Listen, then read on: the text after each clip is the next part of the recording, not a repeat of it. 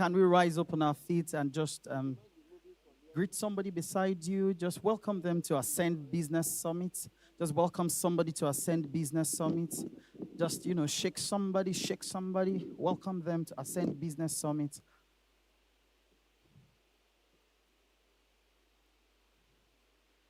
Hallelujah.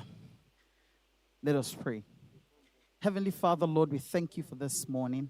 Thank you for this meeting. Thank you for everyone here. Thank you for everyone coming. We thank you for our speakers. We thank you for this morning. Thank you for our businesses. We know that after this meeting, it will not remain the same again in Jesus' name. It will not remain the same again in Jesus' name. It will not remain the same again in Jesus' name. We ascend from glory to glory, from one level of revenue to another level of revenue in the mighty name of Jesus. In Jesus' wonderful name we have prayed. Hallelujah.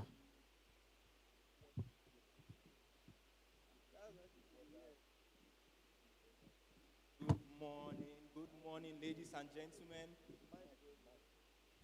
Tough crowd. Good morning, ladies and gentlemen. Good morning.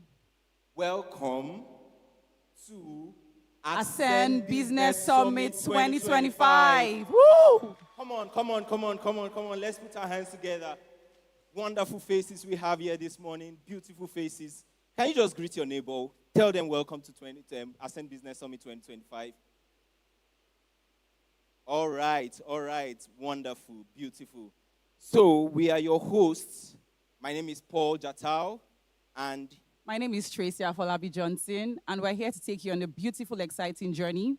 So in the next 1 to 2 minutes, turn to your left, to your right, get to meet your neighbor, find out what they do. What's your name? What do you do? Let's ease or blend. Ask your neighbor what they do. Your left, your right, your neighbor at your front, you're behind you. I see some people just looking around. It's very important. You might meet your destiny helper. You don't know. Somebody might just say, oh, this is what you do. Let's have a contract of 30 Let's million partner. Naira. I don't understand. I can't imagine we can't being see you shy. Meeting people. Don't be shy. I can't imagine being shy when Really? it comes to business. Like, I might just hit 1 billion Naira contracts. Get to know what they do, the name of their business. If you've met two people,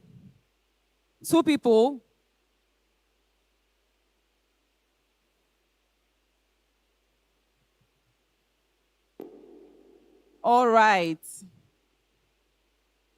So how many businesses have you met? How many people have you met? 1, 2. I'm not seeing hands up. People are still interacting. People are still interacting. Awesome. Who knows? Maybe someone is already talking business. Don't worry, there is going to be time to talk business, right? For now, just know what they do. I can see they're already discussing money. I'm seeing money. There's money sign flying there. already. Money flying already. Take it easy. Wonderful. All right. So in this session, we are going to be taking you on a beautiful journey as we go. There is going to be time to interact, but for this very moment, we are going to be having the national anthem. Please, let's put our hands together for Mr. Samuel, as he leads us to take our national anthem. A round of applause for him.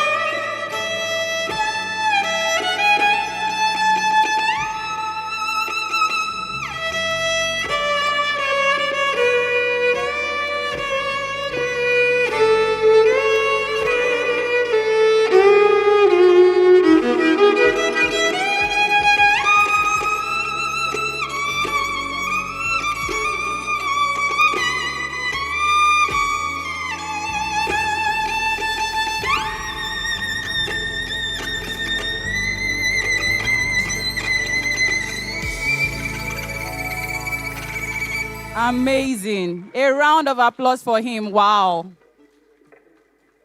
That was beautiful. Who agrees? Beautiful rendition. All right. And I think we have something for them. Do we? Yeah. We have there's a little game we have to play. Just something very little. Now, this is going to be very quick. Very quick. Briefly, you are going to clap. Just a clap if this relates to you. Just one clap, right? Now, clap if your business grew in the last 1 year. That was is it that our business did not grow?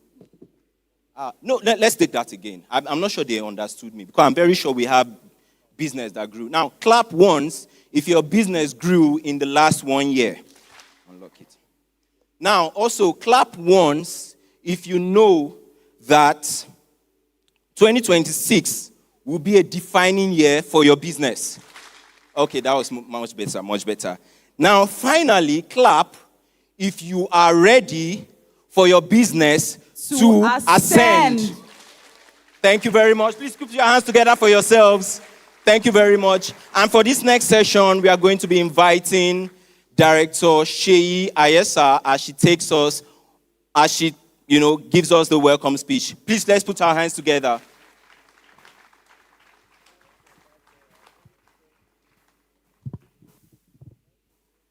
Good morning, everyone. It's nice to see your beautiful faces and what you represent standing here. Please take your seat. All right. My name is Oluwaseyi Ayesa, and it is my utmost pleasure to welcome you to Ascend Business Summit 2025. I think that's a good place to clap for yourselves. All right. So Ascend Business Summit is powered by the Isaac Forum of the Household of David Church, and that is a community of business owners, of entrepreneurs, and captains of industries. And via this forum, we provide support to businesses. Now, today, 2 keywords that will be driving our conversations is capacity and competence.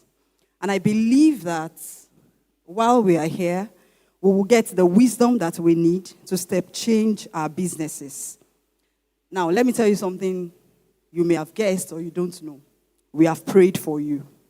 So we trust that as you intercept wisdom in this place today, power is also available for you to step change your businesses, to course correct where necessary, and to ascend.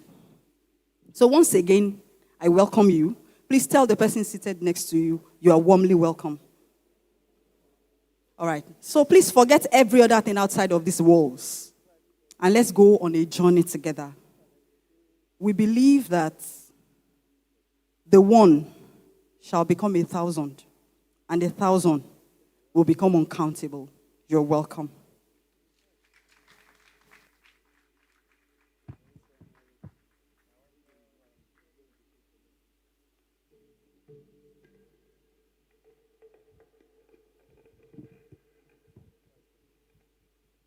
Let's put our hands together once again for Director Sheyi.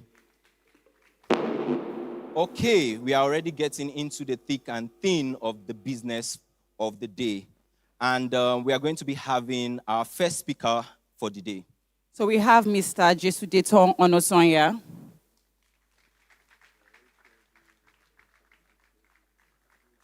Jesudeton Onosonya is a strategic leader at the forefront of Africa's digital economy. He currently drives digital growth And is going to be talking across sub-Saharan Africa for Alep Group, a global leader in digital advertising and technology solutions. In his role as regional lead, he focuses on strengthening partnerships, enabling innovation, and helping businesses unlock growth through digital platforms. With deep expertise in business development, digital transformation, and emerging markets, Jesudeton is passionate about bridging the gap between global technology platforms and local businesses. His work equips entrepreneurs and brands with the tools to thrive in today's competitive digital landscape. at this month's Business Education Series, sharing practical insights on how businesses, big or small, can leverage social media to drive visibility, growth, and long-term success. Ladies and gentlemen, please make welcome Jesu Data Onosoya. A round of applause for him.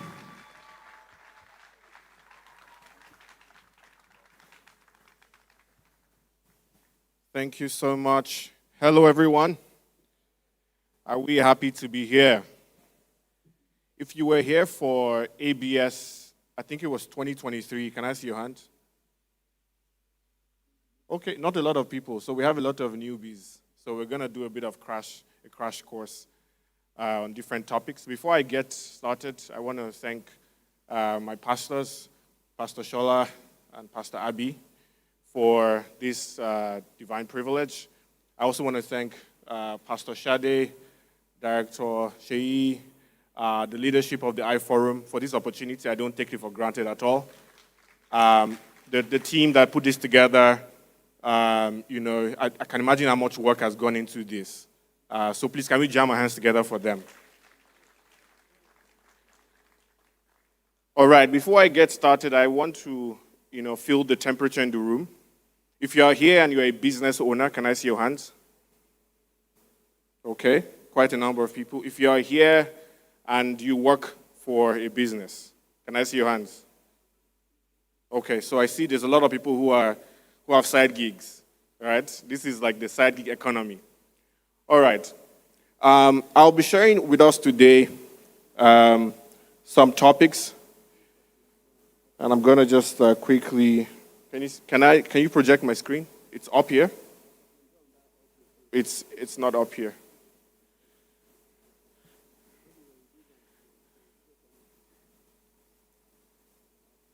Okay, maybe I need to share.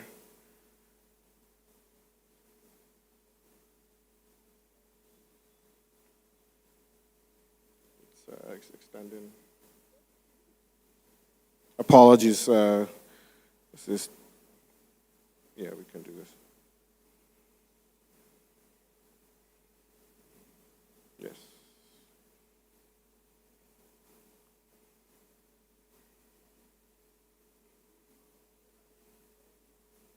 All right. Is it working?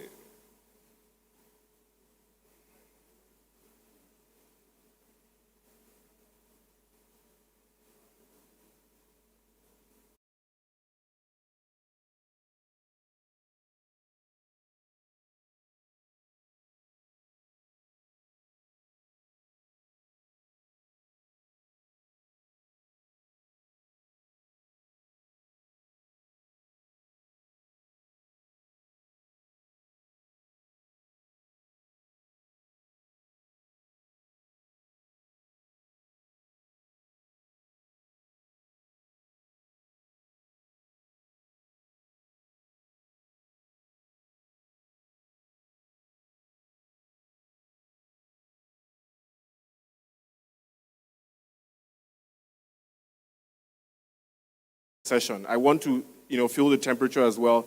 1, 2, 3 people that are really bold.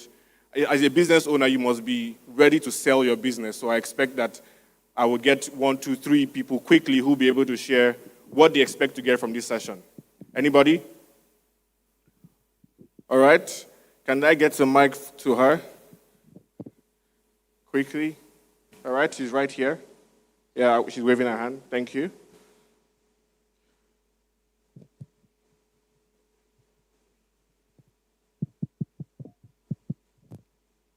While that's happening, the interesting thing is that many years ago, when I was in university, it was in a fellowship called VHF. I'm very sure if you attend HOD, you know about VHF.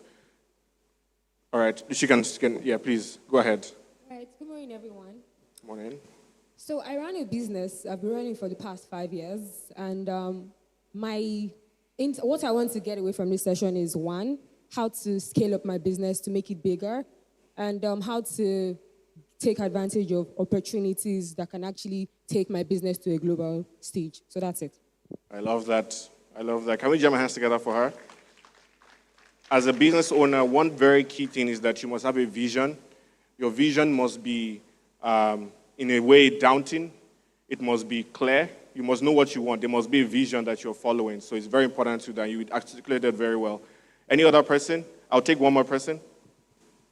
The man in white. Just tell us your name as well so we get to know you. Good morning, everyone. My name is Oluwafemi Abraham. So I just started the business a couple of months ago. So the key points I want to take from this summit is how to give my business a visibility. Visibility. Amazing. Jam my hands together for him as well. Well, you came to the right place. I'll be sharing those lines as well. So pay attention. I was saying a story that I was part of when I was in University of Ibadan. I was in VHF, and I was privileged to lead a particular unit very similar to what we call iForum.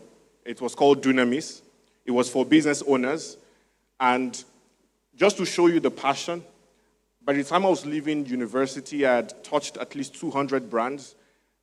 This is helping businesses, small businesses from university, whether it's building their brand identity, designing their logos, helping them with their go-to-market strategy, and things like that. Today, I don't think that there is any major brand in Nigeria that I haven't touched.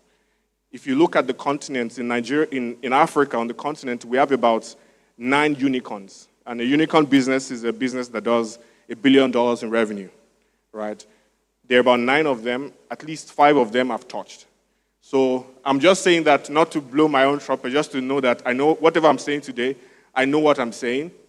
The wisdom is, while a lot of big businesses have the resources to do a lot of things, so small businesses don't have the capacity. They don't have the resources, but you can leverage the insights, right? And that's some of the things I'll be giving you today to sort of achieve a similar outcome for your business, all right? And I'll show you why this is very, very important. Before we start, let's go on a journey together. I hope my screen's up. Please go to my screen. One of the things I want to do is first, let's go outside.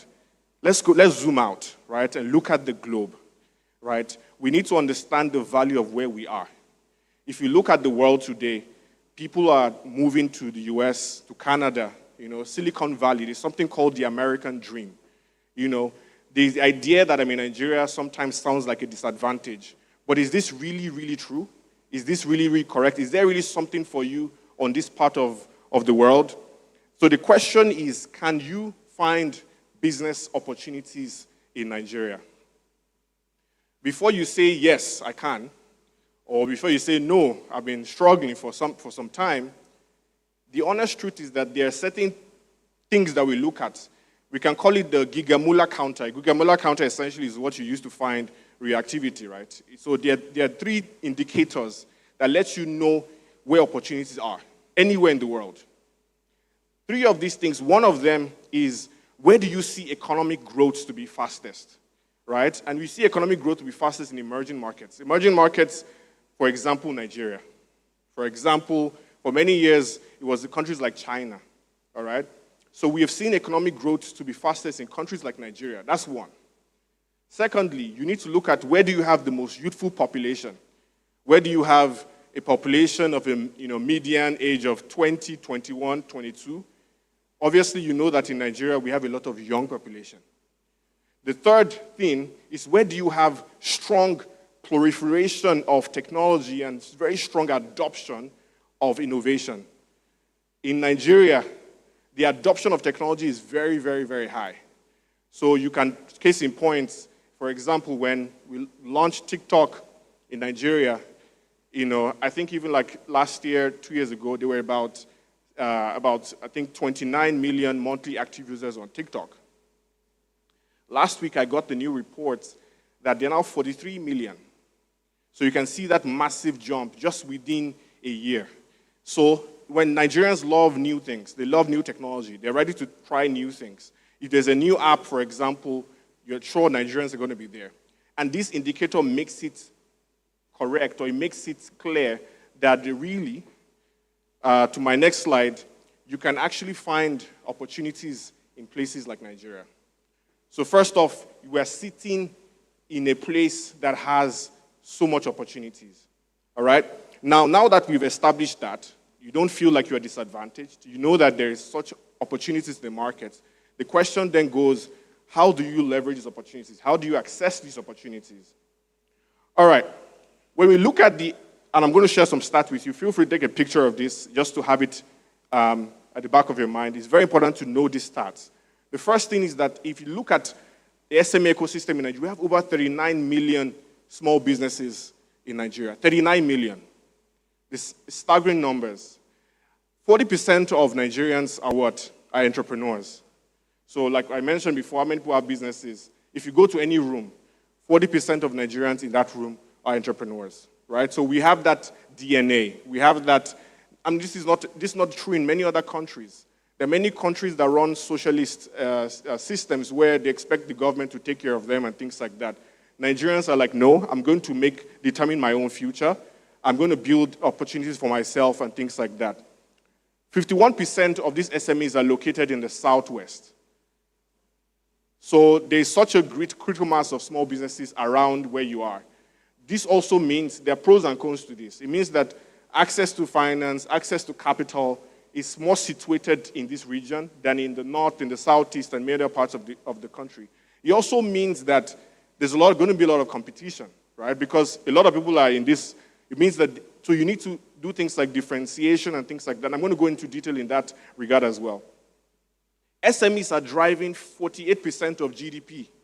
So it means that if we really want to triple, remember that this government has said they want to make this a $1 trillion economy.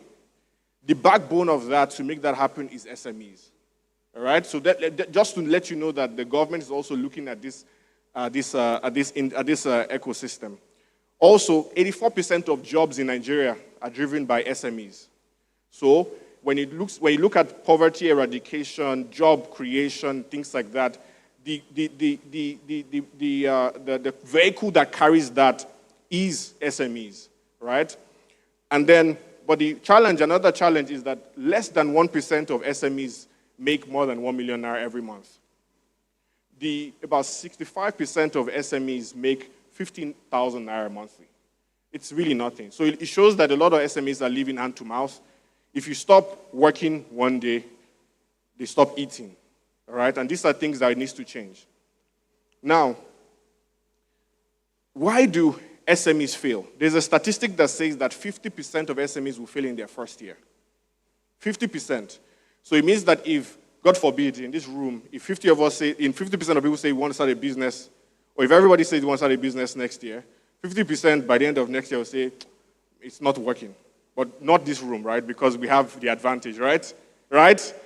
All right. Are we awake? All right. We're just getting started. So why do SMEs fail? There are many challenges, and the iForum has done beautifully to itemize some of these issues, and that's one of the things we're discussing, is that there are many things affecting SMEs. There's a lot of things like policy, government policy, infrastructure, power, road, a lot of things. But my own mantra in life is focus on what you can control, all right? There's very little that you might be able to do when it comes to the roads, right? I mean, in Nigeria, in Lagos, if you try to even fix a road, they might even arrest you. You have to get some permission. It's so difficult to do anything as an individual, as a civilian, right? And so we need to look at what can we control, all right? Now, when you look at that, 40% of small businesses fail due to lack of demand. And my brother said the other time, he wants visibility. I want to be able to generate demand for my business. How do I go from 10 customers to 20 customers to 50 customers, 1,000 customers, and things like that, all right? 19% say that failure was due to being out-competed, which means that they took it away from me, you know? Bashira was beside me. She took all my customers. You know, if you work in Isaleko or all those places, you know, this is always a struggle. In fact, people use jazz and different things like that. It's very, very competitive, especially, remember, within the Southwest region, there's a critical mass of businesses situated here, which makes it very competitive, all right? But there's a strategy to survive in stiff competition. And that's one of the things I want to share as well. 17% say it was because of their poor product offering, which shows that there was a lot of, lack of proper market research and things like that before they ventured into it. You know, in Nigeria, we're very good copycats, right? So Kemi starts to sell shoes or sells Crocs. Then she buys an SUV. I'm selling Crocs as well, right? But there's nothing wrong with being a copycat market. China is also a massive copycat market, all right? But they've done it very well. There's something you need to differentiate. Just don't copy. If you don't know, if you're doing your assignment, I don't know if you ever, when you're in school, you did that, but if you're doing your assignment or you didn't do your assignment and you get to class and then there's that, class rep that always gets A's, then you bring his assignment and you dub. It's fine if you dub, but if you now dub and copy his name and his matric number, then it's a futile effort, right? So when you are copying, there must be an element of differentiation in your copying. So she sells Crocs, right? What can I do differently with Crocs, right? It's called enrichment. You need to enrich the value proposition so that it becomes more appealing to an audience. You can actually break into a different segment as well because the market is actually very big. Remember, in Nigeria, about 240 or 230 million people. 230 million. There's a massive potential in this country. And if you look at the way that, the internet penetration and the level of inclusion, we are still scratching the surface as a market, as a region, as a country. Now, the interesting part of this is that 60% of these people, right, say that they use social media for marketing. And that's not good news. If 60% are using social media for marketing and they are not succeeding, then something is wrong. It means they are using it wrongly. They are not doing it right. All right? One of the things I want to do is to help you see how to use these tools. So if you're in the room here and social media is not working for you, you've tried, you're not getting sales. Maybe before you were getting sales, you're getting leads. All of a sudden, you're not getting sales. Can I see your hand up? Be honest. Okay? Just a few people. So if you are here and social media is working for you, you are getting amazing. Can I see your results? Can I see your hand? Okay, so some people are not raising their hand. And so I understand. The stats don't lie. So if social media is not working for you, what I want to do is this, and this, you can call this my Christmas gift to you. You can see that it has the theme of Christmas, all right? And it's not coincidence. I didn't just put this together just because I'm feeling like it's Christmas already. No. It's because right now, as at today, we're in a commercial moment. Many of you who are in business know that Q4, is a massive commercial moment. The big brands are saturating the market with deals, Black Friday. Some people even call it Black Month. It used to be a Friday to make sales. Now they've taken the entire month, making it difficult for SMEs, And then there's also the holiday shopping for Christmas and different things. A lot of gift giving. People are buying Christmas trees, buying rice and oil. And there's just a lot of boom in terms of commercial activities. So this is a tool, and I've put this in 4 different pillars on how you can leverage this commercial moment. All right? Because if you look at these strategies and you start to deploy them, you should start to see results. And I'll show you how big businesses do it. All right? So 4 pillars. 1 is, how do you personalize growth? How do you multiply growth? How do you accelerate growth? And how do you shape growth? Let's start with personalized growth. Now, you see, one of the challenges that SMEs have is that we're too generic. All right? Personalization is the name of the game. If you sell shoes, for example, you can't just say, I sell shoes. All right? They need to meet the desire, the demand of the user. All right? So if, for example, let's say tomorrow is Sunday. Let's say tomorrow is Thanksgiving Sunday, for example. I need some new pair of loafers. Right? If you are selling to me Crocs, you are missing me. If you are selling to me, what are the name of shoes? Sneakers, you are missing me. You must be able to tailor your product to those who need it. And obviously, if you break this down, you can ask, you're probably thinking, how do I do that? How do I actually then break it down and personalize my products? And that's why I'm going to introduce you to making AI work for you. See, over the last 5 years, using the advent of AI, a lot of businesses, I mean, in terms of the big corporates, Google, Meta, TikTok, Amazon, they have sort of built their systems in a very sophisticated way that right now it's such a powerhouse that you can leverage. Again, like I said, AI and social media it levels the playing field, because before you probably do traditional marketing. How many small businesses have money to put their businesses on newspaper? How many people have businesses to do have money to do billboards? Right now, if you have 5,000 naira, you can run ads, right? So it levels the playing field, and it's the same tools that you are using that the big companies are using as well.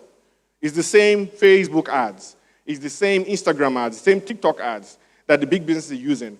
But the challenge is that a lot of people are not using it the right way.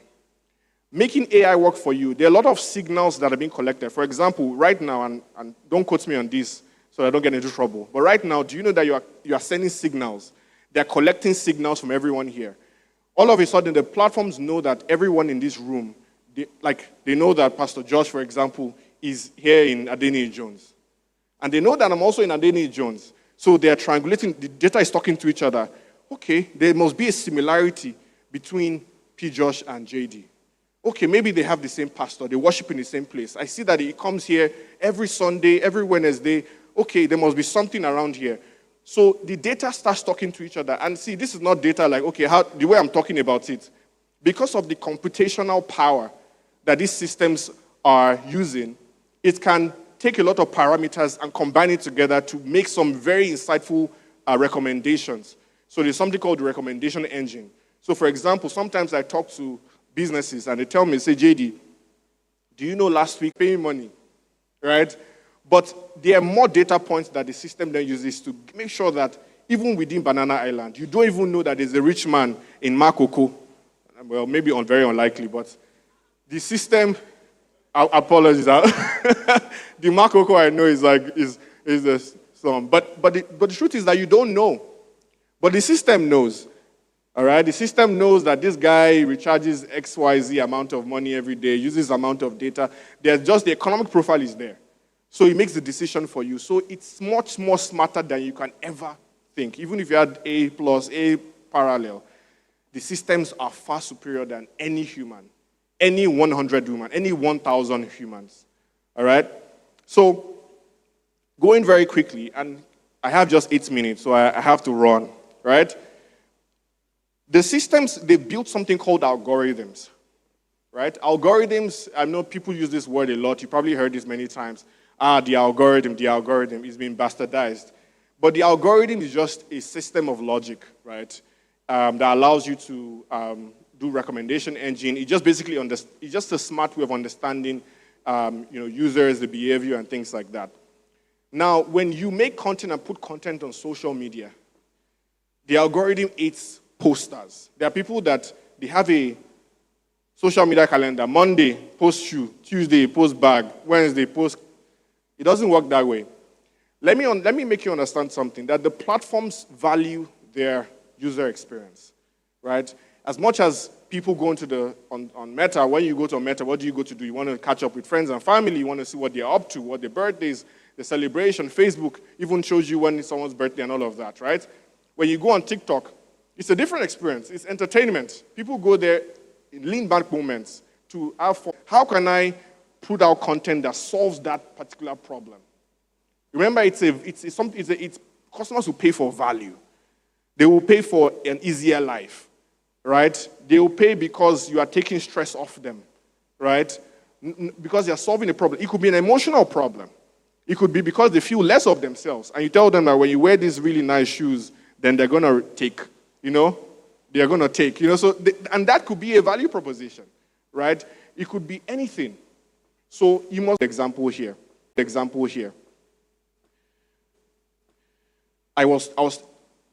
are three people, and they all want shoes.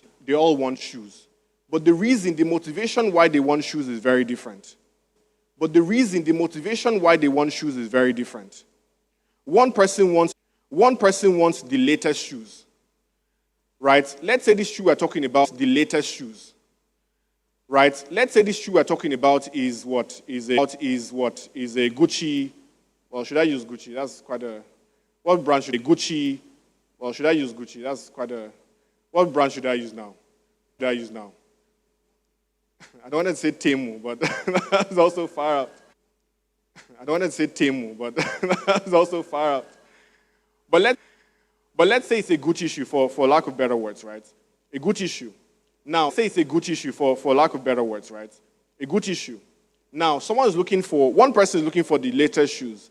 The other person is looking for what? An affordable shoe. Right? The last person is looking for what? Let's say, just a shoe. Person just doesn't mind any shoe. You might have that inventory, but the way you structure it, the way you phrase that product would differentiate your users, right? So, for example, if you speak to someone and says, "Come and buy the latest shoe in town," it speaks to him. It's no longer about the shoe; it's the fact that it's the latest shoe. If you speak to someone who just wants a shoe, it doesn't need a lot of differentiation. If you speak to someone who is looking for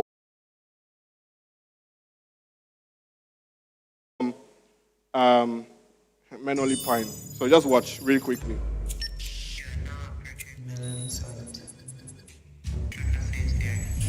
Target inside. Bridge. Roger that. 3, 2, 1. Go. Found it. I'm taking it.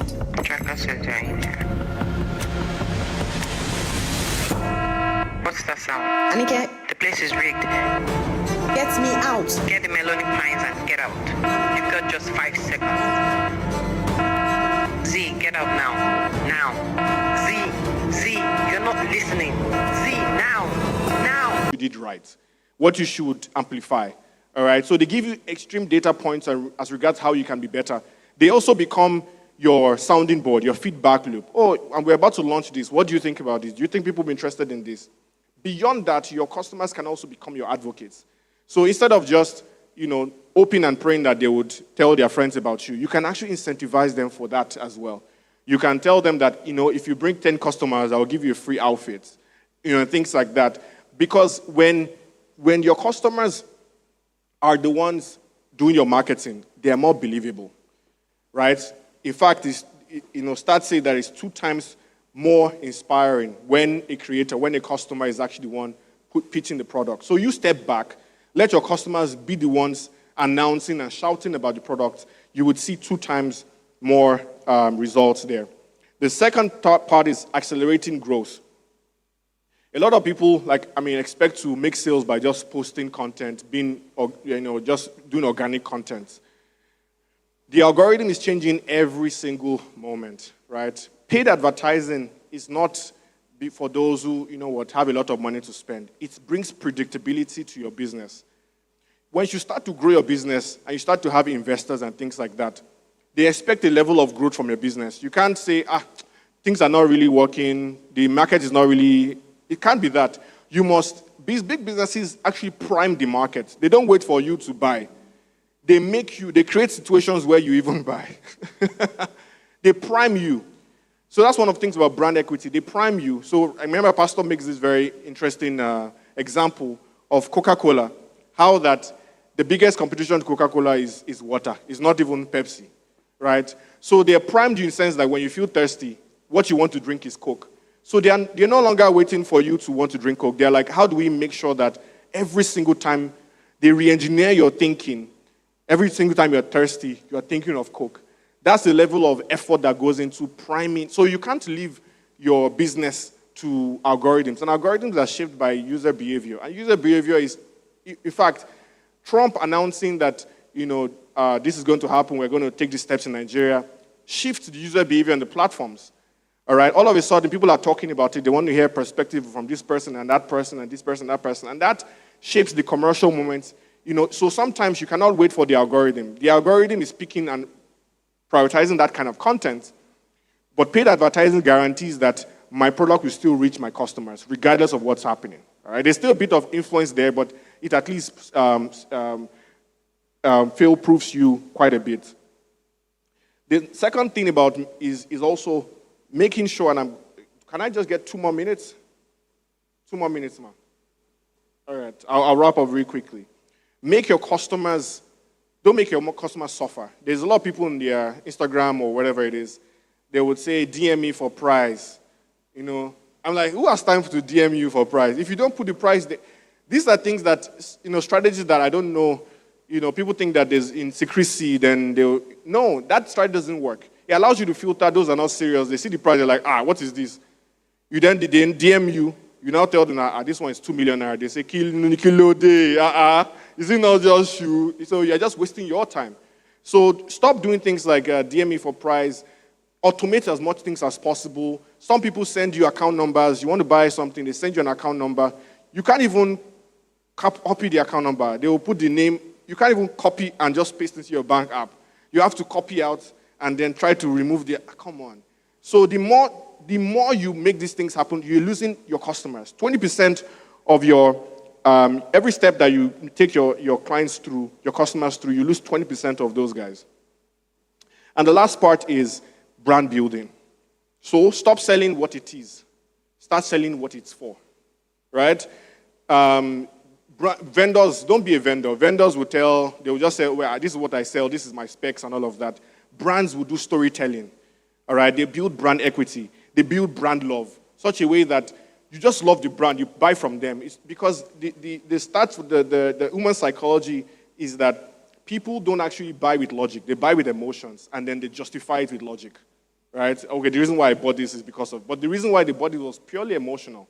So you have to touch the emotional, you have to touch your customers emotionally. And then the last part is evolve, of course. Evolve and leverage key moments. Leverage key moments because, like I mentioned, many brands have started to, I've seen some of my customers in the room, for example, many brands have started doing brand building from October for this moment in November, right? They are priming their users, they are doing a lot of brand equity, they are doing a lot of building consideration, and all of a sudden, when it's commercial moment, they make all the sales. But some of us start in November or in December 24. That's when we start to try to get customers. You need to prime your audience and leverage the key moments. The key moments are commercial moments, like I mentioned, are commercial moments that gives you, a lot of people are willing to buy in that moment. There is a need and desire to buy in that moment. So you need to make sure you capitalize on that. So, last quote is, even in a tough economy, the market always pays for value. Thank you very much.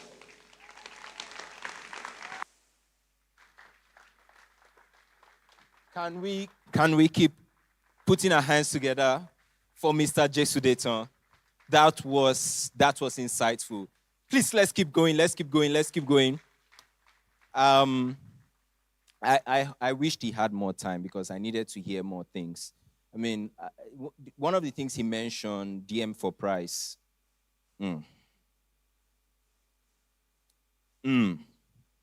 It's all right. I've had experience. Personally, I've had experience where I send a DM. I saw DM for price. I like the product. I entered the DM. It took 5 hours for the business owner to get back to me. At that point, I'd already made the purchase from someone else. And the person that I actually made the purchase from was a referral. So I just called, please, do you know who can get this? And immediately, it was very seamless. So I beg, No DM for price. DM for price. Please, thank you. It doesn't work. Thank you very much. Let's put our hands once again. All right. Wonderful, wonderful session. How many of you are already enjoying the session so far? And how many of us are going to actually take the things? I hope we are Lots taking of nuggets. We are taking notes. All right. So on to the next one. We are going to be playing a game, right? Yes. All right. Let's roll. But before we do that, we would like to appreciate some sponsors. Oh, yes. Quickly, we are going to be appreciating 3 of our sponsors. We have wonderful people who have sponsored this event, who have shown us support. Let's put our hands together. The first on our list here, by no particular order, is Biomed. Let's put our hands together for Biomed. Wonderful, wonderful. Secondly, we are going to be appreciating We Too Love Babies. I love babies. I don't know if you please, let's put our hands together for them. And third, we are appreciating Integral Engineers, Project Managers. Let's put our hands together for them. Thank you very much. Thank you very much. All right, so we're playing a very short game. So we're going to pick 2 people randomly to come out here to pitch your business, if you are proud of your business. Let's have 2 people, 2 volunteers. Awesome, we have 1 person. A round of applause for her. 1 more person. Over there. Okay. Oh, let's have a Yes. male and female. Okay, Male please, and sorry. female. All right. A round of applause for him. Please, let's put a round of applause for them. You never can tell. We have investors in the You house. know. So in just 30 seconds, an elevator pitch. Just say that.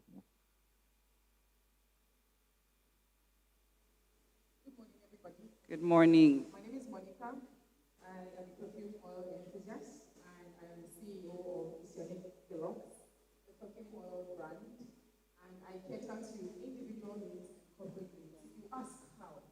For individuals, I want to be the bridge between you and your favorite designer perfume that you cannot afford or you want to spend prudently on.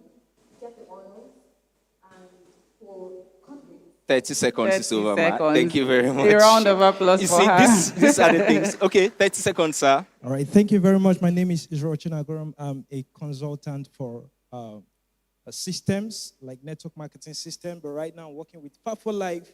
And Fafo Life is a company that is actually into alternative medicine, using herbal remedies to take care of virtually every health challenges. So you have ulcer, cancers, and all of that. We have alternative medicines. Thank you very much, Thank sir. you very much, sir. All right. The reason why we did that is I learned something recently that you must know your business into two within just 30 seconds. And these are the things we learn in Ascend Business Summit. Can we put our hands together for them? All right. So going to the next session today, we are going to be having a fireside chat, business clinic. Questions will be asked that will attend to specific needs for every business owner here. I know that the reason why you're here is because you have some needs that needs to be attended to. So if you want to talk about strategy, how can my business scale, this is the moment. And we're going to be calling up our speakers shortly. All right. For the first speaker on the list here, we have once again Minister Jesu Dayton Onosonya. Please let's put our hands together for him.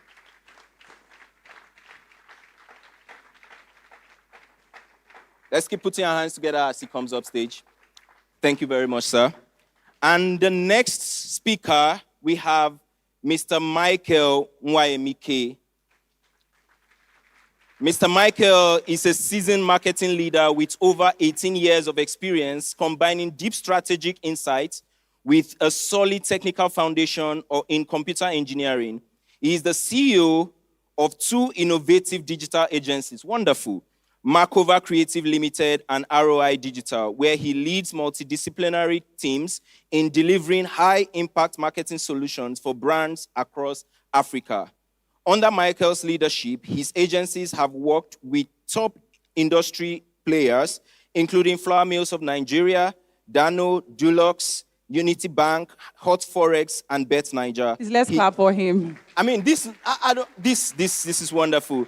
And his ability to merge creativity, data-driven strategy, and technical execution has earned his companies a strong reputation for excellence and measurable results. Can we put our hands together for him once again? Once again, welcome, sir. All right, and we have our next speaker, Dr. Joshua Ademuwagun. Can we have his profile read? Is a seasoned human resources leader, organizational effectiveness strategist, and transformational growth expert with 16 years of experience shaping people, culture, and business alignment across top organizations in Nigeria and beyond. He currently serves as the Human Resources Director at Perrod, Ricard, Nigeria, and has previously held senior leadership roles at KPMG Nigeria and Philips Consulting Limited. At KPMG, he served as Associate Director in the People and Change Practice, and at Philips Consulting, he was Senior Managing Consultant and Head of Advisory, leading major HR transformation and organizational development initiatives. Dr. Joshua's expertise spans organizational development, change management, talent and leadership development, cultural transformation, performance management, employee engagement, HR strategy, and HR analytics. He has successfully led multiple transformation projects for multinationals and SMEs, delivering measurable improvements in organizational performance. Academically, he holds a diverse portfolio of degrees, including a BSc from the University of Ibadan, master's degrees from the University of Lagos, Ryla, and Grace Springs Seminary, and a Doctor of Commerce and Enterprise Development from IBLT. He's also currently completing an MBA at Nexford University. His professional certifications include SPHRI, Proxy Change Management Professional, Prince 2 Practitioner, Balanced Scorecard Certified Practitioner, High Performance Coaching Training from Jesus College, Cambridge, and several specialized credentials in workforce planning and career advisory. Dr. Joshua is a full member of CIPM Nigeria and CIPD UK and a senior research fellow at the Institute of Commerce and Enterprise Development. Beyond corporate leadership, he's a conference speaker, trainer, coach, author, and associate pastor at Household of David. He's joyfully married to Pastor Schollah, and together they are blessed with 3 sons. Ladies and gentlemen, please make welcome Dr. Joshua Ademuwagun. Awesome. And then we have our final speaker, Pastor Folashade Akinwale. Folashade Akinwale is a dynamic banking professional with over 18 years of experience, driving SME success and innovation within Nigeria's financial ecosystem. She has built a distinguished career dedicated to helping entrepreneurs access finance, strengthen operations, and achieve sustainable business growth. At Stanbic IBTC Bank, she held key leadership positions, including Head of Enterprise Direct and Hub Lead Enterprise Banking, Lagos Mainland Region, where she led high-performing teams that provided strategic advisory, financial planning, and business optimization support to hundreds of SMEs. Through her leadership, many small and medium-scale businesses gained the financial discipline and operational structure required to thrive in competitive markets. Her educational background includes an MBA from the University of Lagos and a bachelor's degree in civil engineering from the University of Ibadan. She's also a certified business analyst professional and an ILO Start and Improve Your Business attendee, further strengthening her capacity to equip entrepreneurs with practical, growth-driven insights. Beyond banking, Folashade is passionate about helping business owners build financial resilience, improve structure, and lead with vision. She's also a pastor at the Household of David, where she continues to inspire and mentor individuals in both faith and enterprise. Folashade is happily married and blessed with 2 children. A round of applause. Please make welcome Folashade Akinwale. Come on, let's put our hands together. Awesome. Beautiful, wonderful, powerful lineup here. And to anchor this session, we have Mr. Nonso Ukwandu. Let's put our hands together for him. So fasten your seatbelt and let's enjoy the ride.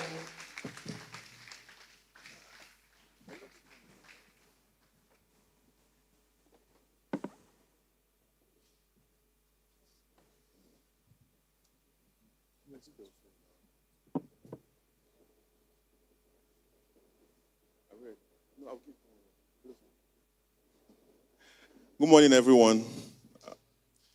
Are we having fun? I need to hear more. Are we having fun? I mean, learning is fun, so that's why I'm asking if we're having fun. You understand?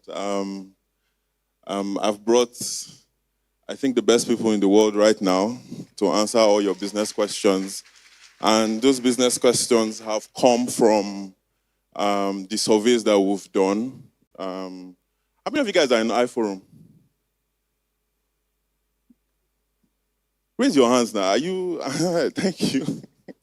Please, if you're not in iForum, please join. It's our business group. We are looking to ensure that if you're a business owner, you know you make money the godly way. At the same time, work hard and gain as much knowledge as you need to become a provider. Very important. So Yeah, so we've sent out a survey, and we had quite a lot of people give us feedback, and we had a lot of questions, and that even was the reason why we had this this summit. We realized that people really needed to learn the basics. I know people, in fact, in the questions, people really were going about funding and funding and funding, but if you collect money and you cannot do business, you're in trouble. So what we wanted to do was to be able to pick businesses, pick real problems, and get this masters of business to answer these questions. And then, I mean, if you are here, both here and online, you would see that you would learn what you can use to, turn your business around or improve or scale, regardless of what your goal is, per quarter, per year, because that's how we do it. So I'm quickly going to just jump into the key questions that we were able to select for time, and then God will lead us as we continue. I don't know if we're projecting, but if not, it's fine. I'll just read out one of the questions, and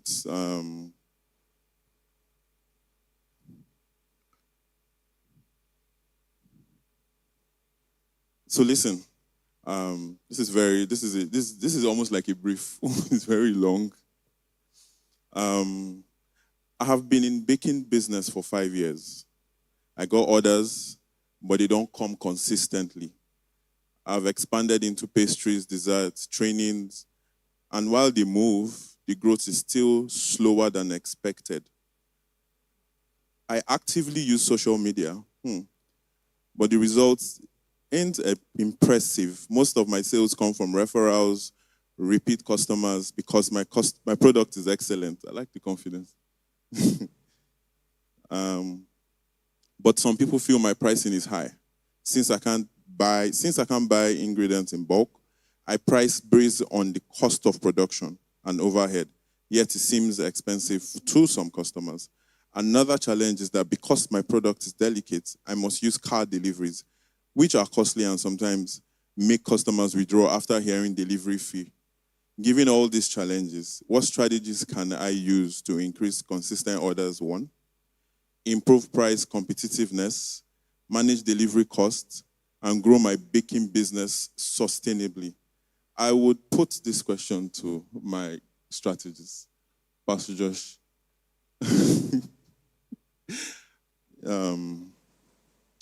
Speaking to the business part, I believe there are a lot of business-related questions, especially around strategy. How can you help this person? There's even a marketing end to it, which, Michael will take, but he needs to get the business running first before we do marketing. So, yeah. Okay, thank you very much, sir. Thank you. You're welcome, sir. 3 things I want to say before I go into the question. Okay. Right? The first is to appreciate our father and mother, Pastor Schollah and Pastor Abigail, for the opportunity to let us do things like this. Yes. This is a very visionary move and a very strategic move. If you know, you know. That's the first thing. The second thing is I would sincerely want to appreciate the organizers of this program, Pastor Shade, Director Sheyi, and the team. Thank you for putting this together. Brilliant, fantastic. And the third thing is I would sincerely want to appreciate my brother, Brother Jesu Dayton. He's done, himself and his wife, they've done such a fantastic job. Fantastic. To be sincere, I didn't want him to stop because I felt he was answering the critical needs and the critical yearnings in the hearts of almost everybody here and individuals here. And I say that because, so listening to this question, and I'm saying, well, if you listen to Brother Jesse, I guess you already have your answer, right? And I say that because, so the World Bank, right, defines an SME using the numbers of employees and not necessarily the revenue that the business makes. There was a time some years back that it was the amount of money a business was making that they use in defining whether a business is an SME or not. But they've discovered that, the data was not adding up. So they've gone back to defining, and through the IFC, defining a small business, as any business. And they have 3 divisions, actually. They have medium-sized business, a business that has between 50 to 300 employees, right? They will say a small business is any business that has between 10 to 20 employees. And then they say a small enterprise is any business that has between 1 to about 9 employees, thereabout. And the reason they've done that is because they've discovered that the size of the employees that the business has does not necessarily have to define how much the business can make. So a business can be 10 people, but they are grossing billions. Telegram. Exactly. Grossing billions, right? And why did I say that? I said that to answer the question of this person. Immediately you were reading the questions, I itemized 3 things. Number 1, orders don't come regularly. So this person needs customers. And which I think is the first focus of any SME. You want customers. Even big businesses, they thrive on customers. The day customers stop coming, right, your business begins to die. So we're trying to grow our customer base. So this person wants customers. Number 2, products seem expensive, pricing. To be very sincere with you, well, I do not know what price. So, that might be subjective. Because what you might call expensive, you discover that somebody in the same line of business is selling something, his or her products, a lot higher than even your product, and they are making money. So is pricing really the problem? Before we say pricing is the problem, I think we need to look carefully. The third thing, right, which I think I sort of noted, is the cost profile. The person says cab delivery, all of that. The truth is, if you are making enough money, right, you can cover the costs very conveniently and comfortably. So I think the major problem this person has is the first thing the person said, orders not coming regularly. This person is not getting enough customers. I think that is the fundamental and the primary problem. How do we solve that? Right? Listen to my brother's presentation. I'm serious, really. Because you're offering, this person is in bakery, is baking cakes and all of that, you're in the confectionery business. There are lots of people in that same business. So the question is, how are you differentiating yourself? Now, thank God for social media, but you say you post, but are you using it rightly? It's not okay to just post, right? But are you doing it rightly? That's number 2. Then number 3, right? If you want to get customers, the people that you've even served with your product, are they coming back? You should be tracking that too.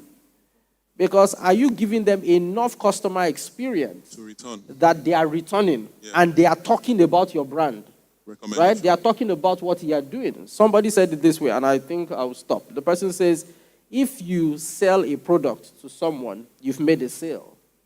It says, if you sell a product to someone, and that person talks about your product to other people, it says, then you are building a brand.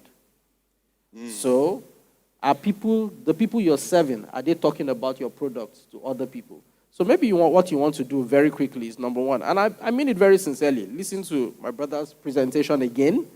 And if you can just have a conversation with him. And that's the privilege of being here, right? What are you not doing rightly, social media-wise? And number 2, how are you ensuring that those that buy from you come back to buy from you? So are you employing the right customer experience strategies? Have you put that in place? I'm sure if you do those 2 things, I can almost tell the person that, cab, how much is cab, really?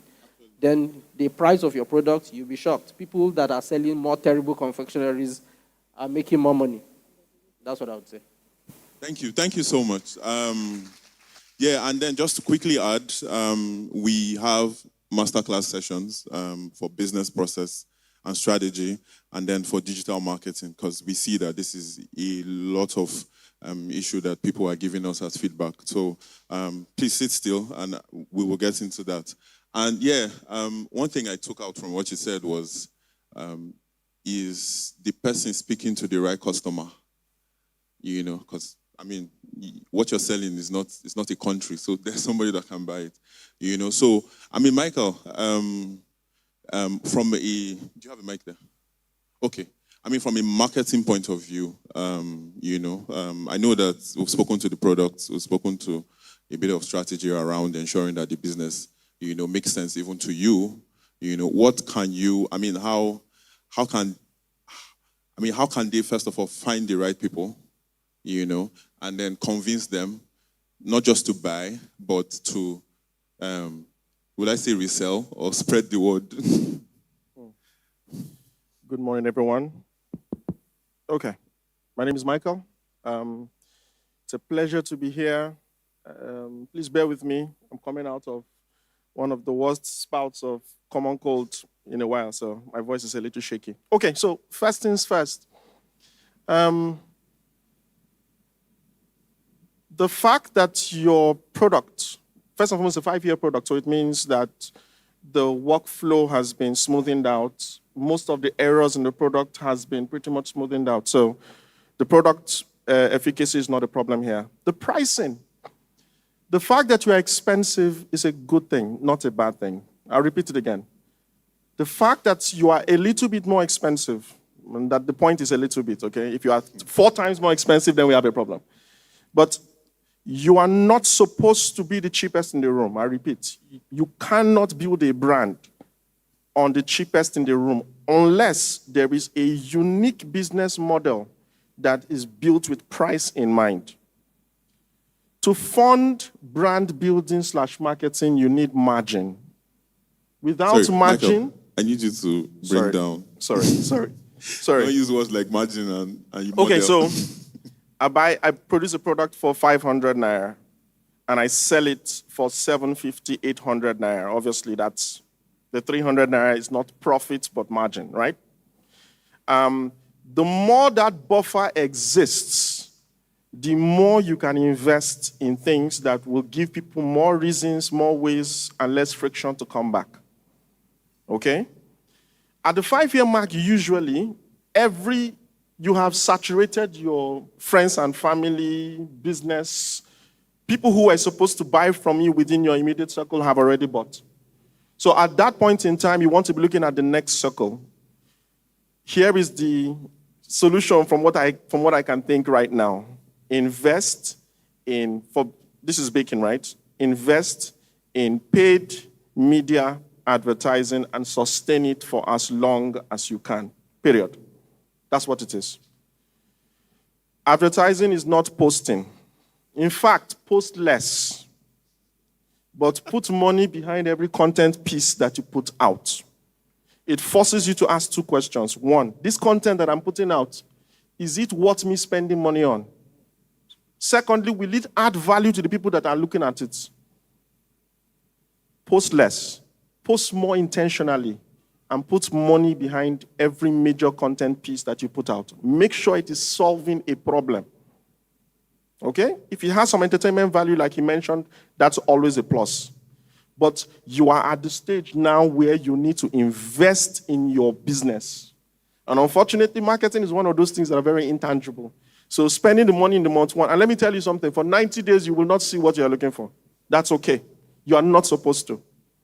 So invest in it. The way marketing kind of works, for those of us who are in tech, we understand this thing called the hockey stick growth, right? Essentially, your first month, your second month, all you should look at is traction, not profit. In the beginning. I'm sure you know that you don't see an ad the first time and then go and buy. That's usually not how it takes. Occasionally it happens, but more often than not, that's not the case. So in the beginning, you would look like you're actually sinking money in a hole. All of a sudden, you realize that maybe month 4, month 5, you are breaking even on the marketing expense. By month 8, month 9, it's literally far in the right. And then a year in, you know that this becomes a part of your life. You are at the stage now where you must invest significantly in marketing. Digital is obviously the level playing field that he mentioned. And then it will come up with its own, it will bring its own problems as well that comes with it. So that's to be expected. But I think that is the next step for that business today. Thank you. Thank you. Thank you so much. Thank you. This is very insightful. Let's not forget, he said that The product has been streamlined. You have solved all your problems. The business was running for almost 5 years. So don't sell a product that is not ready to go to the market. It's very important too. Please, let's not forget that. Yeah, so we're going to, there are a lot of questions even from this, but let's quickly get on to the next one. So I'll put this to you, Minister JD. This is a very, very interesting question. Here are the challenges with my business. The person is very direct. We have very limited client base because we are still new and building brand awareness and credibility. We cannot currently afford digital advertising and promotional campaigns, which affect our ability to reach a wider audience and generate consistent leads. We lack creative production resources, no in-house videographers and editors. This is a creative team, and we cannot outsource this service yet. Obviously, they don't have the money, which limits our ability to produce high-quality visual content. Again, I work full-time 9 to 5, and my weekends are heavily committed to church service, which makes it difficult to consistently manage business operations and client acquisition. Given these constraints, which practical strategies can I use to grow the business, build visibility, attract clients, and manage operations effectively, despite the financial and time limitations? Okay, this is a very tough question. No, so you can answer this question now. By the way, Nonso and I work together, so everything I know he knows. So, this person has sort of given many reasons why the business cannot. But I think let's start from what they have in their hand, essentially, right? One of my mentors told me, and I'll just give this advice as well, especially when you have a 9 to 5, which I think is commonplace here as well. You have a 9 to 5 and you're building a business on the side. Obviously, to build a business, you need to commit time. That's the first currency that you need to put in. You need to commit time. But hey, you don't have a lot of time. And what you don't have time for, you can solve with money. But again, this person also does not have money, right? So what do you do? So one of my mentors told me that take your salary as a seed funding, right? So your salary is like every time your employer pays you, but don't tell them this, right? Because no employer likes to hear that what you're paying, you're using to start your own stuff. But take your salary as a seed fund, right? And use that to invest in. And again, the direction for you could be, listen, if I need, let's say I'm currently earning 200,000 naira, right? I can have a runway to say, how do I get promotion to start earning 300,000, right? All of that effort is the motivation is not because you want more money. It's because literally you are raising funds, right, for your business. Now, when you take some of that money, the good thing about digital marketing is it doesn't take a lot to start seeing results, right?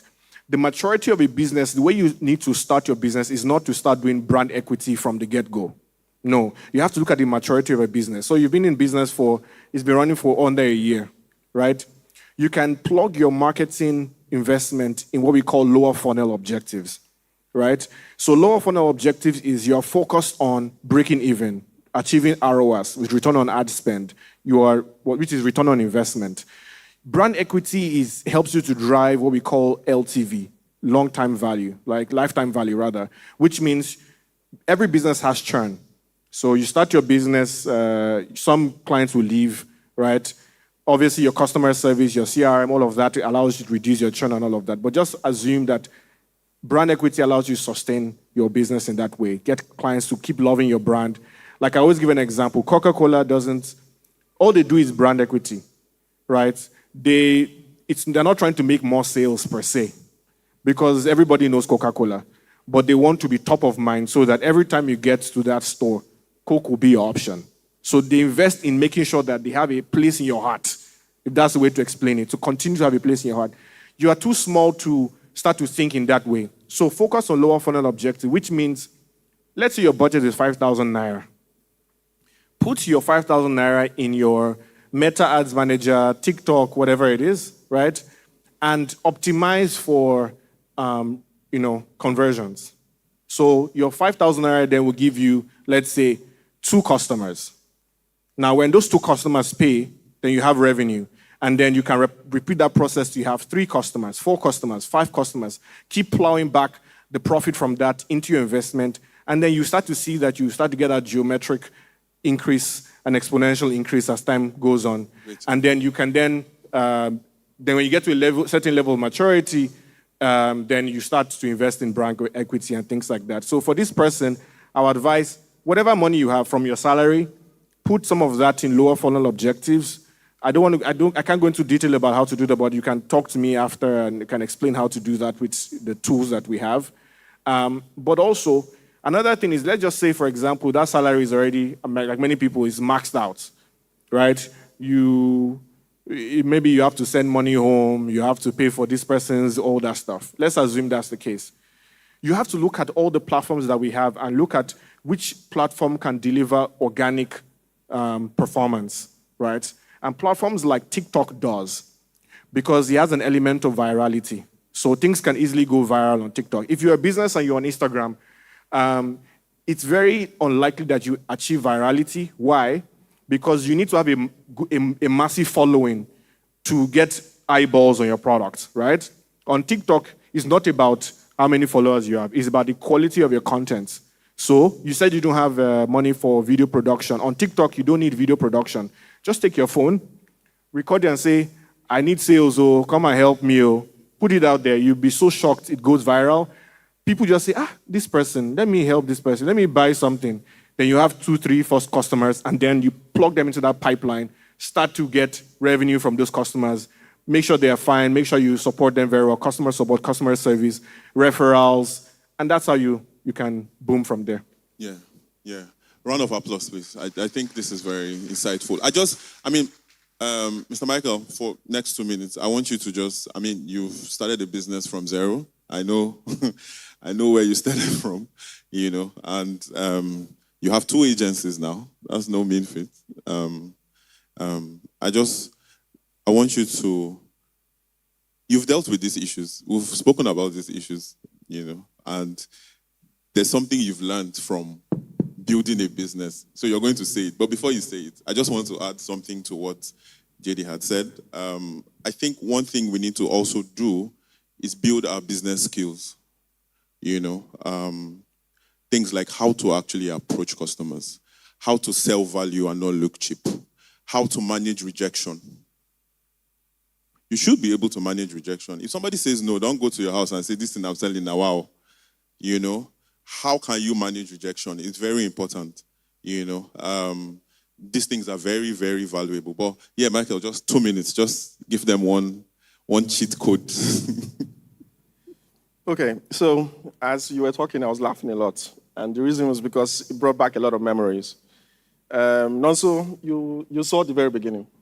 You saw the very beginning of this thing. Yes, and I can tell you that building a business is the hardest thing I've ever done. By far the hardest thing I've ever done. So anybody who's looking for an easier way to make a living, just don't go into a business. It won't work.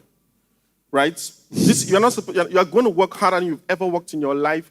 Like, when I think sometimes about the days that I worked, and I laugh about them, I'm like, we're not working. We're coasting. Because when I look at the kind of amount of work that I've had to do, and I still do to this day, I am like, how do we survive this sometimes? So, first and foremost, own the chaos. It will be difficult. It's supposed to be. That's why everybody doesn't do it. 1. Secondly, from a tactical standpoint, if you have no money, you must have time. 12 midnight to 2 a.m. is plenty of time to do damage. If you like your sleep, I can't help you. The third part is simple. From a tactical standpoint, send emails until you are blue in the face. Period. When I started out, I built out a list of about 300 businesses. Now, maybe my case is more B2B centric. Maybe that's the nuance. But every single day, I would look at 5 to 6 of these organizations I will develop a strategy for each of them, start to finish. I will send a personalized email to their head of marketing and said, I have noticed this about you. I have observed this about you. Here's my recommendation. I did that for 6 weeks. Look, you met me in the middle of that, okay? I would work for an average, and you will not believe this, but it is 14 to 16 hours every day. And I did that for the first easily 7 years. Easy. And at the 6-week mark, somebody reached out and said, how did you know my business so much to recommend this much? Come into the office. Tara. And that business was House of Tara. Tara, yeah. And that became my first business. And I didn't stop. I continued doing the same thing. And I got a second one about 4 weeks later. I was in Delta State at the time with the family for the Christmas. And I was told, come and present this thing that you have developed. And I left Delta, ran to Lagos. I was on that same day, dropped my bag. Right? It was Pack and Shop, what became Spa. I dropped it outside, walked inside, made a presentation, walked out with a check. And the rest is history. But I can tell you it is going to be difficult. Look at the people that you have in your addressable market. If you don't have any money, you must have time. Send emails, but you must be intentional. Don't waste their time. Solve a problem for them. Expect that every 100 emails you are going to send, you're not going to receive anything back. Okay? But continuously do that until something happens. That's the first step. So, that's about it. Sorry, I'm getting all nostalgic here. And those, just to add, because I was there, those strategy documents were 60, 70-page slides for each business. 60-page slides for each business. I used to do the design for him, so I know. So we'll just quickly get to the next question. This is a funding problem. Pastor Shadi, I think this is for you. I've been in business for 4 years, and one of my major challenges is capital. Many people solve this by taking loans. As a believing Christian in business, I'm wondering, is it advisable or appropriate for Christians to take loans for business growth, especially considering that businesses sometimes experience low sales and unfavorable exchange rates? What principle or guidelines should I follow when deciding whether to take a loan? Okay, thank you very much. Hello, everybody. A lot of questions have come up, and I'd like to, can you please appreciate everyone that is here with me? I mean, these are amazing men, right? And immediately after this session, we're having workshops, like Mr. Nonso has said. And what we want is that you can bring up the specific cases in these workshops, right? And then we can have, of course, our experts here address each and every one of our concerns as it pertains to our business. So we'll have sufficient time for that. For this particular person, the question is off. Okay. The Bible does not expressly speak against believers taking loans. The Bible doesn't forbid it. If you're going to look at funding for a business, one of the things that I'm going to have you look at is it something that is absolutely required?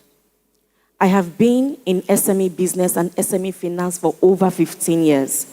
You'll be surprised that most of the requests that we get, most of them do not end up getting approved or disbursed. Why?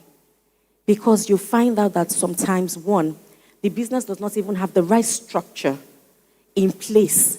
The books are not even in order for you to even begin to assess funding. That is one.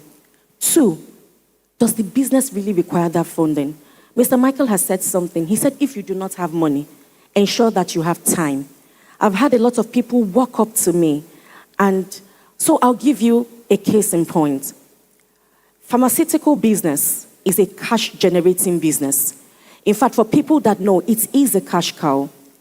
I was invited with my team to meet with a business owner, And one of the things that he told me is that he wanted to access funding so he could be like Dangote. Because after all, Dangote is depending on loans from financial institutions. He was looking at expansion. That's fine. So I sat with him, with my team members.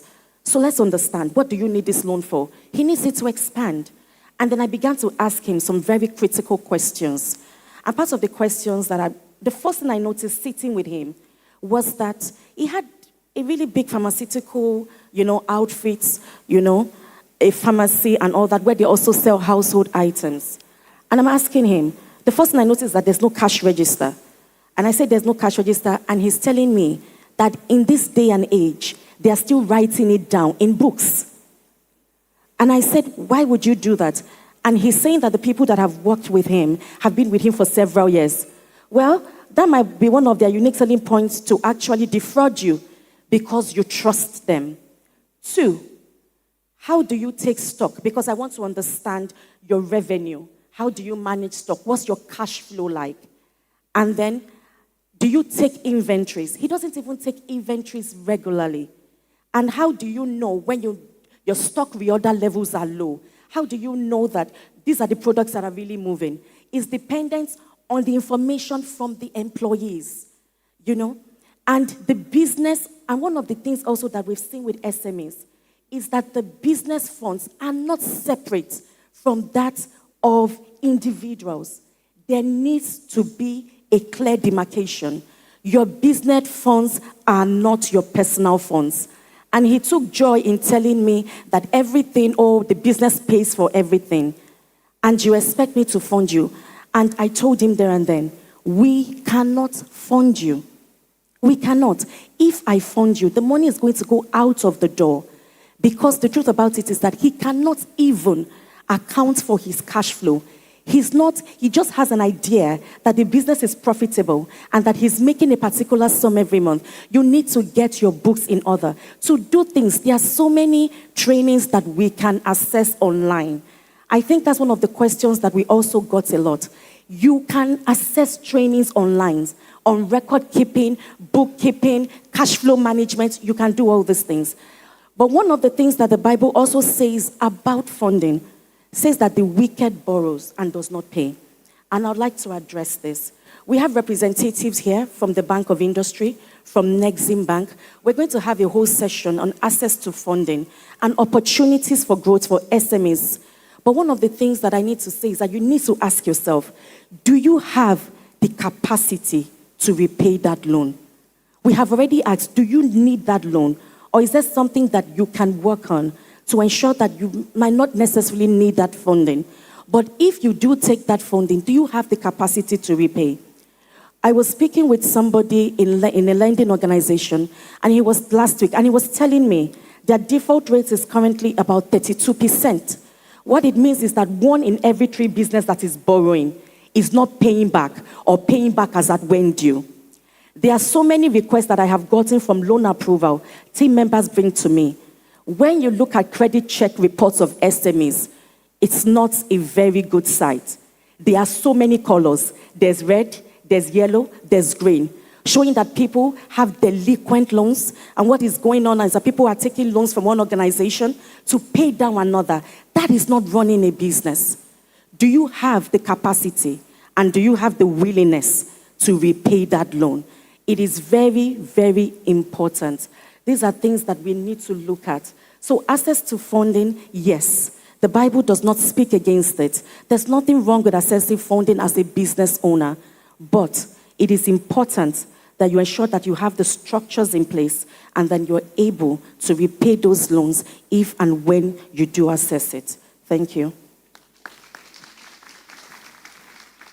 Thank you very much. Thank you so much.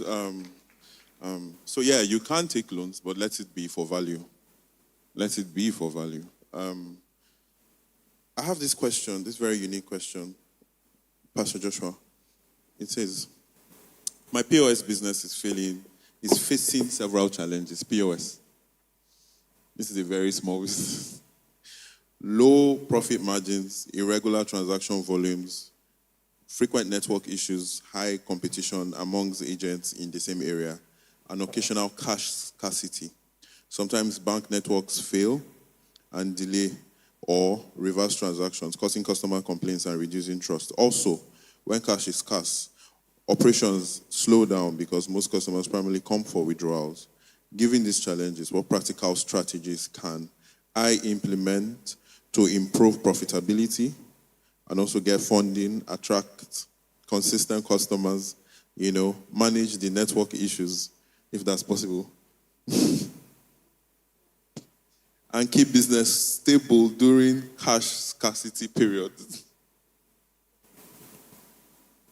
All right, thank you very much, sir. It's a very interesting question. My POS business.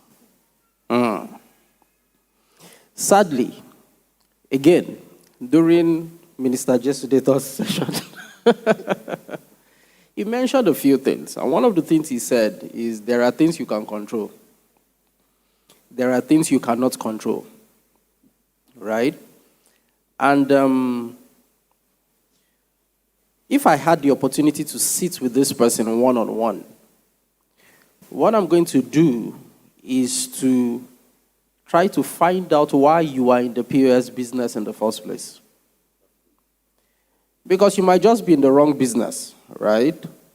And the truth is there are, when I was coming for this program, right, one of the things I made up my mind that I was going to do is to just tell people the brutal facts, right? I won't sugarcoat it.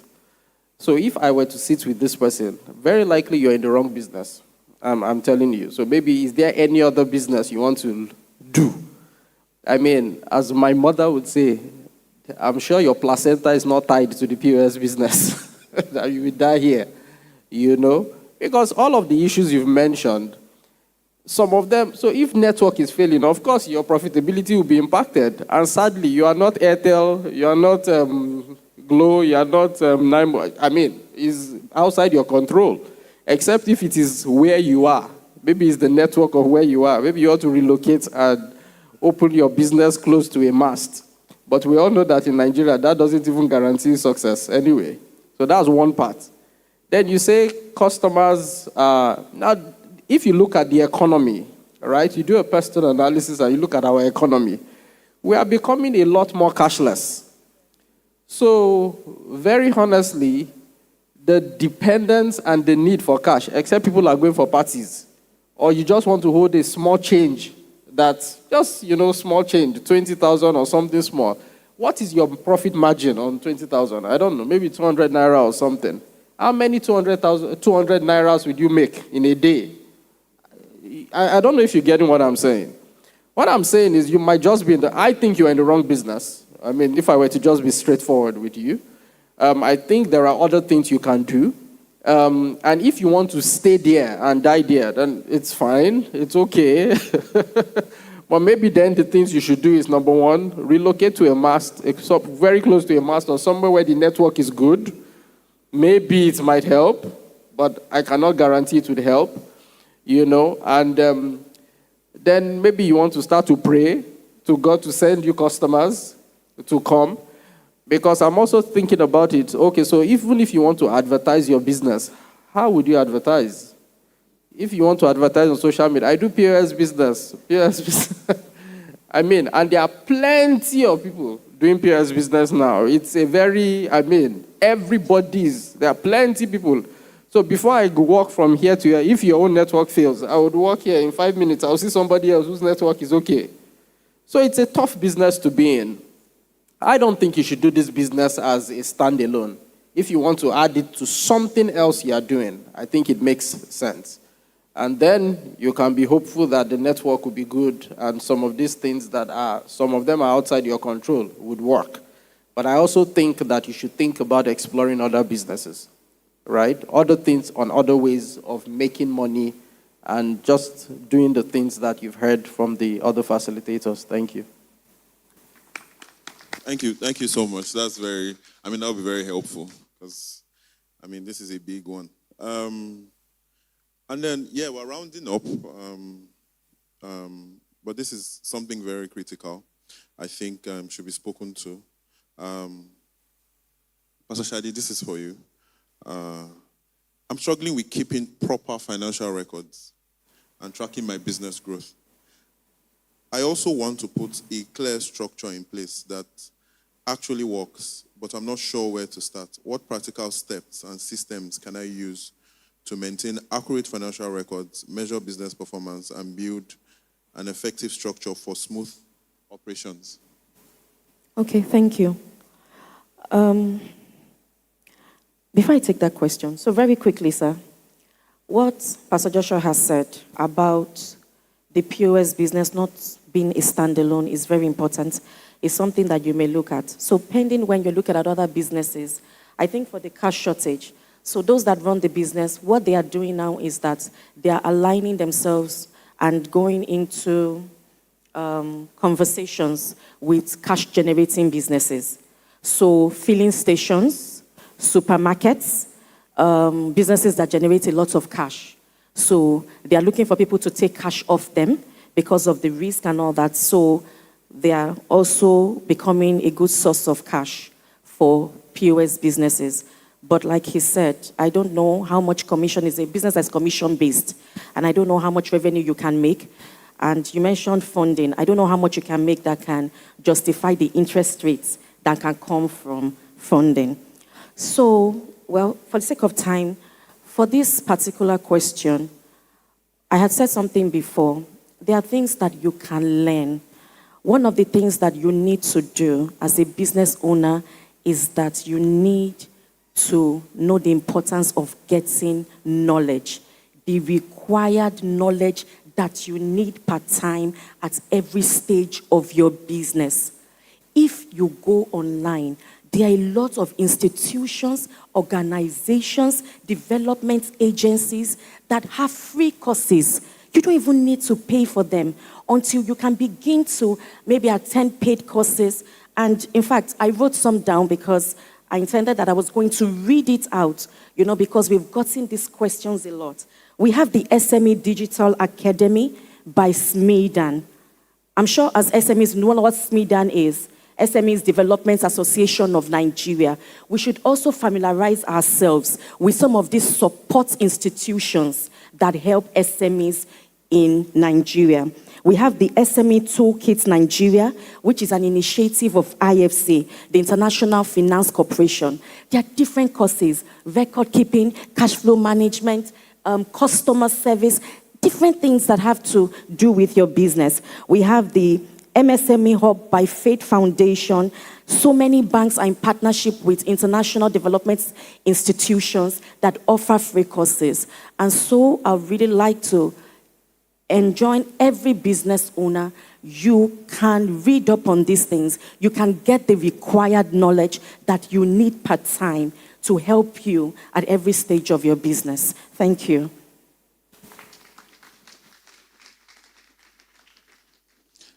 Yeah, I think this was very insightful. Thank you very much. Even if you want to learn a bit of digital marketing, there's AdExperts. We have something on Aleph that would help you. Across all platforms, you would have access to new technology, case studies that has helped people be successful. Just add that to the list. In iForum, please join our group. We'll take this list of training resource and populate it on our group. And then, if you have questions, you can always just reach out to us. Do you want to? Okay, thank you. Maybe I should just say something about what Pastor Shade just answered to, right? One of the things we are discovering, and I think you said it when you were at the introduction, right, is the fact that as business owners, you need to grow your capacity to learn, to manage, and to grow your business. It's popularly said that a leader can be the lead, L-I-D, of an organization, right? Or can be the one who would expand the business. Now, any business never grows beyond the owner. And that's very important, extremely important. So, as a business owner, make sure that you're investing in learning. Thank God for the internet now, so you can download courses, you can learn right? There are things you can learn from watching online programs, but there are also things you can learn by mentoring. And it's important to have mentors, people that you talk to, people that has walked the path. Some people actually go into business because they think that it's an easier way. They've done 9 to 5, they are angry. I wake up in the morning, I'm going to VI in the morning. What kind of nonsense is this? Then I come back very late in the night. In fact, I resign. Let me go and start a business. They think it's the easier route. But the truth is that business in itself requires certain disciplines. You've heard from our brother, Michael here today. It requires certain discipline. The discipline that business requires must, first of all, be self-motivated. So you are the one. Nobody's going to say, wake up 9 to 5. You can be sleeping if you want to. But if you want to grow your business, then you will tell yourself that I'll wake up. By 8 o'clock, I'm in front of my laptop. By myself, I will go and study this course. I will go and learn this thing. That self-motivation becomes extremely important. But what I have discovered, and I'm going to say this as the last thing, which is my passion, really, is what is the vision you have for the business you want to build? I think a lot of people are very mediocre when it comes to the kind of business they want to build. The business they are building are briefcase businesses, me, myself, and I, and they think they've succeeded when they can travel out for summer. They can buy some new cars, they can rent a good house, maybe they build a house, and they are happy. Meanwhile, you look at America, for example, the guys who are running the large corporations in the world, their thinking is very different. After they've made billions, at least most of us must have heard. You heard, was it 2 weeks ago or something, the board approved that Elon Musk would be paid $1 trillion, even though there is something people do not say. He has to make the business about $10 trillion, right? But after he's made that money, he's thinking of doing something else. He's thinking of big things. And I think that's where our minds should be working. Because if your vision is global, you're thinking of how to conquer the world. You're thinking of how to glorify Jesus globally through this business. You're thinking about how to solve problems for people globally. Then I think it becomes a lot easier for you to subject yourself to certain disciplines because you know the journey is far. But if the vision you have for your business is very minute, then you might, small money, you might think you've succeeded, and then you are a lot more, like I said, desical about how you approach it. So I think so that becomes very important. So the motivation to learn, the motivation to do all of that, I believe starts with the vision you have for your business. So I have a question for you. What do you see about the business you are starting, you are running, or the business you are about to start? How far do you want the business to go? Is it a global thing, or is it a me and my family thing? Thank you so much. Thank you so much. I wanted to just quickly talk about how we haven't really spoken to your circle of friends. You can't really go beyond the conversations you are having 24/7. Is there anybody in your circle that is challenging you every time? It's very important. Don't, because you are doing well, you remain in a certain place. Ensure that you people are always looking to what's the next best thing? How can we become better? What are you doing that I need to learn from? The reason I'm saying this is because I really want to just put something through to Michael again, because this is our last question, so I'm just going to go around.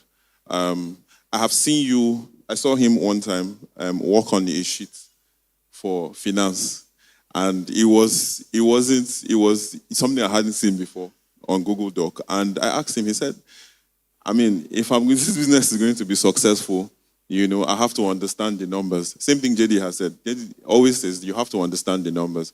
But this is from a business point of view. I don't know if you can, speak to the reason why you created the Excel sheets, or if you can even share it with us, because we need value. That Excel sheet, eh? Okay, so first and foremost, I would say that the more you know about your business, the more impact you can make in your business. You must know every information, however relevant you think it is today or not.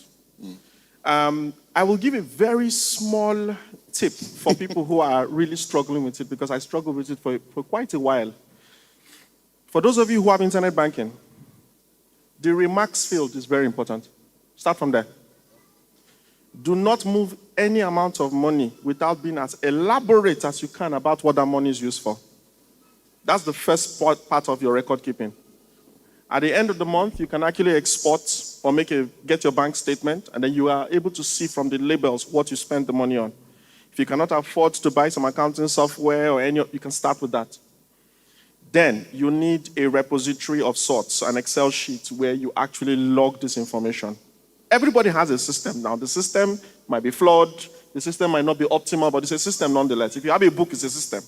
However, if you really want to move to the next level, you kind of have to have a little bit more methodology. After the record-keeping side, it's time to get it past you. You might not be able to afford one full-time, then outsource record-keeping.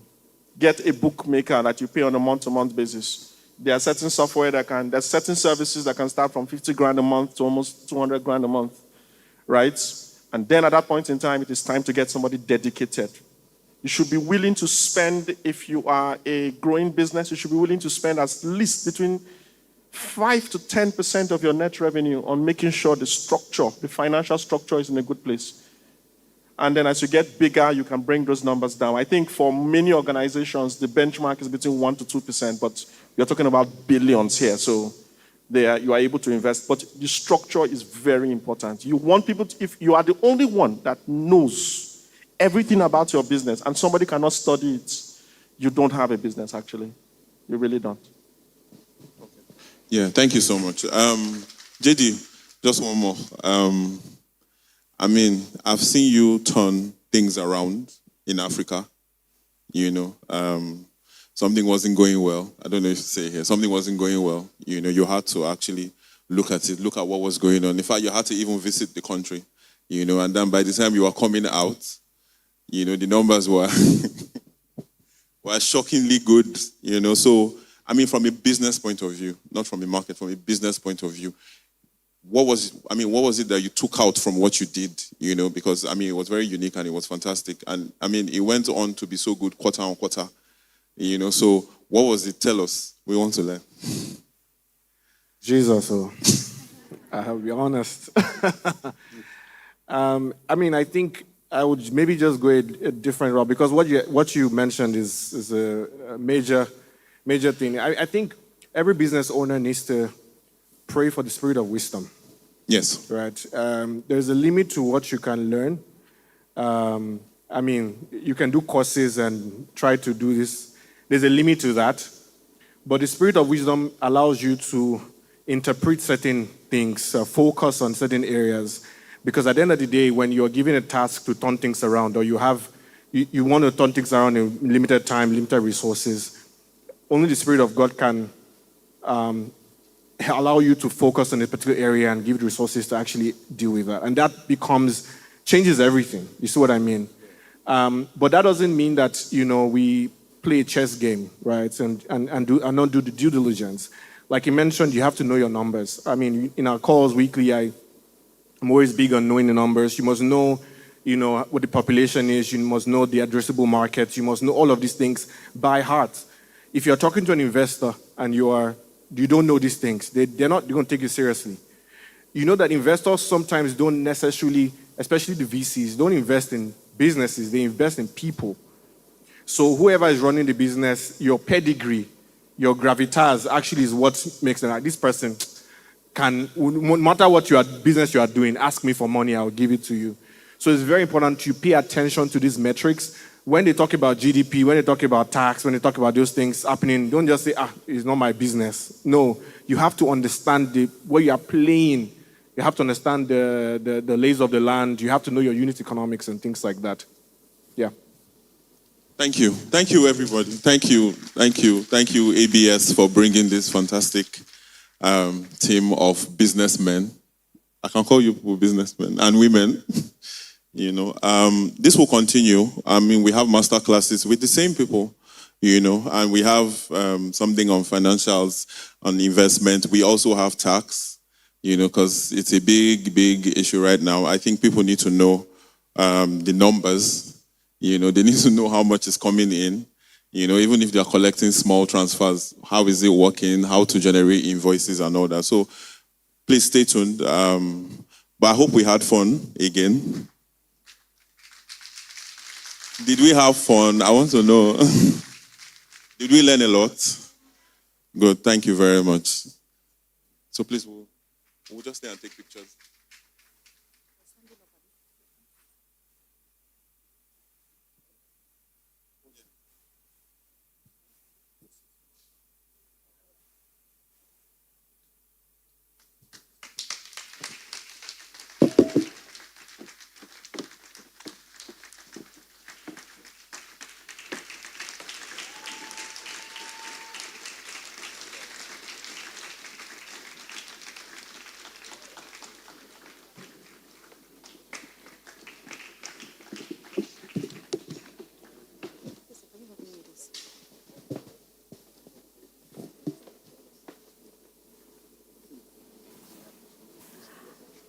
Ascend Business Summit, please can you appreciate these amazing gentlemen?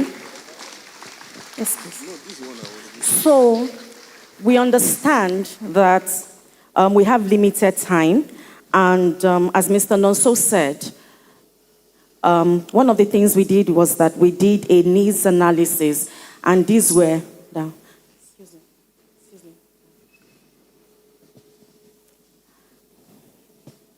So we did a needs analysis, and everything that you heard are challenges that are being faced by businesses within us. So these are not just questions that were developed by the team, but these are real challenges. So now we're going to, but after the next session, we have 2 workshops. And in those workshops, we understand that we have limited time right now, but in those workshops, there'll be presentations by the same speakers that you have seen, and then you can bring up your individual and specific cases, and I'm sure that they will be attended to and well addressed by the Spirit of God. Amen. So for this next session, we have the senior pastor of the household of David. It is our sincere honor to have Pastor with us this afternoon. Ascend Business Summit, I'm sure we can do better than that. So we'll have the citation, and after that, we will have Pastor Schollah Oshimakinde, senior pastor of the household of David, is a distinguished teacher and leader whose ministry and influence extend across Nigeria and beyond. He holds a bachelor's degree in library and archival studies from the University of Ibadan and has spent decades equipping believers to live with purpose, excellence, and spiritual intelligence. It's okay Ascend now. Business Summit, please let us welcome the senior pastor of the household of David, Dr. Schollah Oshimakinde. I'm sure we can do better than that. Thank you, everybody. You can have your seats. Good afternoon. What a privilege to be here today. You shouldn't be playing that for me now. You listen to me every Sunday, so why intro? You can do intro for those who have come to bless us to talk, but for me that you see, I don't need intro. Amen. Just say, Schollah Oshimakinde is a Christian. That's more than enough. The little I was able to hear, I just want to appreciate all the speakers one more time and the facilitators. That was very wonderful. Towards the end, at least the part that I witnessed, they began to say some very powerful things.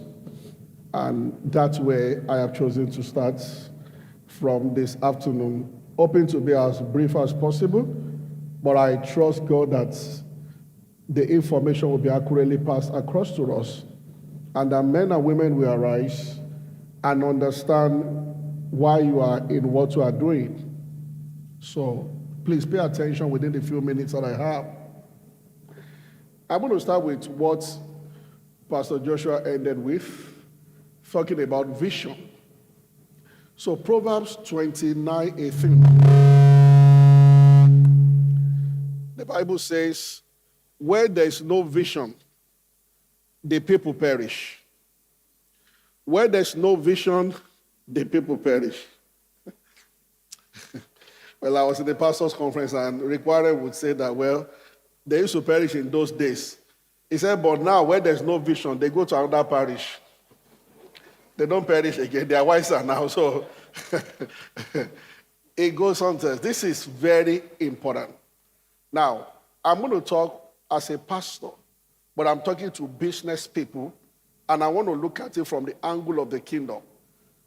The first question I want to ask you, he ended with that question: what exactly are you into, and for what purpose? What is the vision behind what you do? What exactly do you want to achieve? And I want to stretch it to how far can you see? Maybe you are 5, 10 million now. Maybe you are 50 million. Maybe you have employed 7, 8 people, maybe 70. Sincerely speaking, you are not going to make significant impacts if from the beginning you don't see where you are going. Because what I'm going to stress, if I appear a bit, I'm being careful with my words, but I once listened to a preacher who said that after maybe over 30 years of studying Christianity, he has found out that many Christians are not serious. Honestly, I agree with him. When it comes to marriage, people sit before you, a guy and a lady, and you ask them, have you ever read any book about marriage? No. So why you want to get married? You just believe that as you marry, things will be fine. How many messages have you listened to about husband and wife, how to manage your emotion and everything? None. And you want to marry. You just believe that it shall be well. So people do business. Events might have led you to what you are doing now. But let's start with, what do you see? Because it will lead to something which is called drive, passion.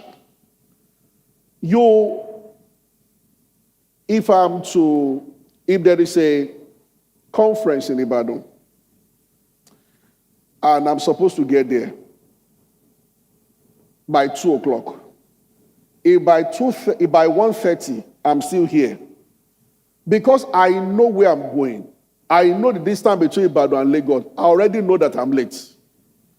But you see, if I sit in my car and I don't exactly know how far I'm going, there's no sense of urgency. So how far are you going? I have read stories and books of great men, the names you hear on earth. Those who are trying to reshape our world, and unfortunately, many of them are on the negative side. Very anti-kingdom practices. But where are the sons of light? But what you can't take away from these people is what I've just said, a vision that is clear. There are 3 things I want to tell you. And so, at the beginning of anything you are doing, vision. Because that is what will give you a serious drive to pursue. It is vision that causes you to leave the house in the morning. You are not being supervised. Nobody's watching you. Yet you are so diligent, learning what you should learn, staying till night, doing things you should do. Because every time you wake up, there is something standing before you that gives you body, so you cannot sit down. One of the times when Mark Zuckerberg came here, one of the people that came with him spoke with Pastor Joshua. And one of the guys in his office asked him, but with all this money you have, that guy just bought 2 then also, are you not going to relax? And he said, no. He said, until the whole world begins to use one currency. So you don't know who people are working for. So to an African man, if he has that kind of money, billions of dollars, he will relax. So someone else, the money is for something. That something is his goal. So he's not going to rest, even if he makes 10 billions. When he looks at the world and everybody is still not going, there are still people that are yet to go digital, and there are people, the whole world is not spending one currency, it's not going to rest. There is a purpose for what it's doing, so the money is fueling the purpose. I will keep asking you that question.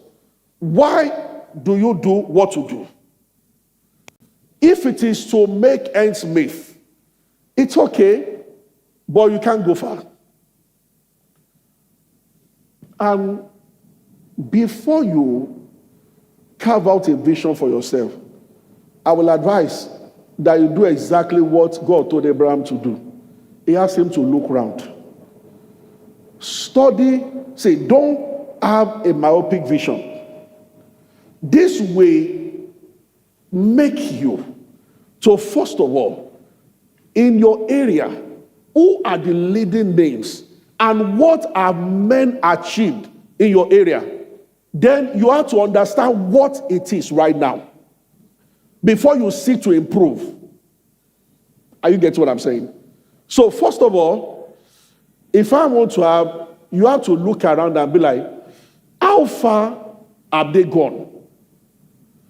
The biggest corporation organizations are that do something close to what to do. How far have they gone? Some of them have 30,000 staff. Maybe they are in 15 nations or 20 nations. If a serious-minded person wants to now begin to imagine what you want to achieve, you start with the fact that if in this business somebody has employed 50,000 people, I'm going for 100,000 and I know that I'm 30, I have just 40 years to achieve this. Every year you cannot rest because you see the goal. Are you getting what I'm saying? Yes, so this is the beginning. Because we are looking at kingdom here. We are looking at something coming from you that will bless humanity.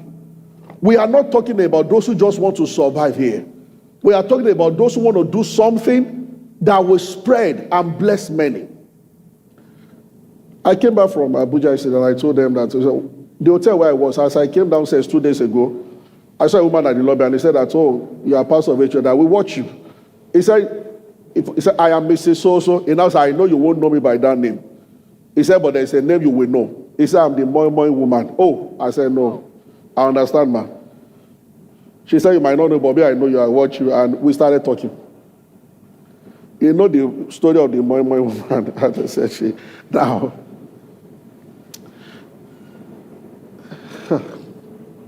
Lord help me, I have a very short time. So I want to move to the next thing. Once the vision is clearly stated and is painted clearly before you, there must be a law that must follow. It's called law of diligence. And this is where seest thou a man, Proverbs 22:29, that is diligent in his business, he shall stand before king. I was teaching in a church yesterday and I want to bring part of what I said here and I'll close. Seest thou a man that is diligent in his business? So number one, you must recognize your business. What exactly, which will mean a part of it you will know before becoming diligent. A part of it, as you become diligent, you learn more. You begin to separate yourself from others. You understand what is different and unique about what you do, as opposed to what others are doing. See, some are a bit, I don't want to use the word blessed, that their product are, people accept it with a bit of it or something like that. But for majority, to break at that beginning, and we are not even talking about beginning here, but to have that initial, that constantly the business is flowing, might be serious efforts. As a pastor of over 15 years, believe me, so if I want to add my days on campus or pastor, believe me sincerely, over 70% of Christians that are in business are not diligent at all. You see people relax. You see people, because there's nothing driving them to know that this is a serious matter. And I have found out, this, take it from me, I don't normally share this publicly, but this will bless you. Between your mind and your spirit, there's a door. When you talk about inspiration, sometimes you know this is beyond your thinking, but it is supply from above. Between your mind and your spirit, your mind is not your spirit, there is a door.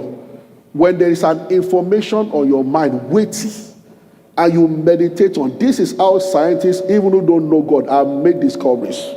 Some of them that did not know God in their time, they have discovered things. Because this realm is open to everybody.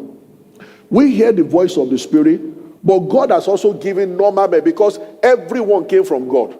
A bit of advantage. That's how inventions come to the earth. Invention that have never been before. You see, when a man looks at an object and he is consumed with how can we make this product better? Because the law causes the rain to fall on both good and evil. There is the sovereign part of God that is given to all humanity, whether they know him or not. If the mind dwells long enough that cancer cure and is obsessed with that, there will be an opening between the mind and the spirit, and the information will be supplied. That is why people come out with a product that has never been before. But that law will make sure that door is only open to people that are serious obsession. This problem has to be solved. This problem has to be solved. If you are level 10 and you are obsessed about getting to level 20, it's going to happen. As a pastor, I have never seen any pastor who experienced growth, significant growth, relaxing and then enjoying himself. All the books I have read, it is when they are almost showing a sign of frustration that, Lord, we have been at this, what is happening? Why are we here? At a point of desperation, God opens that door. They see something they've never seen before. And then the effect is always, it goes for business, it goes for everything. That is when you receive an information to make an adjustment to what to do, and the result will be so massive. Are you getting what I'm saying? But the rule of the game is that, first of all, you must be seeking. That's why the Bible says, he that seeketh findeth, and to him that knock, the door will be. It's never opened automatically. There must be a knocking, which is fueled by the hunger and the passion that you have about what you do. Anytime you see me wear anything, you all know Schollah and the kind of some other. You see, before I got married, I was courting with him.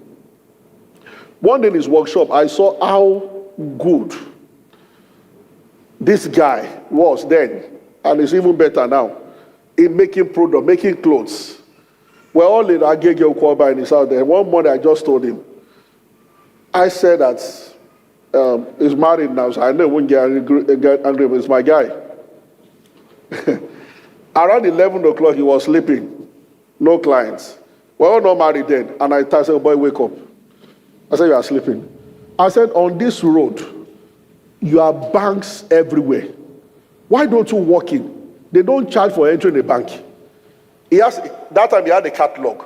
I said, show bankers the clothes you can make. Said, these people work from morning to night. They don't have time to go out. Your products are better than what they are buying. I said, but you see, they don't know your product. Don't wait for when you have money for adverts. Begin the advert anyhow. I get what I'm saying. I said, all these days of waiting for clients, follow the words of Jesus. Don't let them come. You go. Jesus said, go. I said, show them your catalog. Enter a bank and do as if you just want to ask questions about some financial stuff. Then ask God, you know, I know what you are wearing, but I say, I make this. I said, I guarantee you, if you talk to 20 bankers every day for the next 30 days, 600 people you have talked to, I said at least 50 of them will actually ask you to make clothes for them. Did it work? Perfectly. Now today people bombard him. I said you cannot just be expecting that one day. You know, that I was telling me I was planning to rent a showroom. I said, you don't need a showroom now. You are the showroom. Are you getting what I'm saying? When the thing can make you stand up and step out. It's as if God watches that one. So I'll move to the next thing. When I told them yesterday, blessed them last night. My lecturer in school decided, what is it? I did a part of political science. He decided to hate God because of Matthew 25, where Jesus said, unto him that has, more shall be given. If you can project, that's verse 21. Unto him who does not have, even what he has will be taken away. May this bless you, because I'll pray in a while. Do you have that scripture? Matthew 25, just look for verse 26 or thereabout. Unto him that has, more will be given, and to him that does not have, even what he has. I want us to project before I move on. I just want to read it. Are you getting what I'm saying? So if I ask you, what do you have right now? Is there anybody helping us with scripture? Okay, thank you. For to everyone that hath shall be given, and he shall have what? And but from him that hath not shall be taken away even. You already spotted there's a problem with this statement, the latter part. The Bible says he does not have, but what he has will be taken away. If he does not have, there's nothing to take away from him. So let me put in the proper tenses. Let me just let you know the proper way. What Jesus said, to him who has but does not recognize it, it shall be taken away. It's not what you see in Africa. We sit on gold. We sit on cocoa. We sit on everything. We don't recognize them. They take it away from us, our cocoa, and they send us chocolate and we buy. Jesus spoke before Africa. We are the only country that goes begging for money, and we have never ended the begging, and it will not end. Because to him that has, once you recognize, once you feel you are poor and you have nothing, what you have, heaven endorses it that it should be taken away. So Africa shouldn't get angry. It will continue until they recognize that we have something. So we borrow from IMF, World Bank, and then they come here. Do you see the rates at which Chinese are coming to Nigeria now? People are running away because of insecurity. They are coming there. They are seeing what you are not seeing. There's one of our senior pastors. I don't want to mention his name. You know the person in Kaduna. I was in Zaria 2 weeks ago to preach. So I stopped by for a night in Kaduna. And I went to Abuja Kaduna Expressway. And he was showing me, they are building a university now. They bought it from a Chinese guy who was, nobody imagined the guy. Can you imagine one Chinese man, a land equal to size of a university, he was sitting on it. He just left it and gave it to them. And they showed me an underground tunnel that the guy had there. That if you try to attack him, he will appear, let's say, from here to Maryland. Underground tunnel. So when they sold it to the church, they are now using many of his apartments for classes for the investing and everything. One man. Now, that was the time when there was serious insecurity in Kaduna. He came in. He had this. The man took me to the length of and I said, these people are, it's amazing. To him that has now, this is where you have to pay attention. When this conference is over, go back and think again. Who are you and what do you have? This is the part that will be a bit difficult to say. So people listening to me might have to adjust the kind of business you do. It's not in sync with your personality or your gifts. You are just struggling. For you, the beginning might be that what you are doing is not what you should be doing.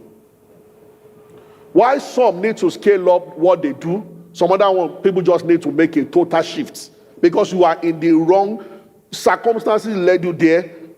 Quest for money. It's okay, it has helped you to survive a little. But as you have listened to this man, there's something is saying that you just know that you are on the wrong track. It's not too late to actually sit down and ask yourself, what am I supposed to be doing? This is very important. Because that is the starting point. Then the next thing we follow, seest thou a man that is diligent in his business. And that's where I will stop. He shall stand before kings.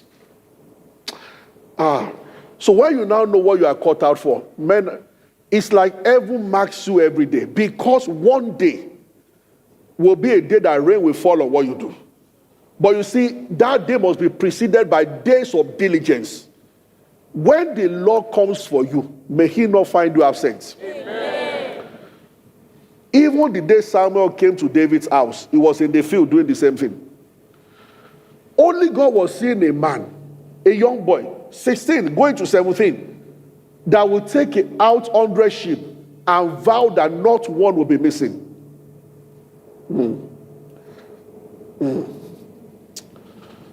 I told them a story yesterday and I will tell you. And I think I've said it in church before.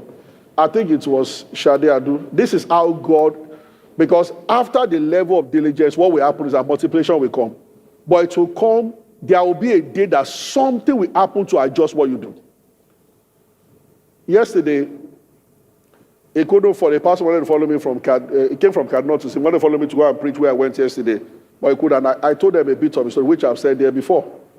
Soldier boy, Air Force, actually. And it's a long story. One of the best in NDA, sent abroad to learn how to fly war jets and the rest. So when Fortune was setting it, there was that I just decided to leave the military. And the guy wouldn't let him go. They were really frustrating him. And, long and short, one of them, he didn't even know the guy was a Christian. One of the top most, I don't mention in Nigeria. And told him by this Holy Spirit that Lord said that, look, what you told me, your reason for wanting to go is not the reason. You said you want to be flying private jet for people that know that's not the problem. Long and short of it, God, and you see, one day, because he was helping boys on the streets in Kaduna, picking people, his entire salary was going to, not even a single furniture in his house. Thank God he wasn't married. And when the particular oil company promised him to come to Lagos and be flying the executives Monday to Friday, and they were allowing him every Friday to fly back to Kaduna, even they can stay there till Monday morning. He picked the job.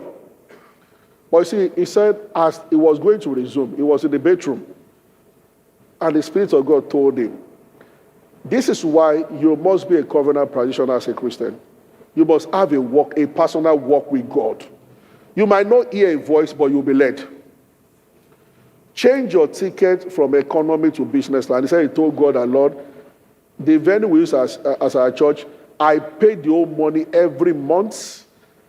I managed to squeeze out this money to get this economy ticket. If I change to business class, we'll be left with 60,000. Because being a guy was going with about 5 soldiers coming to Lagos, what will my boys eat?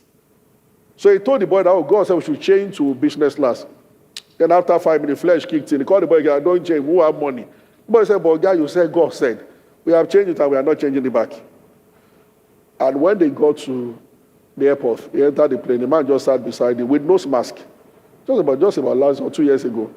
Why somebody say wearing nose mask? And then the man was looking very straight. And then he began to talk to the man. He said he wanted to preach to the man, but he didn't know how to open the conversation. So he told the man that, sir, I can tell you where we are right now in the air.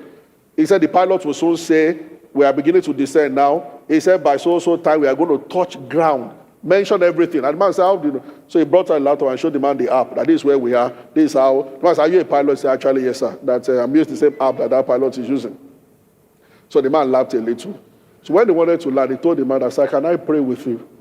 And the man said that no, that only poor people receive prayer. That I'm a billionaire. I was going.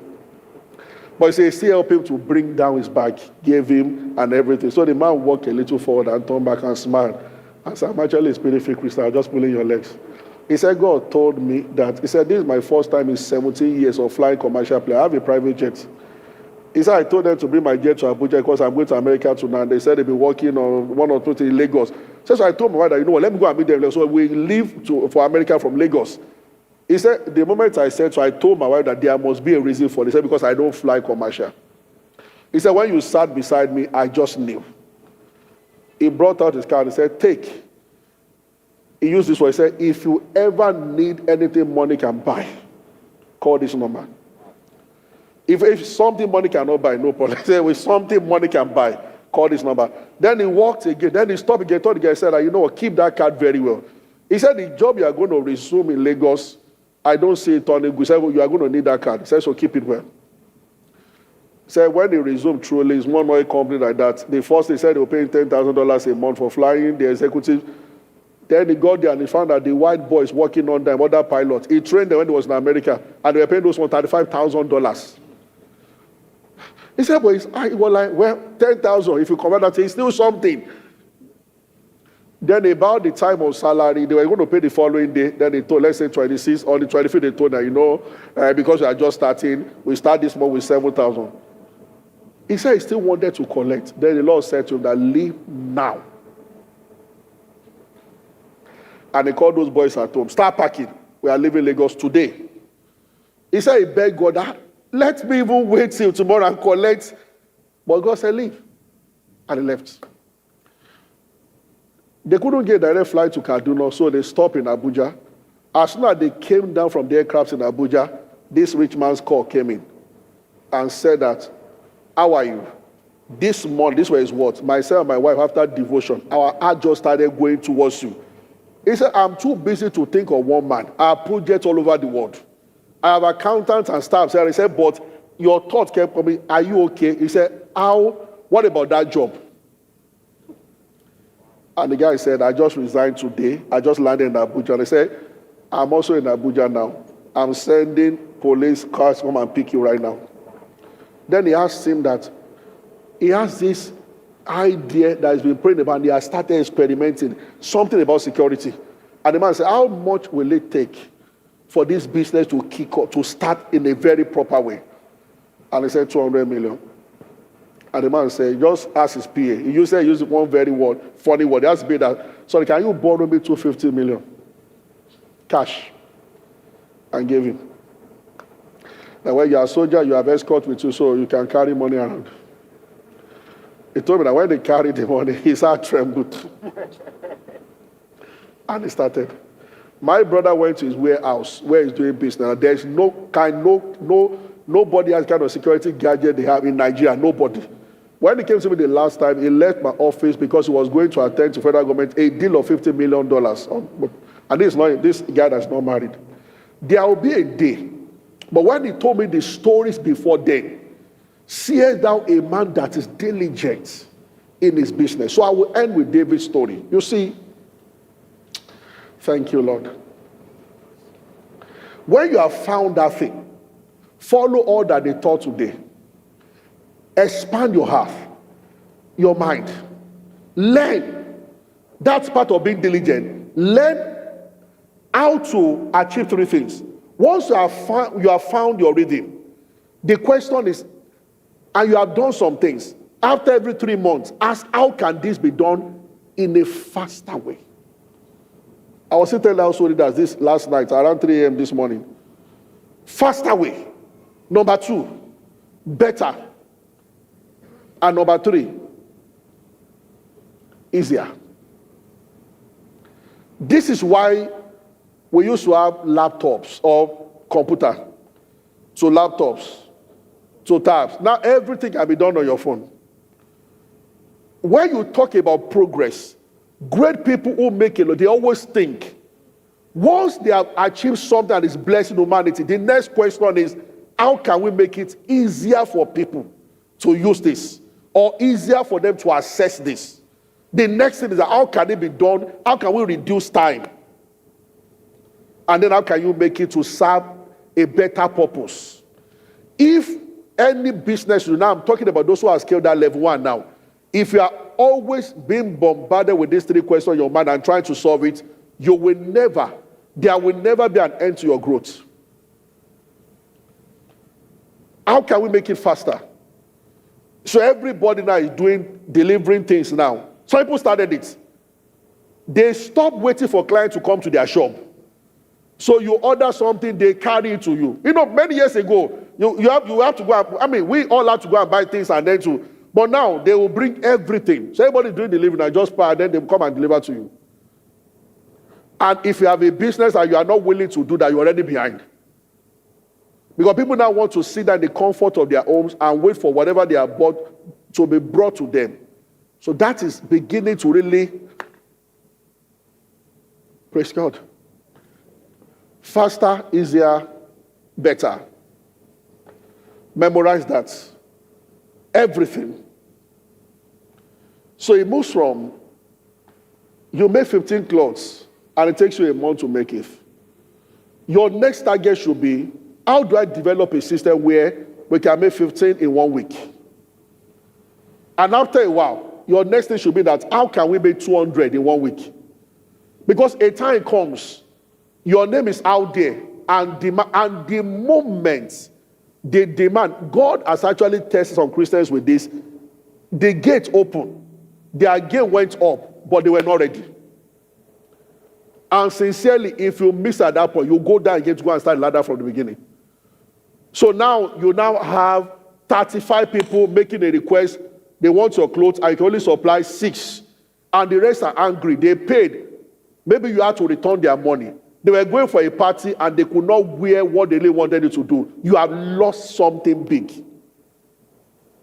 So this story, and I went with this, it just shows it very well. So I can't remember if you told me that story many years back. She wanted to be a singer. So every weekend, but she was working in a pharmaceutical shop, one young lady in America. Every weekend, she will go to studio regularly. She was writing her songs, trying to sing them, getting ready. At the same time, she was diligent. Please pay attention. Where she was working under somebody in the pharmaceutical shop. One night, so she had many songs, and those songs were good, but they weren't making it to town like that. But at least our friends were beginning to listen to her. But then she was still keeping, I think somebody asked that question, she was still keeping her job and being diligent where she was working. So one night, they were supposed to close by 9. She got a call around 5 minutes to 9. Somebody just said that, hey, is that, mention the name. Those days, this is an old story. No internet that time, no mobile phone, even in America. So the woman called with a landline, and then she picked it. She said, we're actually closing in 5 minutes. The woman said, no, it will take me almost 20 minutes to get to where you are. That they brought some little cousins to me to play with, and one of them is sick. I need to get her medication. She just said, okay. This, I can go on, but I don't want to go deep. But I've shared a bit of this in the church. The day God will take, and this is my picture for all of you and my prayer, that level where, and if you read stories of men, even those who don't know God, at a point, something happens that is beyond you, and it takes the work to another level.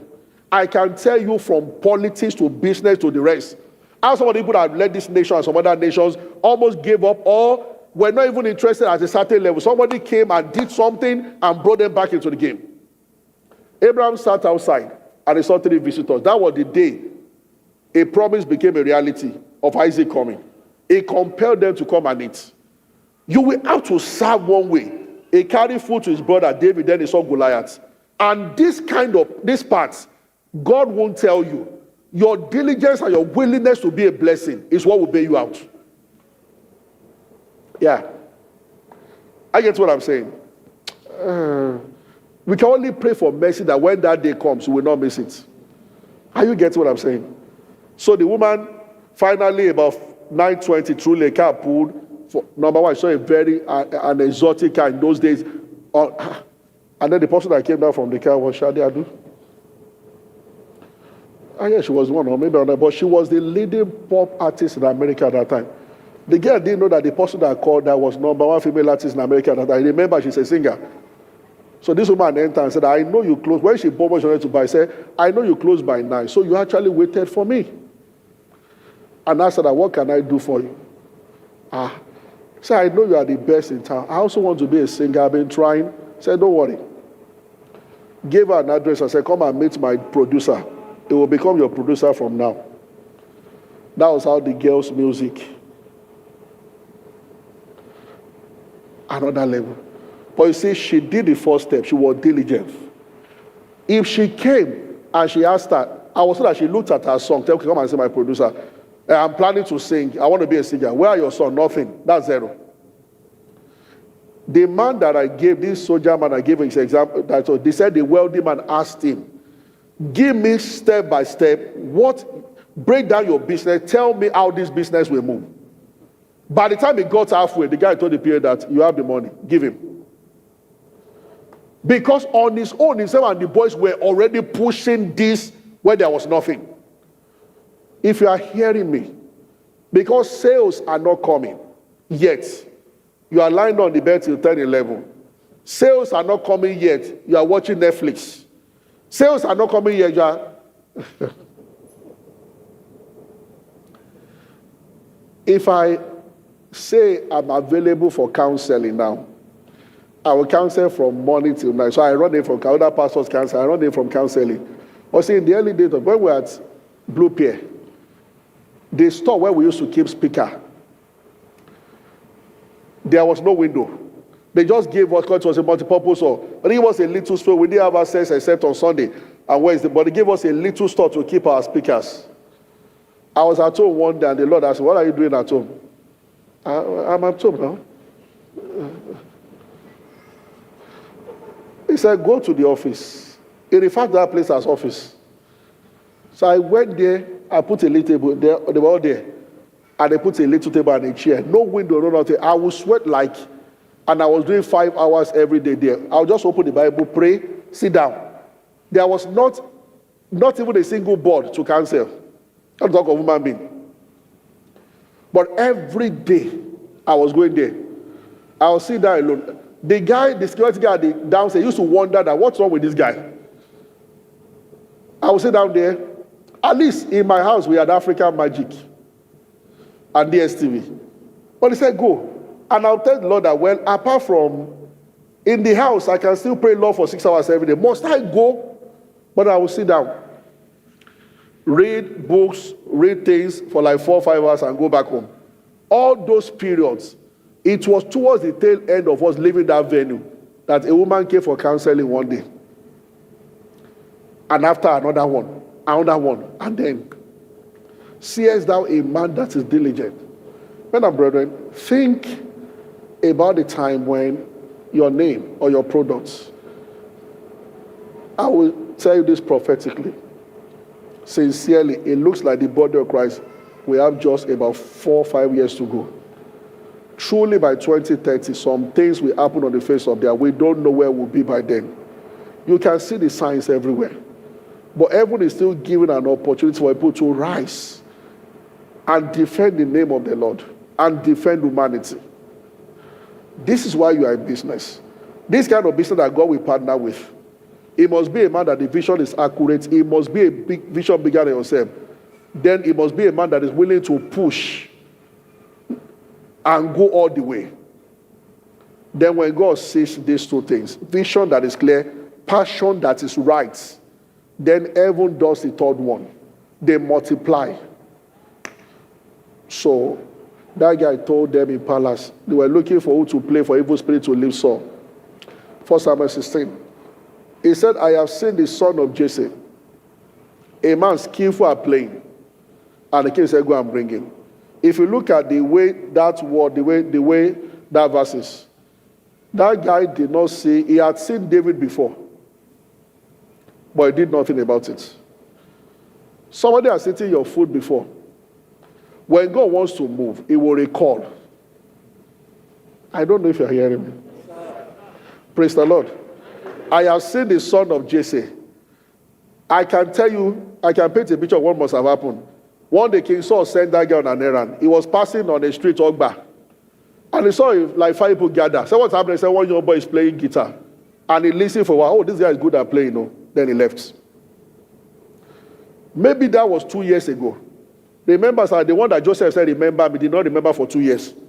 Somebody might have seen what to do, your product, and this is beautiful. And it's not talking about it again. You see, when the grace of God rests on you, the person will remember for whatever it is.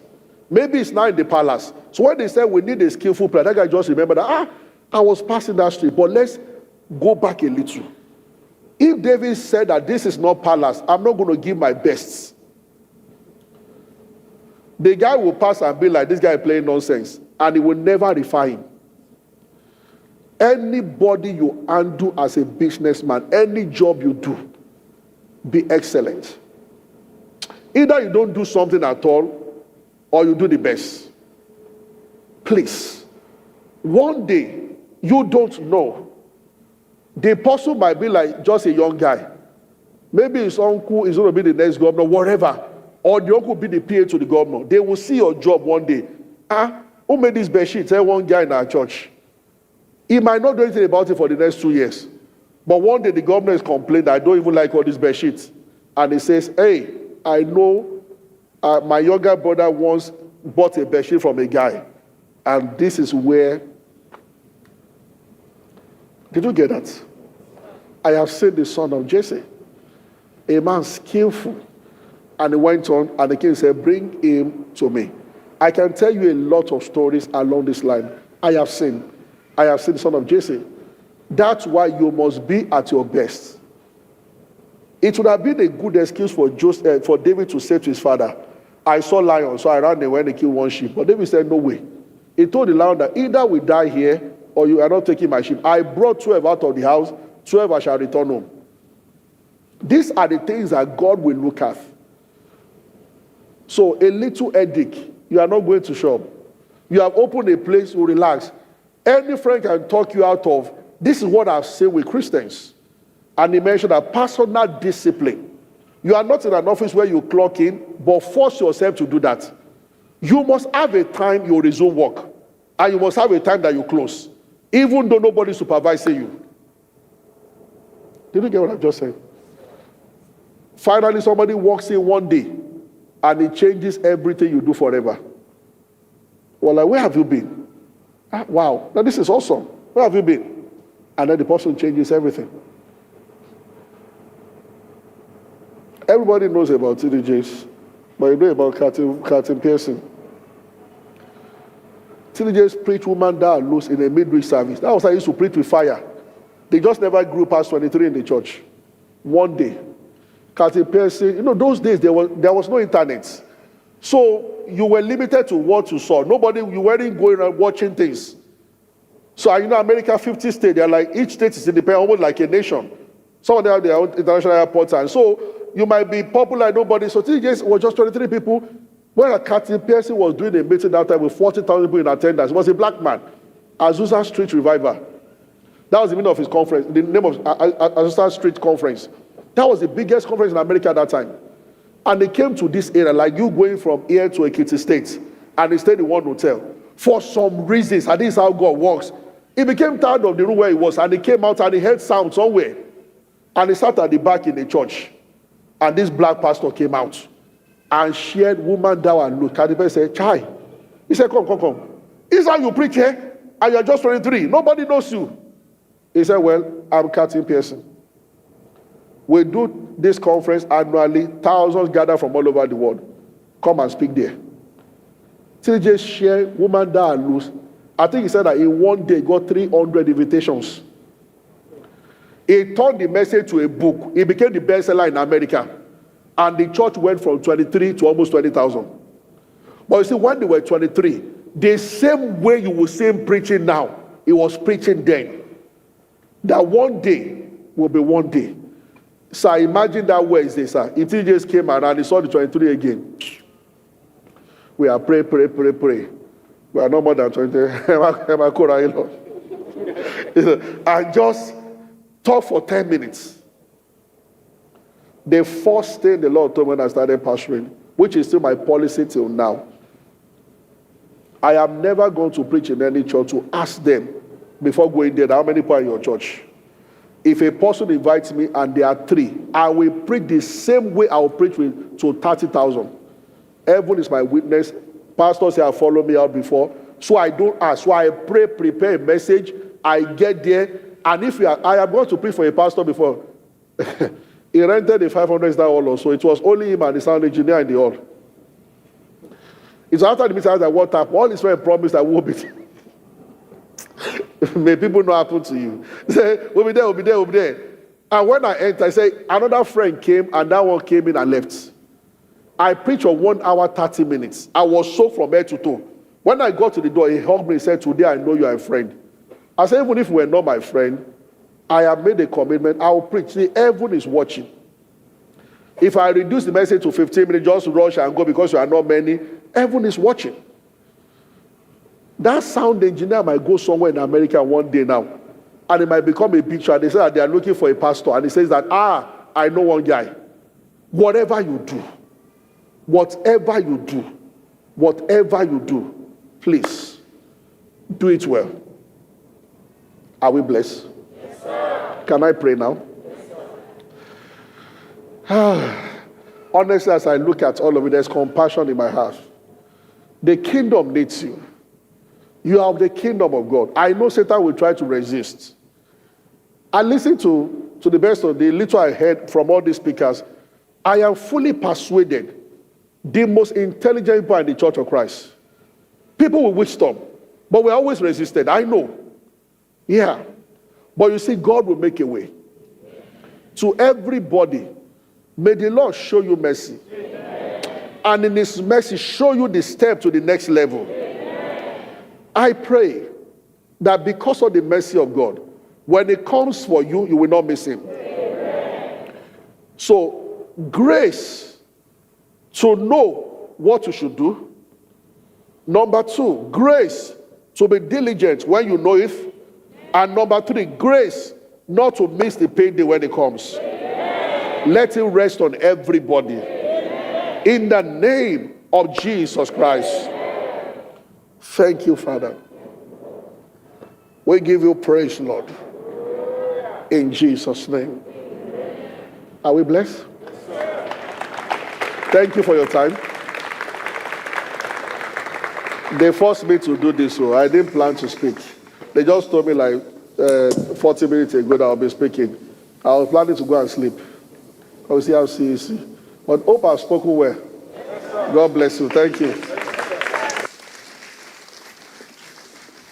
Let's keep clapping, let's keep clapping, let's keep clapping. Let's put our hands together for our pastor, Pastor Schollah Oshumakinde. Thank you very much. We may please be seated. Wow, powerful, very powerful. So much wisdom unpacked in within 40 minutes. I don't know, I'm sure we all got something. Something I got that stuck with me. I think my co-host shared it with me and said, a vision that is clear, a passion that is right, and then heaven will back it up. Heaven will multiply. Will multiply. Thank you very much. Wow. Powerful. So if you want heaven to actually multiply that which you do, you must have a clear vision, have the right passion, and what your business has sent. Can we put our hands together once again for our pastor? Beautiful, beautiful. All right, so we're going to be appreciating our sponsors again. Yeah. All right. So if as we call the names, we are going to be appreciating 4 more sponsors. As we mentioned the name, please can you put your hands together for them? For now, we want to call on Full Stream Limited. Please let's put our hands together for them. They are one of our sponsors. And also Tigil Collection Home and Abroad. And we also have here gliders. Let's put our hands together for them. And finally, last but not the least, Paulvinus Solutions Limited. Let's put our hands together for them. Wonderful, fantastic. So we are going to be playing a game just to get us, into the rhythm. And in this game, it's actually quite interesting. We are going to be asking a question, and you would answer true or false. Are we ready for that? You are going to, are we together? Okay, please, I need that response. Thank you. What motivates us now? It's not easy. Energy. Energy. Thank you very much.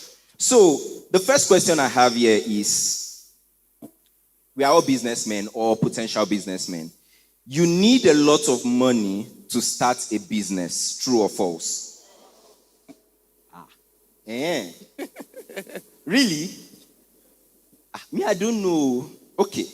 So let's ask it again. I'm sure some people are not sure because the question was not clear. You need a lot of money to start a business, true or false? Or false? False. Okay. So let's go to the next one. Not every business should chase investor, true or false? Are we sure?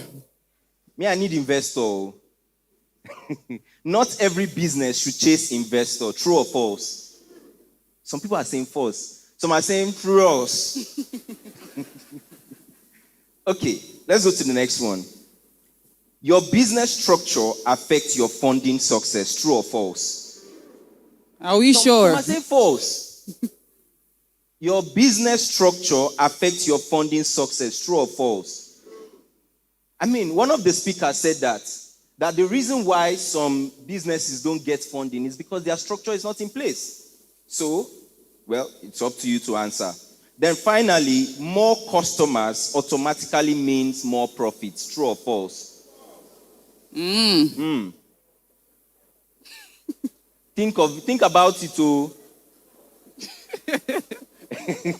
More customers automatically means more profits. True or false? Well, let it be unto you according to your word. Nobody saying amen. Please let's put our clap hands for together for Mr. Paul. yourself. All right, so now we're going to be going into the breakout workshops. We have 2 breakout workshops. So think about the one, it's going to be happening concurrently at the same time. The first one is on digital marketing strategy and landscape in Nigeria. If you want to get strategies on how to market your business when it comes to digital marketing and the landscape in Nigeria, then you can go for that one.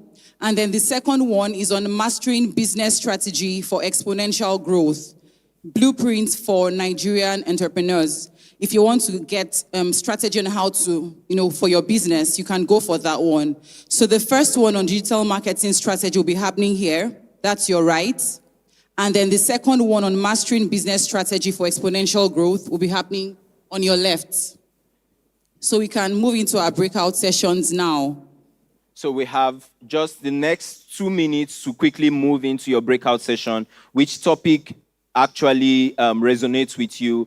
Digital marketing for business growth and business strategy. So these are 2 different sessions. So the one on your right is the digital marketing strategy and landscape in Nigeria.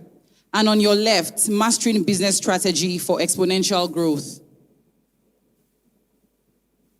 On your right, digital marketing. On your left, business strategy.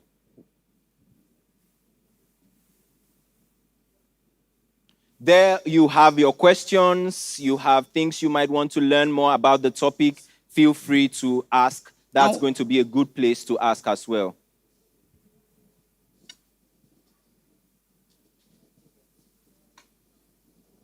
We also have our facilitators that will be there working with you in the different sessions.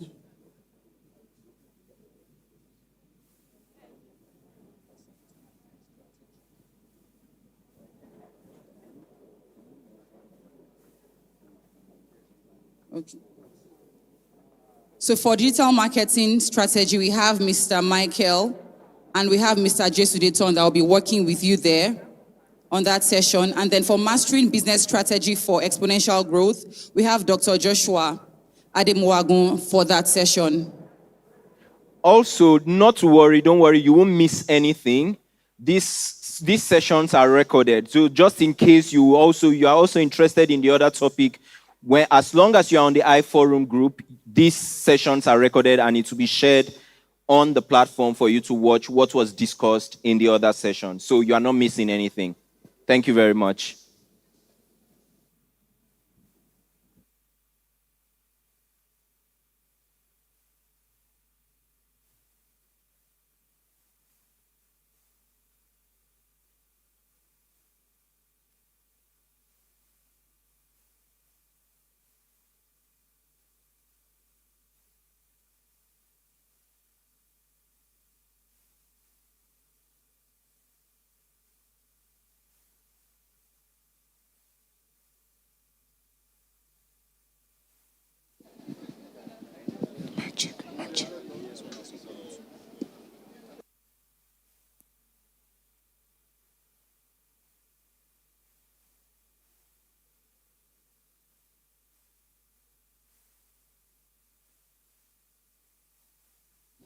Mic check.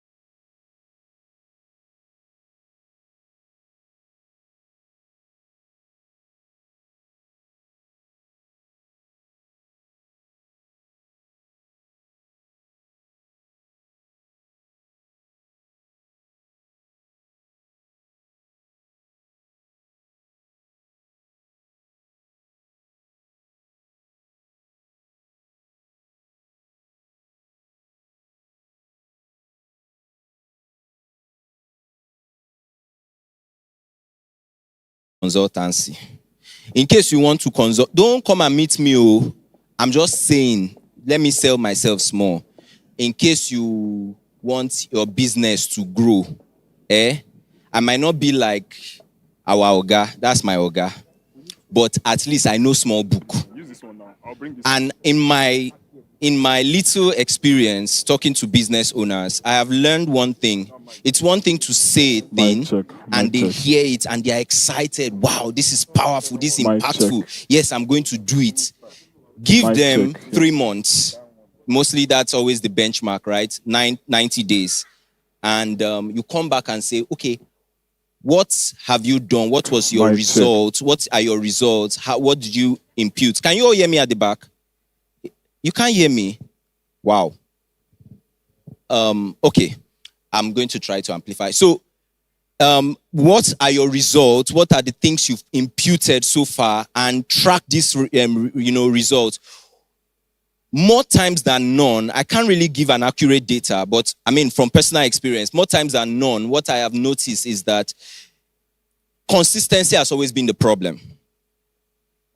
So we hear these things, we are excited, we are like, okay, this is what I want to do, this is how I want to do it, this is what I want to, okay, if I have employees, I'm going to take my employees on training, retreat, do all of these things. Then when they are done, what then happens is that to be consistent in that which they've heard becomes a problem.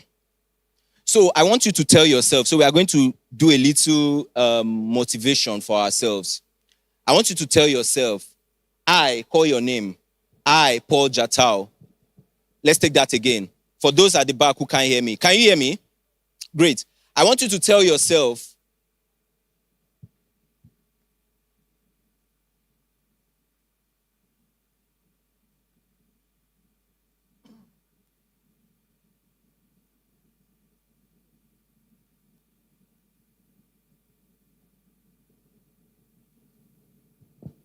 Okay.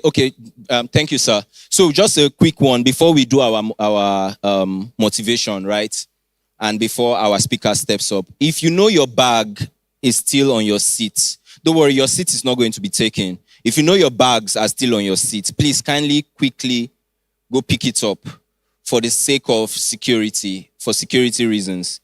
If your bags are on your seat, quickly go and pick it up. If they are not, it's fine. All right. So, are we all ready? Are we ready?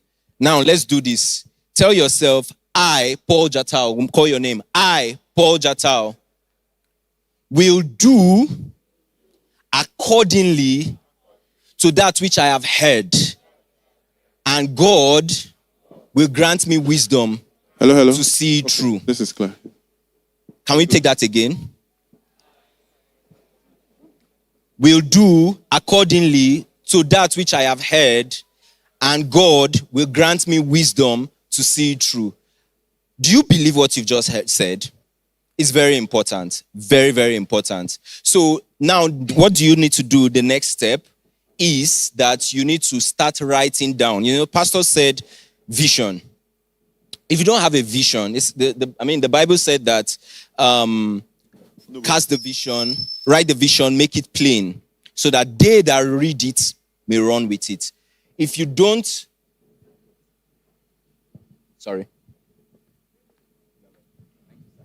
all right, so if you don't write the vision, there's nothing to run with. So it's very important that you write the vision, make it plain for your employees, not just for your employees, for yourself as well. Constantly go back to that which you've written. Reread it to yourself. Okay, I'm going to make X amount of money or revenue by so and so time. I'm going to have X amount of customers by so and so time. I'm going to have X amount of employees, recruited by so and so time. Constantly read this to yourself, because if you do not, you might not be able to run with it. And at the end of the day, you find yourself going back to where you started. I want to believe that at the end of this business summit, and by the time we are gathering again next year by Ascend Business Summit 2026, every face here would have grown leaps and bounds, not just by our capacity, but by the capacity of the Lord to do accordingly. Thank you very much. Can we all, with a round ovation, put our hands together for our speaker for today's masterclass, Dr. Joshua Ademuwagun. You check the data, you see that all their visits, no matter how fine your website is on a laptop, 80 to 90% of the visits on the website is from a phone. What does that say? It means that, digital marketing is an important one, and you must consider your mobile devices as a means to reaching people. So I don't know if we're ready. Are we ready? Are we good?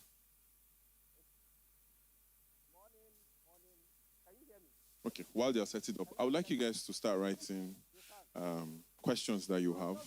We will be we have about 4 minutes. All right, you can we all will be hear taking me. questions, and then we'll be treating them one by Good one. morning, sirs. Good morning. Good afternoon. Hopefully God will give don't us worry. grace for I understanding. got home around 12:01 a.m. yesterday, or this morning. No, you slept a definitely- I'm bit, just woke saying, up, put your thoughts and together. I've been It's up very for a important that you put your bit. thoughts So together. if I say morning, forgive me. All The right. beauty about it is that whatever question I'm glad to be here, very similar to what and I'm glad to see every single person you here, definitely see questions right? and the answers will sort of And the without you things that I'm going to be talking about are very practical. I'm going to go as practical as possible. I'm not going to use consultant or consultant jargon, as they call it, right? And mention all those big words, including the word strategy. When people hear strategy, the first thing that comes to mind is, one 70, 80 page document that when you show somebody, people say, you're too much, But I'm going to try and decompose this and make it as simple as possible. Is that okay? And let me tell you why. Because number one, my passion for doing all of the things I do around businesses is really about raising kingdom-minded businesses. I understand that there is a lot of things we need to do on the face of the earth today. I understand the influence that when we have financial resources, the influence we can marshal on the face of the earth today as Christians. I understand the influence that we can have as believers when our businesses are thriving and doing great stuff on the face of the earth today. So I am extremely passionate about advising businesses, talking to businesses. That is why I have done a lot of the things I've done, so that I'll be in that position where I can not only advise, but give practical counsel on how to scale a business, how to grow a business, how to start a business, establish a business, and all of that. So in the spirit of that, I am going to try to be extremely practical, and I would address certain things that I believe will be of value to you. And what I'll try also to do is to quickly run through whatever you see on the slide so that you can ask me practical questions and I can answer. Is that okay? So I'm glad to be here, glad to see all of you. I see Director Shopware, my partner, somewhere behind, and I'm sure she'll be speaking to you later today about the tax law that is coming. Please don't rush off. Make sure that you wait to listen to that. There is a lot that is coming and happening in the Nigerian space, and I might just touch on that a little bit. So today, I want to start with this quote. Very popular quote. I like it. And it's from the Bible. King Solomon, who is regarded as one of the wisest men that lived, right, said this. He said, any enterprise, a life, a family, a business, said is built by wise planning. Somebody say wise planning. Become strong through common sense. Somebody say common sense. And profits wonderfully by creeping abreast of the facts. Somebody say the facts. The facts. Very important. Every enterprise becomes built by wise planning, becomes strong through common sense, and profits wonderfully. You want to grow the profits of your business. What Solomon is telling us is that we should pay attention to the facts, right?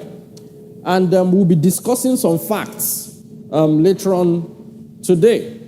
And I also want to So, website for direct our music. minds to this quote. For music, Because production and I distribution. believe that the biggest Promotion. issue and the Got it. biggest problem Okay, most so, business people face is the fact, and I mean, that's why we have a these wonderful are pastor in platforms this where you house. I can really love actually my pastor, right? discover I'm telling you. songs. You want to clap. I want to have Yeah. a bit of an idea of what Because the he's website is nailed about. it on the head. The things he said So, if I get it earlier correct, you're today saying new while he artists was will preaching, I think you should list listen some to of that the message again. new artists will Right? release some of their songs. Sort yes? of buttresses So what people can a discover man and try them out. Wilder blah, blah, blah. Emerson said, and this is one of my favorite quotes. He said, "What lies behind us?" Meaning your past, how your business has been in the past, where you were born, your background, all of that, and what lies before us, your future. No matter how grand you want your business to grow, right? And like I told you during the question and answer session, I am passionate about It growing comes back to the global same businesses. time old thing. If you do I not have money, believe you must that have time. every business I would can strongly become a global recommend you business. build That is my yourself belief, a list. right? Let's not play curate a small. list Let's play of big. all the major I'm telling you. He says what stakeholders lies in your behind us industry, and what lies before radio us are stations, tiny matters publicly compared to what lies available within us. platforms What that are the people can things discover that these lie things, within but you us? want to Our find belief out system the lies key within us. decision maker in How there we and are try and get their thinking email addresses. lies within us. The And every vision single of even time the you've future got that a lies batch before us or a list lies within us. of songs, so what is in you us, want to- of okay, course, so as there's this- believers, the I don't know Holy if Spirit anybody has heard of lies this thing within called us, Help a right? Reporter Out Can Parrot. direct our path, show us So what for to people do, who are trying tell to us build, how to go. Everybody might be it's a going PR right, and the Holy Spirit begins to prompt you to go mechanism, left. if you will. And it's a Essentially, massive a advantage, repository of right? all That lies within us. So public all of relations, what all lies news before, channels around across us, behind North us, America. this guy right? says they are The tiny matters moment compared you to get what into lies that within us. directory and they What does list that you mean? out, maybe We as need a to pay subject matter attention to what expert, lies you within get a us. lot of Is that eyeballs. okay? So essentially, for you Now, to so create let's get into something the crux similar. of the matter. In other industries, This I don't session, know they if said I should anybody has speak heard to of you Angie's about List. strategy. It's a very similar right? thing as well. Managing essentially- business strategy for exponential growth, blueprint for Nigerian business, a lot of very big words. But bottom line, what they want me to do in speaking to you today is to talk to you about how to develop a strategy for your business, and more importantly, how to turn that strategy into actionable steps that would help your business to grow. It is important for businesses to grow. Is that okay? And so in doing that, I again want to start by saying, if you are not growing, according to this guy, right, it is because you are not intentional. Because every growth is intentionally created. Somebody say that with me. Every growth is intentionally created. Every growth is intentionally created. The only time, say it with me, the only time that growth just happens is if you are dealing with a weed. If your business is not a weed, then you would have to be very intentional about growing. Growth does not just happen. Growth happens because certain things were put in place. Even if you plant a seed, maize or corn, as you might want to call it, yam or anything, people in the agricultural space will tell you, you add fertilizer. You make sure it's on the right soil. You make sure there is water. You make sure there is air. You make sure all of the things that would enable that thing to happen, the growth to happen, must be present, isn't it? Right? So growth must be intentional. And understanding that, I just wanted to talk to you a little bit about where we are. Since we're talking about Nigerian entrepreneurs, you and I, right? Even though we are thinking global, but let's understand our local context. So we live in a very interesting country. We live in a country that is regarded as the country with the largest African population on the face of the earth. Do you know that? Do you know that? So Nigeria has the largest African population, black people. The largest gathering of black people anywhere on the face of the earth is in the country called Nigeria. And this country is very diverse because lots of good things are happening in this country. You know, a lot of times people get distracted with the negative.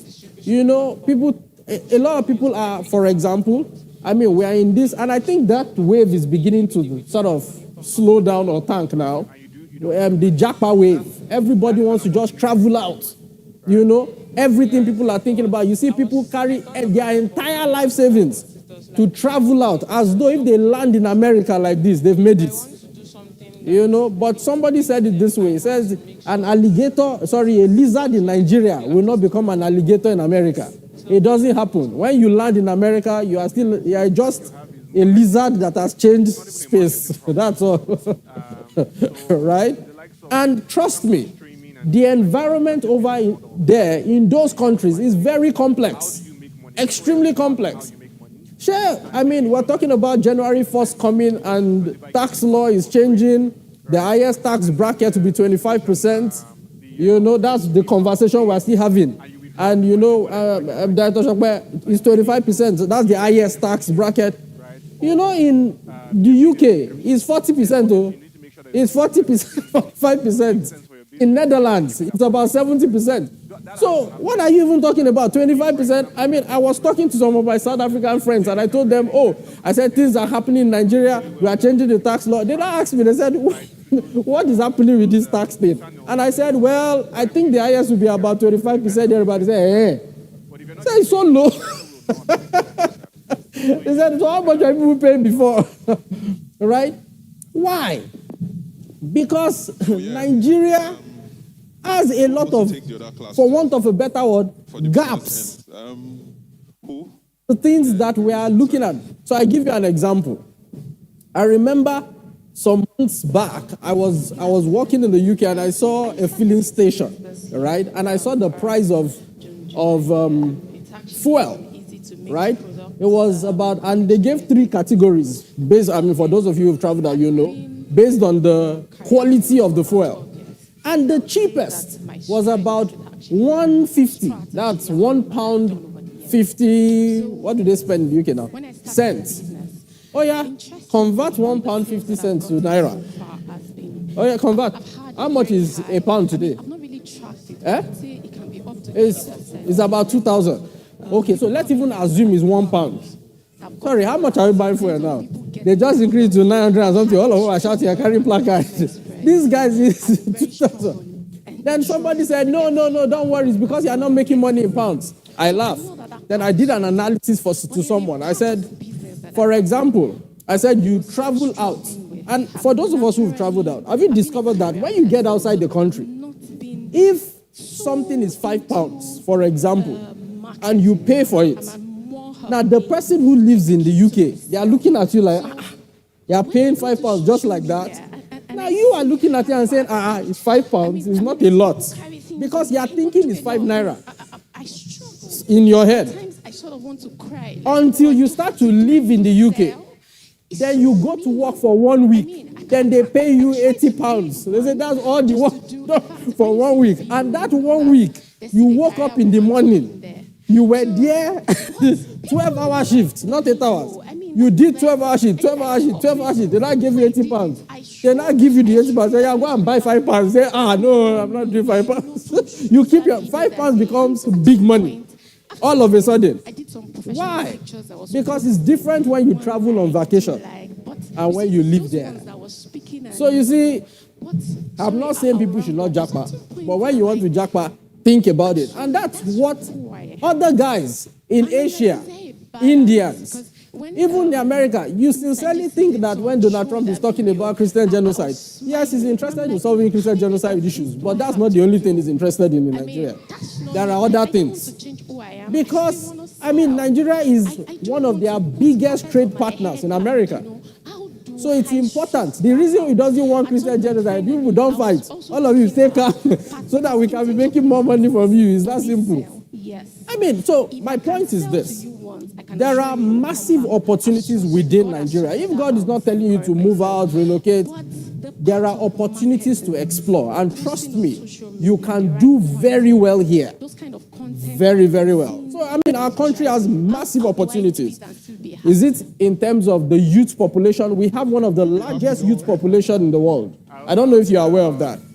Yes, massive youth population. Right? Massive internet penetration. People are beginning to use the internet a lot more in Nigeria. And, you know, urbanization is growing. Let me not bore you with all of this data, right? But what I'm trying to say with all of this is that there are massive opportunities in Nigeria. Having said that, let's now talk about strategy. When you hear that word strategy, I want to decompose this. Strategy simply means this is the definition, coordinated set of actions aimed at positioning a business to win and achieve its long-term goal. If I were to decompose that, strategy simply means how you plan to play. Think about it this way. You have two, for those of us who like football, how many people like I will football? give you 1 year free. Okay, how many people do not like football? Is pancake supply of for those pancake of us flour, who like to right? play football, Something like that. 1 year free watch supply of football. pancake flour. All I want When is you I want to be the get to face a of pitch, business, right? okay, was it last week? You know, maybe Monday or Tuesday, Congo beat us out of the. Everybody started abusing. What was the problem? Strategy. And they finished. The coach started saying that there was somebody doing voodoo. I said, well, guys, shut up, my friend. You played nonsense. Just admit it. Strategy. Strategy simply means how do we plan to play? So we are playing against Argentina. How do we organize ourselves such that when we play Argentina, we win Argentina? That is strategy. Somebody is going to war. How do we make sure that we fight this war in such a way that we win the war? One of the biggest strategy is how you plan to approach the market and win the market. How you plan to approach the market and get customers. How you plan to approach the market and position whatever you are selling in such a way that it would attract customers and then they can buy from you. Because until your customers are buying from you, you're not growing your business, right? Business growth simply means you are getting more customers. And when I mean more customers, it can be repeat business or new customers, but they are buying and patronizing you and patronizing you and patronizing you. You are making more money. Then you now have more money to do a lot of other things, like put structure in the business and all of that. So, sorry, what's this one? Okay. Sorry. Can you help me call them? I don't know. I started it out saying I Oh, want to build a small sorry? tribe of people. Yes, I'm back. My slide is. When I knew I was doing something right. The second what? Yes, it's here. Beautiful. Okay, the second one. Now, to develop, yes, back up. Thank you, sir. To develop a good strategy, there are 6 questions you need to ask yourself. And that is all I'm going to be talking to you about. 6 questions. And please write this down. 6 questions you need to ask yourself. 6 questions. And I call it the 5WH approach. 6 questions. The 5WH approach. Very, very simple and straightforward. And the first question is, why do I exist? And I'm talking about your business. Why does your business exist? That's the first question. And this question addresses your mission, your vision. Why does your business exist? The second question is the question, what do we sell?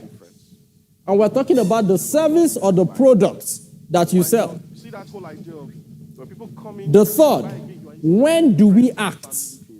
Timing. When do we act? Some people have a good product, but the timing of the product is wrong. When? Number 4, who are you building with? Who? And I'm talking specifically about your employees and your customers. Who am I building with?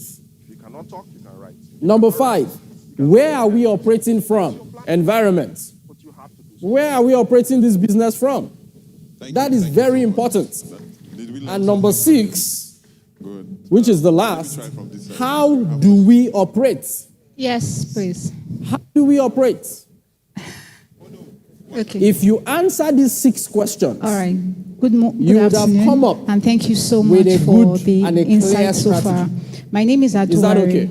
I'm a lawyer. Is that and okay? a legal Don't consultant. worry, I'll quickly try and go through each of them in some more detail. SMEs and growing businesses So why with do legal we exist? support. What do I mean One of by why do the we challenges exist? that I have been, witnessing so far You're since talking I've about been your working with mission, businesses. the mission is, of your business, the fact that the many vision of your of us in business, and the core Nigeria values. wait for Okay? issues to happen before And let we me run quickly out for just talk legal about support. this very quickly. And I've What is I've been your privileged mission? to work with a Your US law mission firm is- who, got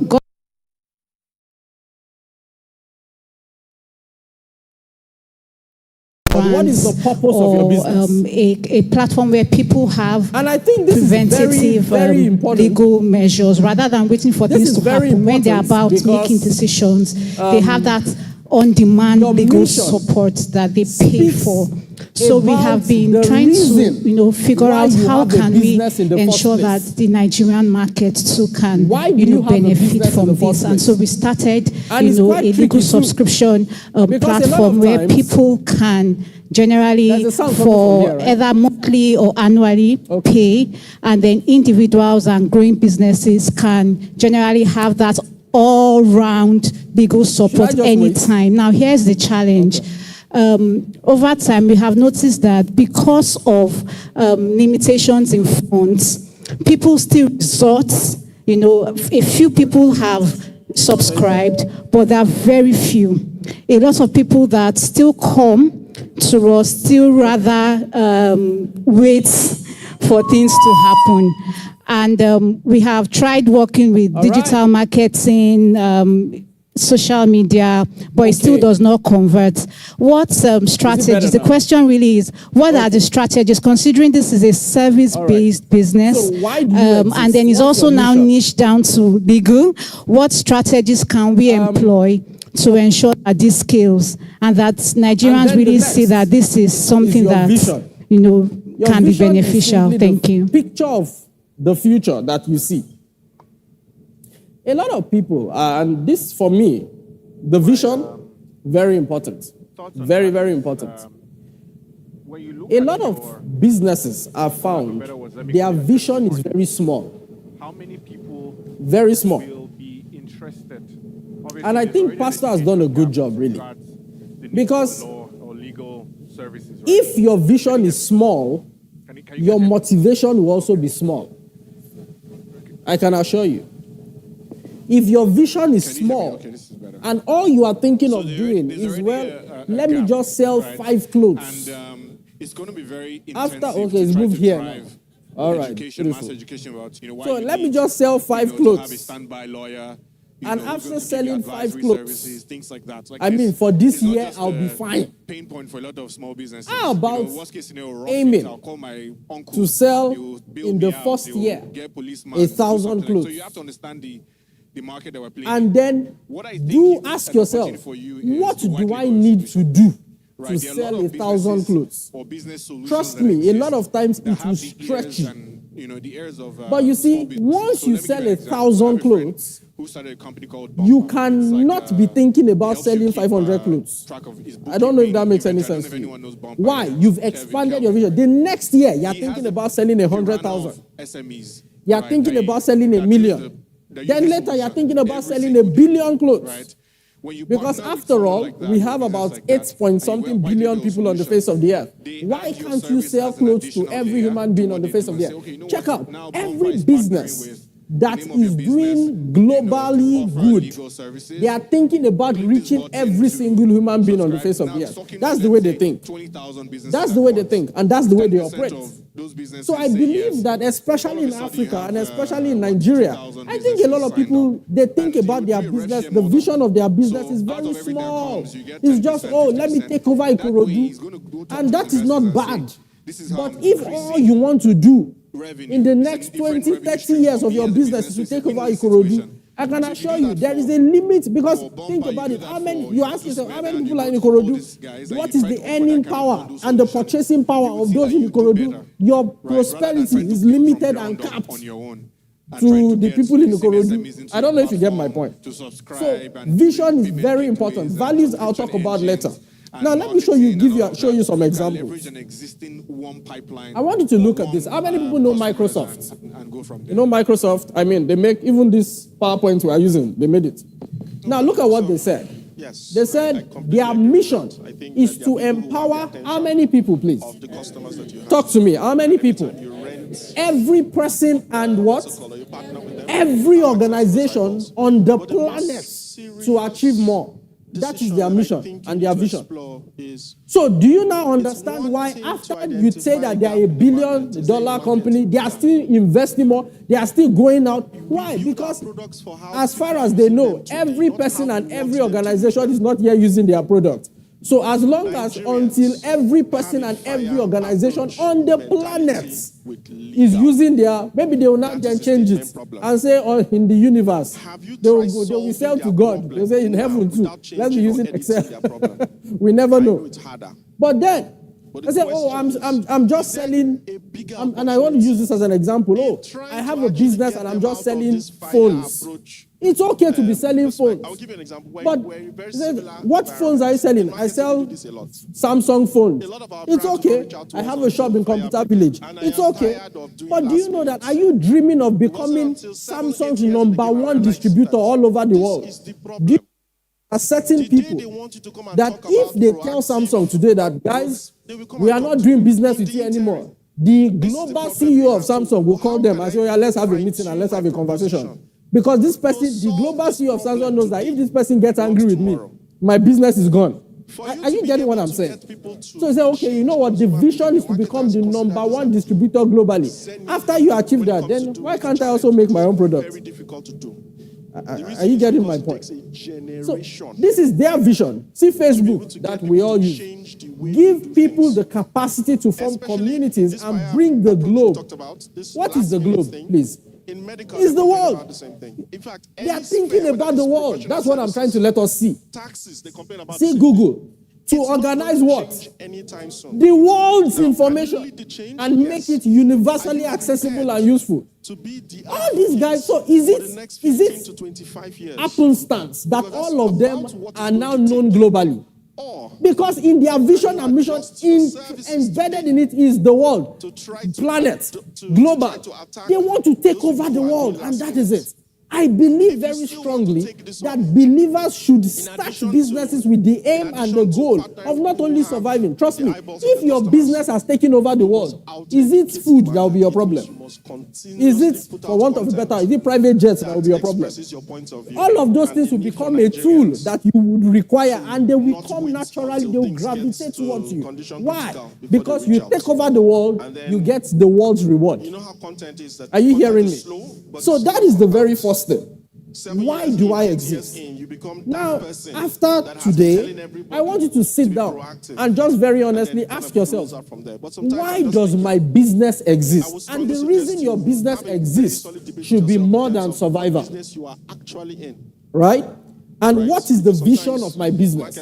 And honestly, personally, I would advise you that you should make sure that your vision is global, is generational, and it is general. It can serve multiple people on the face of the earth. Second question, what do we sell? What do we sell? Now, this is one mistake people make, and I tell you a story. Just before my wedding, right, I had earned money from my salary and all of that. I had 700,000 naira saved, and my wife did the budget of our wedding. And from the budget we were saying, we were going to spend maybe about 1.52 million naira or so. And I told my wife, I said, sweetheart, don't worry, I have a plan. She said, okay, what's the plan? I said, we're approaching Christmas. I said, I'm going to invest in buying, in producing, not buying, in producing greeting cards Because I said people send greeting cards to each other during Christmas and all of that. So my wife said, really? I mean, she always believes in me. So she said, okay, fine, go ahead. So I went, spoke to somebody. They designed about 3 or 4 different designs of of greeting cards. I went, produced. I spent the whole 700,000 producing greeting cards. My people. It was after we produced the greeting cards, I discovered that I was the only one interested in giving anybody greeting cards. People were not interested. But greeting cards, they were now sending messages to themselves. So immediately, and my wedding was in February. So immediately we needed divine intervention. And I learned a powerful lesson that day. That do not create products that you are happy about. Create products that serve the needs of the customer. Is the customer you want to collect their money? You are not paying yourself. You know, some people do that. You know, some people come to me and they say, oh, Pastor Josh, I have this product, this idea I want to do. And you can see that this person is so excited about this idea. Then I begin to ask, okay, so this idea, what solution is it solving for this person? Now I say, oh, I mean, I can now make soap. I say, wow, you can make soap? Say, yes. So I have some chemicals I've gotten out. They say, wow. I said, yeah, you're good. Though. I said, so what can this soap do? And the person is surprised that I'm asking what can soap do. Don't you know what soap can do? There is a reason I'm asking. I said, so what can this soap do?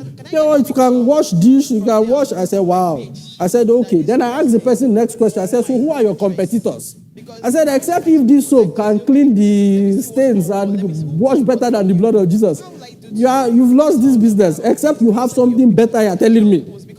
So, I mean, because there are, how many people know people making soap now in the market? Plenty. Because this person that is saying you want to make soap, so I now ask, okay, so how much would you sell your own? The person's price is 3 times the price of those that are in the market selling soap. I said, Oga, you will struggle, your friends will buy because they love you. Even me, your pastor, won't buy you. because it will be waste of money. Right? So from the beginning, because people do things sentimentally, make sure that whatever products you are developing to sell in your business is actually solving a problem for people. Are you hearing me? And when I say product, I mean I have this goods versus services continuum. What am I saying? Because sometimes it can be a good, it can be something. It can be a phone, something tangible that you can hold, soap, chair, something shoe, something very tangible. I would mandate it. That's what I'll do. Yeah. I would mandate it. Okay. Chair, any of this, right? Or it can be intangible. It can be a service. Oh, I can make hair. You know, oh, I can advise people. Oh, I'm into advertising, PR. Oh, it can be a service, something you can do. Now, if it is a product, hear me and hear me well. If it is a product, you must make sure that, number one, that product serves the needs of your customers or consumers. And 2, you must make sure that you are very intentional about the packaging of the product, so that it is attractive and it differentiates you in the market. Ask yourself a question: what can I add to this product that would make this product different from that of my competitors? Are you hearing me? If it's a product, if it is a service, 2 things I would advise. Number 1, make sure that you grow your own skill. Make sure you grow your own skill. Make sure you read. People shouldn't just buy from you because they like you. People should buy from you because when they engage your service, they are going to experience a level of excellence that they know they won't get anywhere else. Right? That's the first thing. Then the second thing, make sure that you have what you call an addition, value add to your service that attracts them. I will still go with the mandating. So it's extremely important. So what you sell. So look at it again. Now, the third, when do we act? And I mean, this is just a matter of timing. And I decided to, what I just want to, amongst a lot of things I can tell you about this, I'll just highlight this part. You see, if what you are selling, right? Product or service. You start out. There is a high tendency that you would not have 500 million people subscribe to buy your product or your service. So you start with one. You start with two. We call those the innovators, the early adopters. You start with 1, 2, 3. You know the mistake people make? The mistake people make is that because after 2 months, it is only 3 people that have come. They either give up or they begin to disappoint the 3 people. And then the 3 people are angry at them. Then what those 3 people are now telling other people about their business is that one is unreliable. Run. RUN. If you don't know what I mean, run. Meanwhile, what you should do is that if it is one person, serve that person in such a way that the person lives with an impression, that the person then goes to tell somebody else. Make sure you serve that person well. And then when we're talking about timing, sometimes people start up a business, right? A service. Say, I can make hair. Say, how much? And you want to charge exactly the way Bobby's hair is charging. You know Bobby's? Okay, the men can. Who knows Bobby's hair? All the people that raised up there, right? You want to charge Bobby's hair is somewhere in one hair. How much do they charge? Now, you want to charge the way Bobby's hair is charging. Okay, madam, relax now. There is a principle called seed time and what? Harvest. So timing is important. Know when you are in your seed season. Know when you are in your harvest season. It's very important.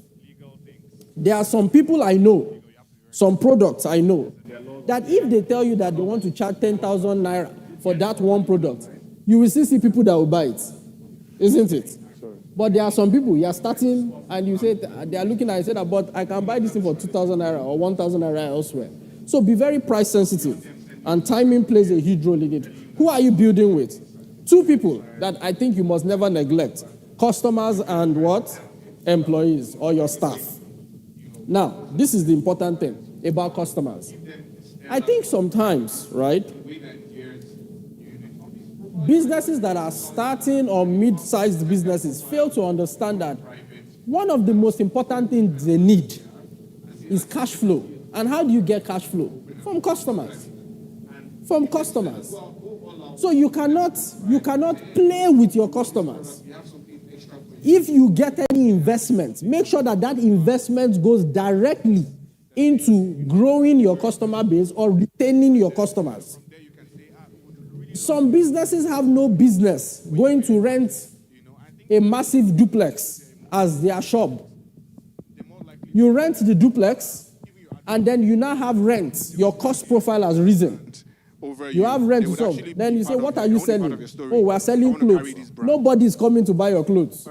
Even if you sell all the clothes inside that building, it won't pay the rent of the building. No, you're already in problem from the beginning. At that point, what do you need? Customers. So the first question that you should be asking yourself is, how do I grow my customers? How? And it's very simple. Some of the things that Minister JD said earlier today, all of the social media theatrics, all those things that you are going to use, engaging people, make sure you serve people. Serve people well, serve customers well, very important. And then your employees, make sure you hire people that have complementary skills. Are you hearing me? Don't see all this hiring my brother, my uncle. So in your business, all the people running your business are family members. There is there is nothing wrong with it. But make sure that those family members, they must be very good at what they are doing. No? They shouldn't be there sentimentally. Know that no matter what you do, you can't go chase us away. So we are here. And you are paying them. Do you understand what I'm saying? So make sure that you hire people that have complementary skills. Skills that you need to grow your business, skills that you need to move your business to the next level. I'll skip all of this. You're an agency, you contract the clients, you must have contracts in place. Where are we operating from? And you can simply do this exercise. It's a very simple exercise. It's a pestle analysis. Very simple. What is the political climate of Nigeria? What is the economic challenges we have in Nigeria? How are we intellectual socially property, in things like Nigeria? that. Because let me say see your this. customers. Any business you start will fall into this Get category. legal advice. Is either addressing the political landscape, A contract addressing economic challenges or issues, addressing social challenges, or serving social, so clothes, all of that will fall into social. Is either helping people solve their problems technologically, it can be legally, or it can be environmentally. That's what I've discovered. So you can quickly just pick your business and think about all of these things where your business is concerned. And I'm sure that you would come up with some very good answers. How do we operate, which is the last but not the least? Really, what is that question about? How do we do things, right? Make sure you have what kind of behaviors do you want to encourage within your business? And how do you want to go to the market? For me, this place is one of the places where, as Christians, we can depend on the Holy Spirit to help us. Because how you want to operate says how you plan to operate and how you plan not to operate. Are you hearing me? Got it. I figured. And don't do copycats for the sake of copying. The agency side, let me be honest. Make sure that you customize it to what works for you.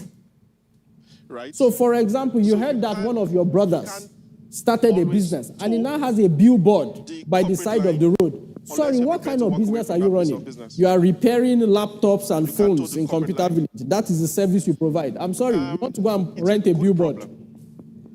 That's off. So if you want to do, so what do you want to do? Social media becomes a very good place to sell. How do you position yourself to sell? And to be sincere with you, I would say this as I begin to conclude. Make sure that you leverage professionals when you can leverage professionals. Opinion now, not facts. I'm telling you. Leverage it into something For example, I'm having conversations with you, sir. Ask for a bigger project. I'm having conversations and I've asked Director Shokwe, because they are tax experts. You know, I am not a tax expert. Do you understand? We don't have a problem so with it. However, it's important I go to talk to the experts. Accounting, in terms of you might not be. Yes, there's a level of your business where normal Excel will work and all of that, but at some level, even if it is your friend, there are some things relationships can get you that you don't need to necessarily pay huge money for. Go and talk to a friend in church, a brother that you know, say, please, I need some help. You are an accountant. Can you just even help me create a template? And you'll be amazed how much they can do. There are people that you will pay as little as 30,000 naira to. You say, you know what, I want you to help me manage my social media account. You are the Lord and Master. You want to post. You post in the day. You sell. You deliver the goods. You carry the bag. You go out to buy. Except you are prepared to walk away from the business. You are not an expert in digital marketing. Get an expert. Learn from the experts. Do you understand what I mean? And then scale your business. Do what you are very good at doing. And let other people do what they are good at doing. It helps your life. Very important. I'm going to share this with you. All of what I've said, I'm going to share it with you. If you answer these questions the way I've put it, what you'd have come up with at the end of the day is something called a strategy document that you can use. I'm going to share it, so I don't know. I'm going to share it. If you want to take a picture, you can, but I'm going to share it. Answer these questions. Good afternoon. Thank you so much. Diligently. You'd have come up with when they are done, what will happen is that you have clarity on how to position your business and how to go into the market and how to sell properly. And trust me, as you sell, what happens is that your business is empowered to then grow and then scale. It becomes extremely easy. Last quote from me. The only person you are destined to become is the person you decide to be. So the truth is that at the end, you can hear everything in this session and in the main session, right? Fast forward, but what is very important is who you decide to be, who you decide that your business will become. The traction actually. Thank you very much. So I don't know, and our competitor, so I'm open to questions the next few minutes. Any questions? That, anybody? Everybody yes, actually yes, have ma'am. that carpenter they reach out to. That's somebody. So we are actually at a crossroad of is this actually a need that people actually have? Good afternoon, sir. Or they are not ready to pay for it? So we don't even know what to you've do. done Like, most whether of you're talking my about education or something. personal So I don't know what should worries we do, or is about it my in business. Nigeria, Thank you so much, SaaS sir. model or something? And I want to ask, coming to my 1 minute. business, I want it to grow. It's not like I need loan or anything, but my customers, most of them business question. takes time to pay. Not a marketing question. Okay. I can have a lot There's of a money marketing part to outside, it. Yeah, I know. running in millions, and Some it can people take have built 2 months, software products, 3 months, and but they are sometimes it distributing it frustrates. in a Yes. So sometimes I'm like, how non-digital do manner. I break free? So the question Yes. is, Because I how supply many most times sites at have you Okiari visited? market. Okay. So How many demonstrations when I have you take the made? market Product there, they'll demonstrations like have you made? drop it to You come. should be thinking about it in Sometimes that they line are because not your app is selling, very and niche. I'm begging to get What you just talked about is Yes. nothing new. Technology disruptions Yes. is the same way. Okay, ma'am. Slack is having So the our same question problem. is that most of the times Sometimes our customers come up take with a time to competitor pay, and make it right? free. So she delivers, Right? and Now, then the idea before is they that there's a pay, 2 possibility months, you might 3 have months, pivot and she's struggling, specific right? use case And I get that.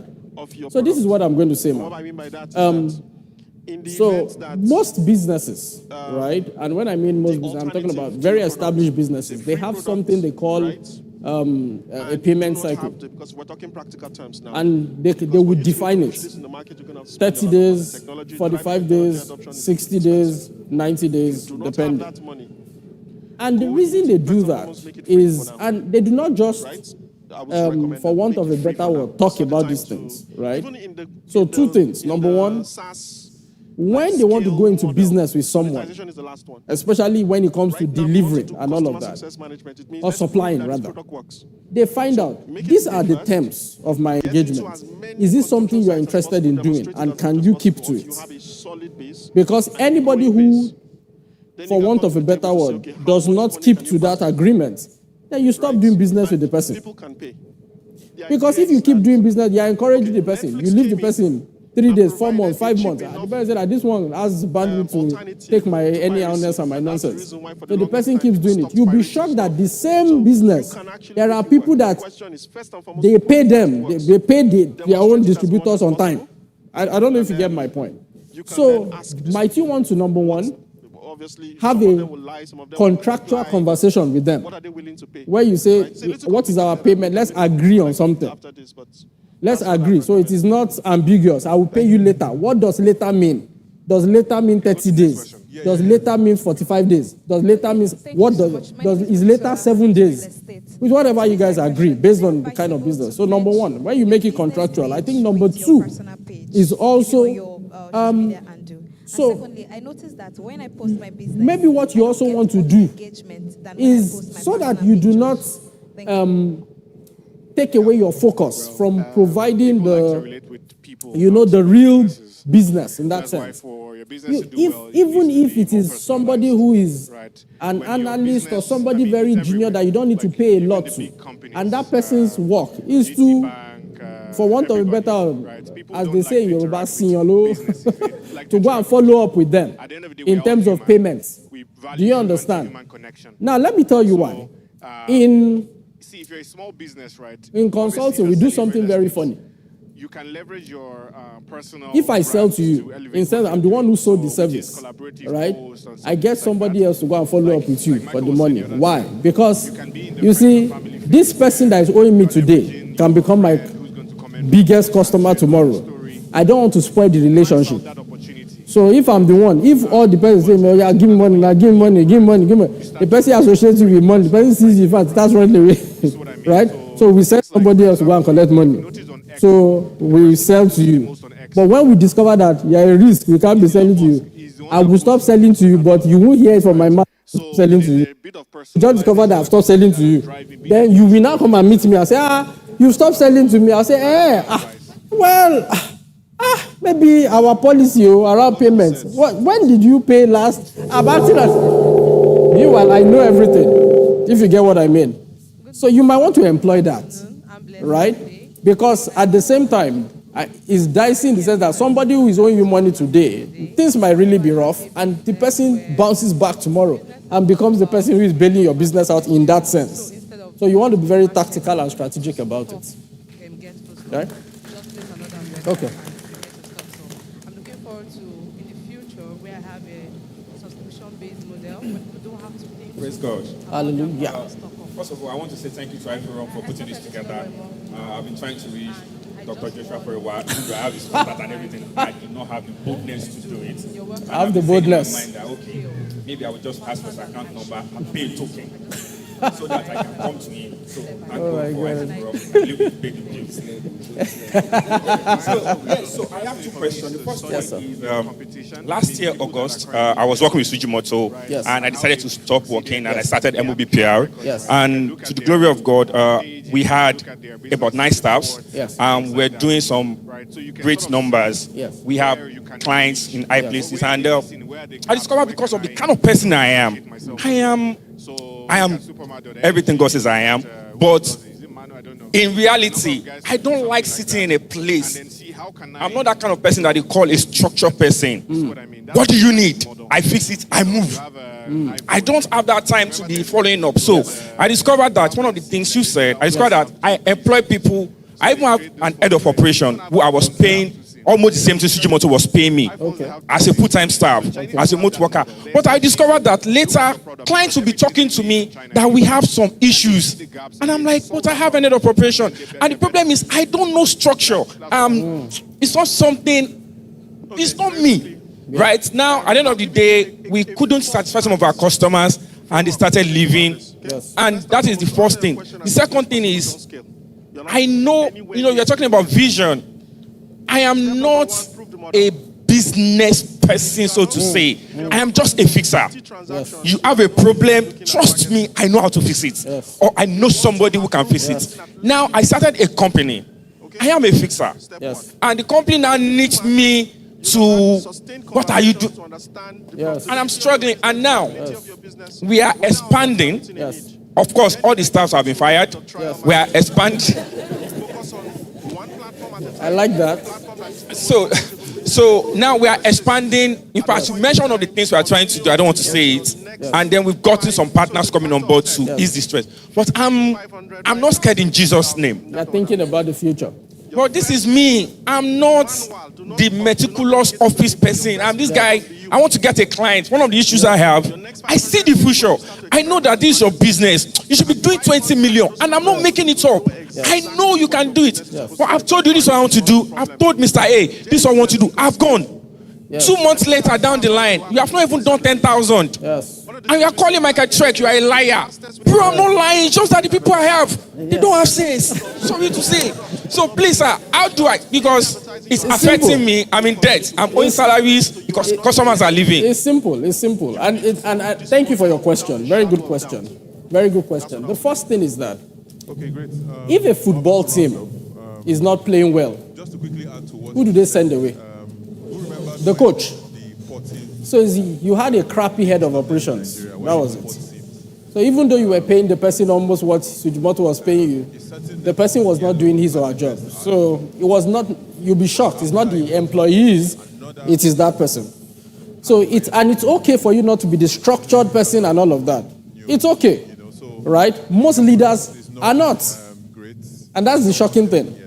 What leaders are good in is casting a vision, painting the picture of the future.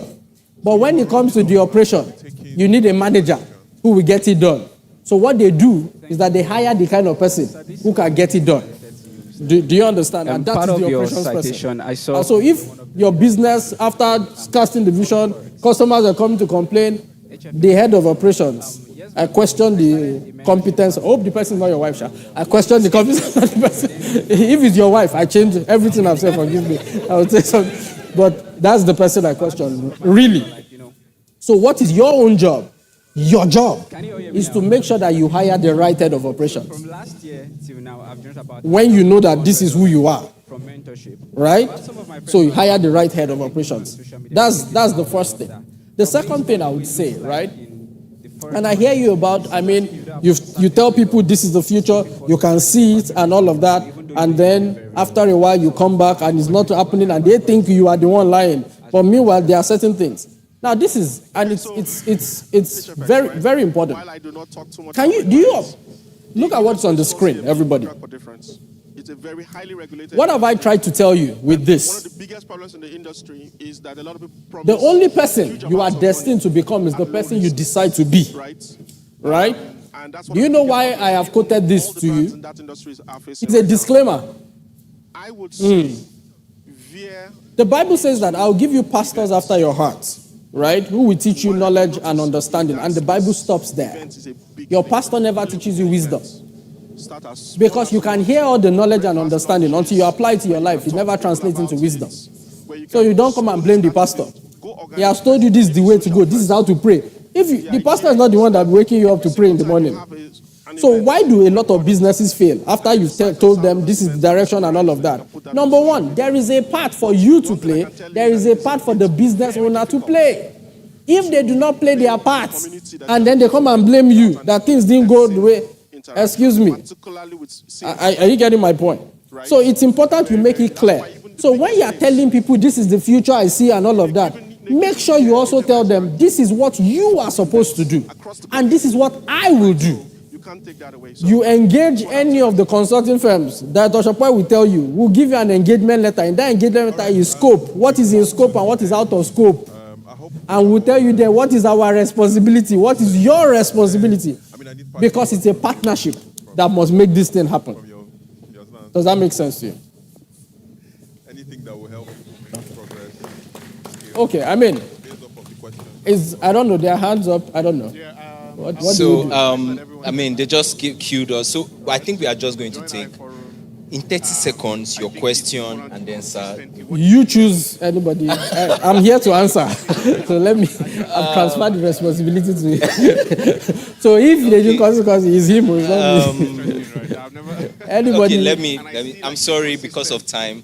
Please, 30 seconds, your question. Yes. Good afternoon, sir. Good afternoon, everyone. So my question basically is, in line with having a global mindset and scaling your business, legally, what are the documentations that you should have in place beyond CAC and all of those things? Other things that you should have in place for when you want to take bigger businesses up?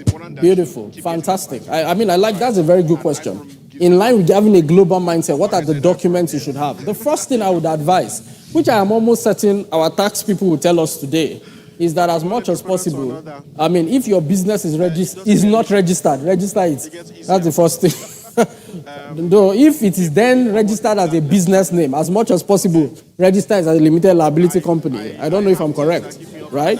Good, because it helps you. Then after you've registered, that is number one. Then number two, make sure that, and now from January 1st, this tax issue, it will become a serious business. Trust me, it's a serious matter. It's not a joking matter. So make sure that and because the way taxes are computed, trust me, you might not have the expertise for it. So what you want to do is to engage, they've created some cash cow for tax consultants to make money. So you need to talk to an expert, right? So that all your tax documentations are correct. There is a friend of mine that is starting a business in Canada, and he needed to partner with another business. And that business said, go and bring your tax record from Nigeria. Otherwise, we won't do any business with you. And so it's what it is. So make sure your tax records are straight, right? Very important. And then I would say to you that, it now depends on the field you want to go into. There are certain fields that you want to go into, and you need some certain, what they will call ESG recommendations, right? ESG reporting. Might not be for everybody, right? That's ESG, environment, social, and governance reporting.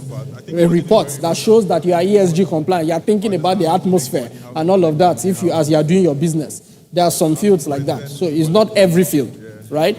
Another thing, make sure that no matter the field in which you operate, right, you have for want of a better word, a license. Any license, and let me explain what I mean.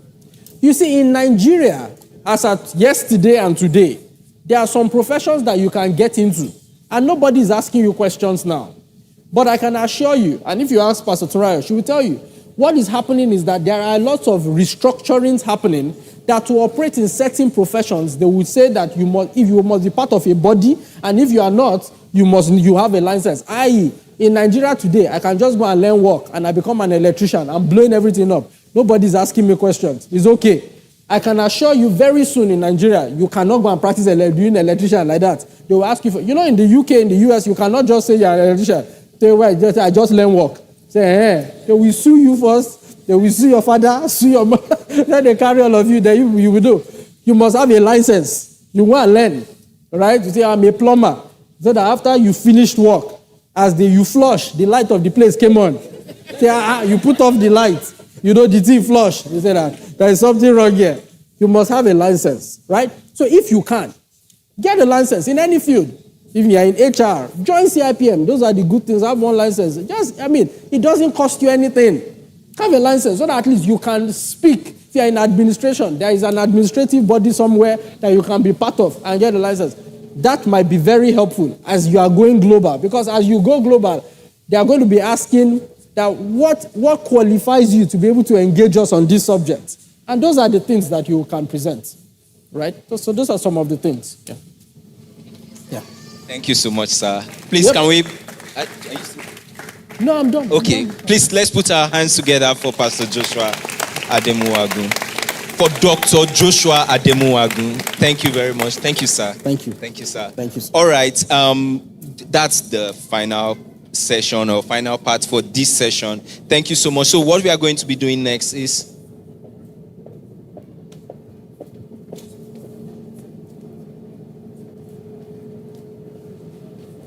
Okay, so we are going to go into the next session, so we would be moving back to our seats. Now, for those who have not gotten their food yet, you can just wait behind. But if you have, you can just take your belongings and let's move back to because we are going to the panel session next. We are going to the panel session next. Let's once again put our hands together for Pastor Joshua.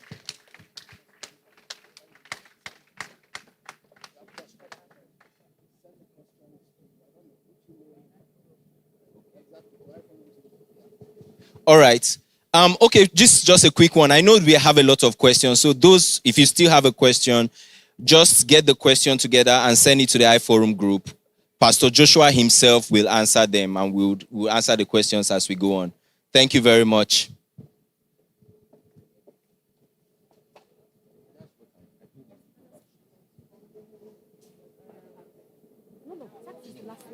Funding and access to opportunities for growth for SMEs. Yeah. So, who is moderating the session now? Sister Mide. Yeah. So, you just follow the other.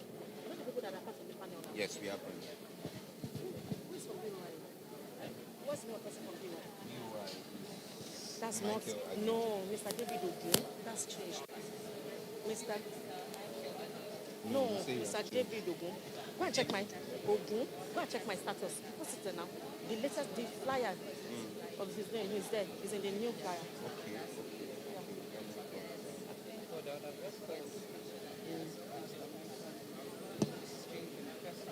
The first one is changing. David Ogun. Okay. And then we have Olu. Then we have Olu Ebube. Check the status. Maybe you should use that one. We have Olu Ebube. Private equity. Is it the people that have not eaten at the city? Yes.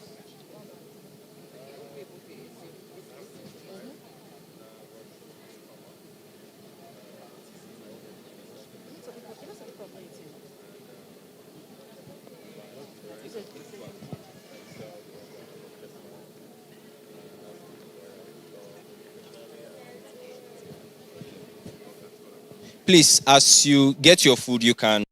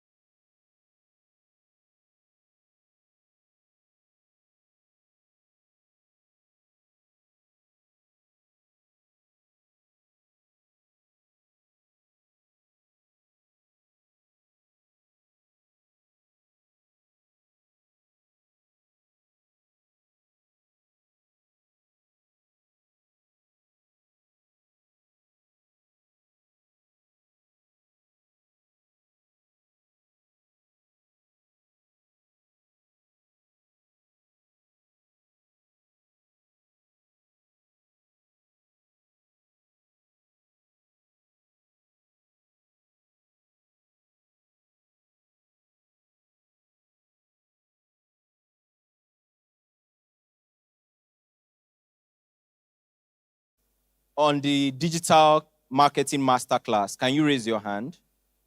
If you were at the digital marketing masterclass, please raise your hand. I can't see any. Nobody was there. All right, beautiful. If you were at the business strategy masterclass, can you raise your hand? Fantastic. It looks like there were more, or is it that the ones at the digital marketing, they've not arrived? They are on their way. Okay, so I want us to do something quickly.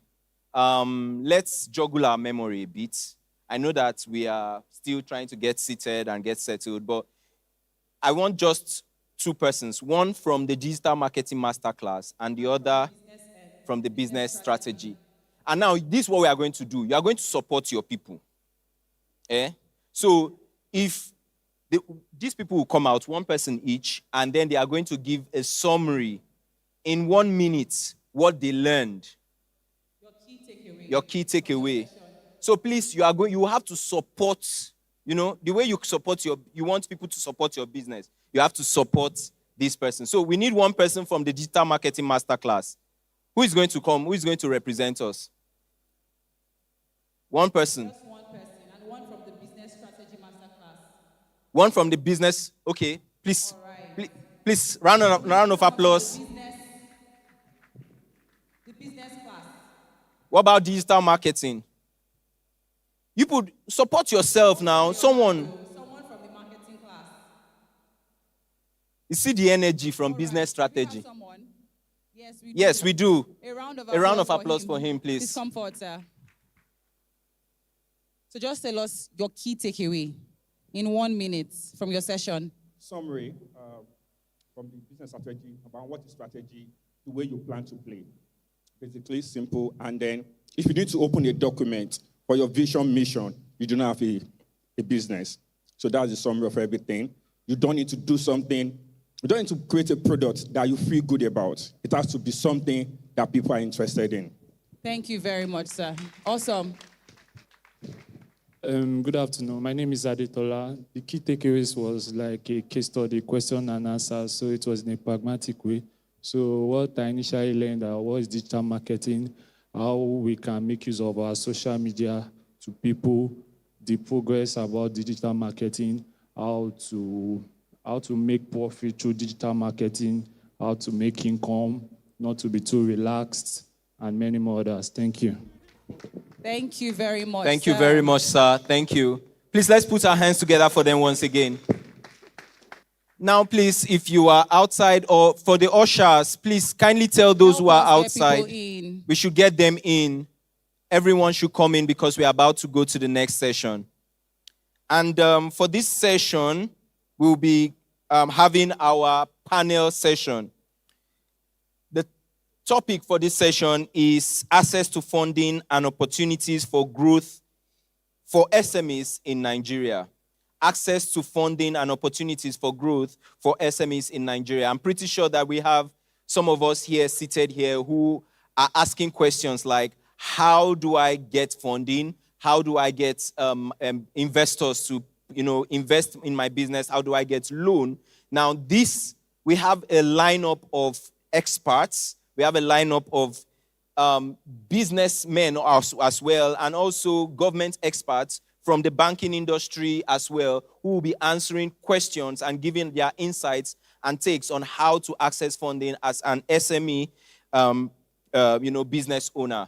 So for the first person on our list, one of our panelists, we have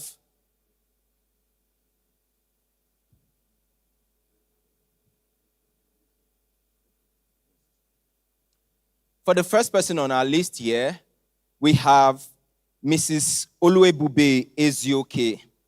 A round of applause for her. My apologies. As we listen to her citation. Let's listen to her citation. She's a seasoned investment professional with over 8 years of experience, spanning private equity, venture capital, strategy, and financial advisory. She currently works at Perrod Capital, where she plays a key role in driving investment origination and execution, portfolio value enhancement, and strategic fundraising initiatives. She also contributes to governance as a board observer on selected partner companies. Prior to joining Perrod, she worked with Enzo Krypton and Company, advising businesses on strategy, due diligence, and capital raising. She also gained valuable exposure to technology investment through corporate venture capital engagement, accessing high-growth startup opportunities. Ladies and gentlemen, with a round of applause, can we welcome Mrs. Oluebube Ezeoke. Please, let's keep clapping as she comes on stage.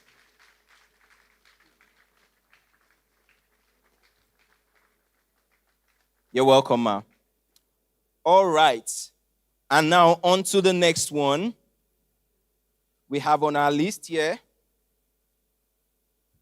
Mr. David Ogun.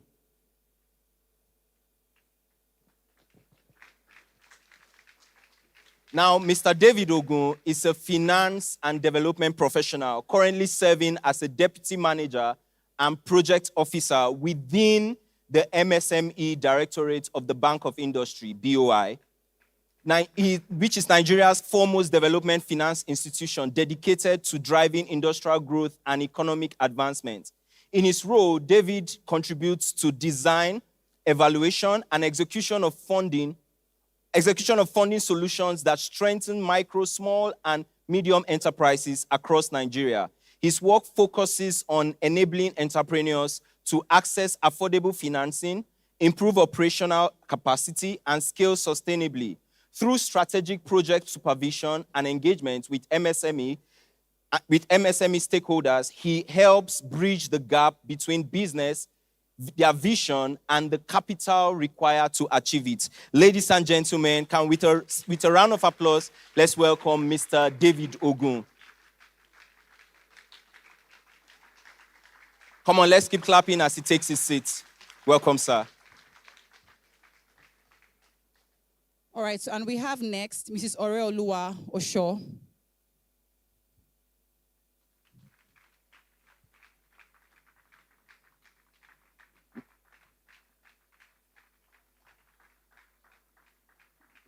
She works with Nexim Bank. Okay, the citation. All right.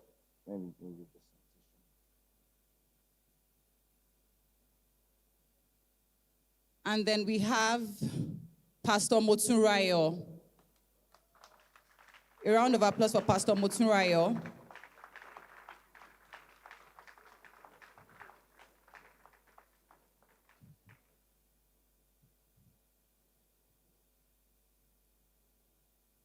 So Barrister Motunrayo is a legal and business professional with over 12 years of experience supporting enterprise growth through public policy advocacy, stakeholder engagement, and human capital development.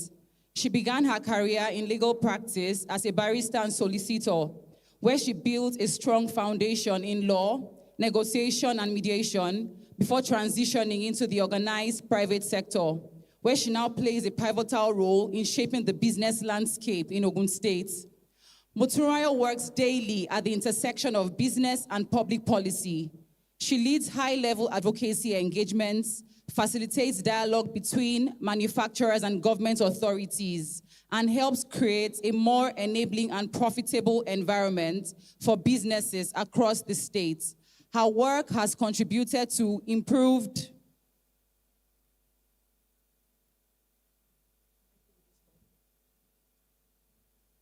All right, so a round of applause for Pastor Motunrayo. And then we have moderating this session, Mrs. Mide Onosonya. A round of applause for her, looking delectable and beautiful.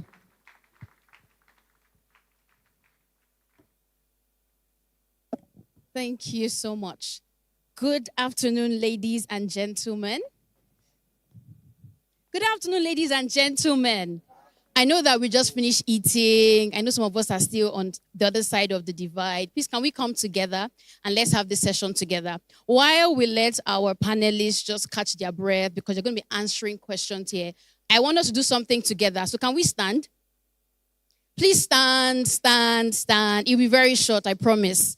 So there's this thing I do in my house. I sing a song and I say, I am rolling. So when I say I am rolling, you tell me what currencies you want to be rolling in. So if I say I am rolling in dollars, rolling in euros, rolling in pounds, rolling in yens, do we get it?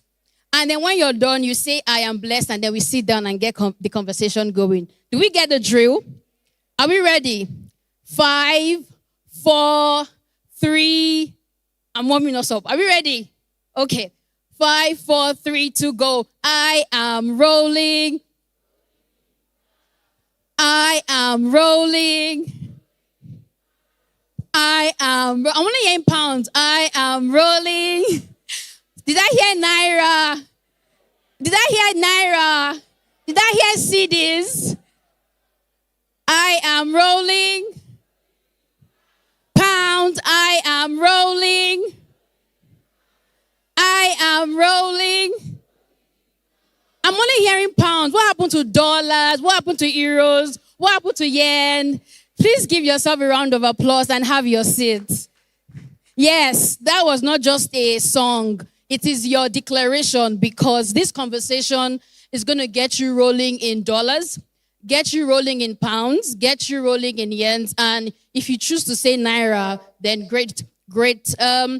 We are very blessed and privileged to have a distinguished panel. I must say to you that we have our distinguished panel from BOI, from Nexim. We have someone from the Manufacturers Association of Nigeria. And this is big deal. One more time, as you're seated, could you give a round of applause? Okay, and it's 7%, all inclusive, 7%. And you could apply for between 1 to 5 M, or if you want to go higher, between 5 to 10, or you could go to 50. Okay, thank you, sir. So when people hear 5%, 7%, 7%, so it means I borrow 1 million naira, or BOI gives me a loan of 1 million naira, and then I pay back. Could you break that down for us so that everybody kind of has like a picture of what that looks like in real time? So I want to, for example, and I'm asking this question because it's festive period, right? And we're looking at, serving the dirty December market, as we usually would call it here. But it's definitely an opportunity for a lot of young businesses to make more money. So is this BOI opportunity? I know that it closed last month, but is this something that they can, possibly leverage? Or when can they, get this unlocked, either for the future or now? Well, if you must know, banking requires documentation. Once you have your documents ready, everything is set to go. And at BOI, what we want to know is the impact your business is going to make. We are not looking at profit. We are not a profit-driven organization. We want to stimulate the economy. We want the economy to move. So we are not like other people that want to calculate the profit. What we want to know is that your business, does it make impact on the economy? And yes, a lot of small businesses, as we call them, make impact, sometimes more than big businesses. Oh, we have people we give loans of 1 billion naira to. It's true. But we also recognize that if you give, small businesses loan of 5 million, like 20 of them, that's just 100 million. Maybe each of these businesses supports 5 workers on the average. And do you know how many families we're talking about? They're multiplied by the numbers. So we want to make impact. That's what the government wants, impact. So yeah. Okay, thank you very much, sir. Are we following and are we listening? Yes, if you want to give a round of applause, please go ahead to do it. Thank you. So I want to mention that we're going to be asking questions. So if you have any questions around financing, opportunities that are available to young, fast-growing businesses, please write it down. We'll take them in a few minutes. So I would go over to Mrs. Moturayo, Barrister Moturayo. So for some people, hearing man is the first time they've ever heard it in this room. Could you tell us what is man about? What do you do? And how does what you currently do support MSMEs, regardless of their size, their monthly revenue, and what they're currently doing? Thank you. Okay, thank you very much for this opportunity. And I would also like to say thank you to Pastor Schollah and Pastor Abigail. Thank you, ma'am. And Pastor Shadi, thank you so Please, much. can we give a round of applause to our leaders and our pastors? We can do it better. No. Thank you, sirs and ma'ams. Okay. Manufacturers Association of Nigeria is focused on companies that manufacture a product. So you take it from the raw materials stage, you add some value to it, and it becomes another product that someone can buy at an higher value than the initial product. So we are focused on helping such persons who are into such enterprise. But there's a catch. For us as man, your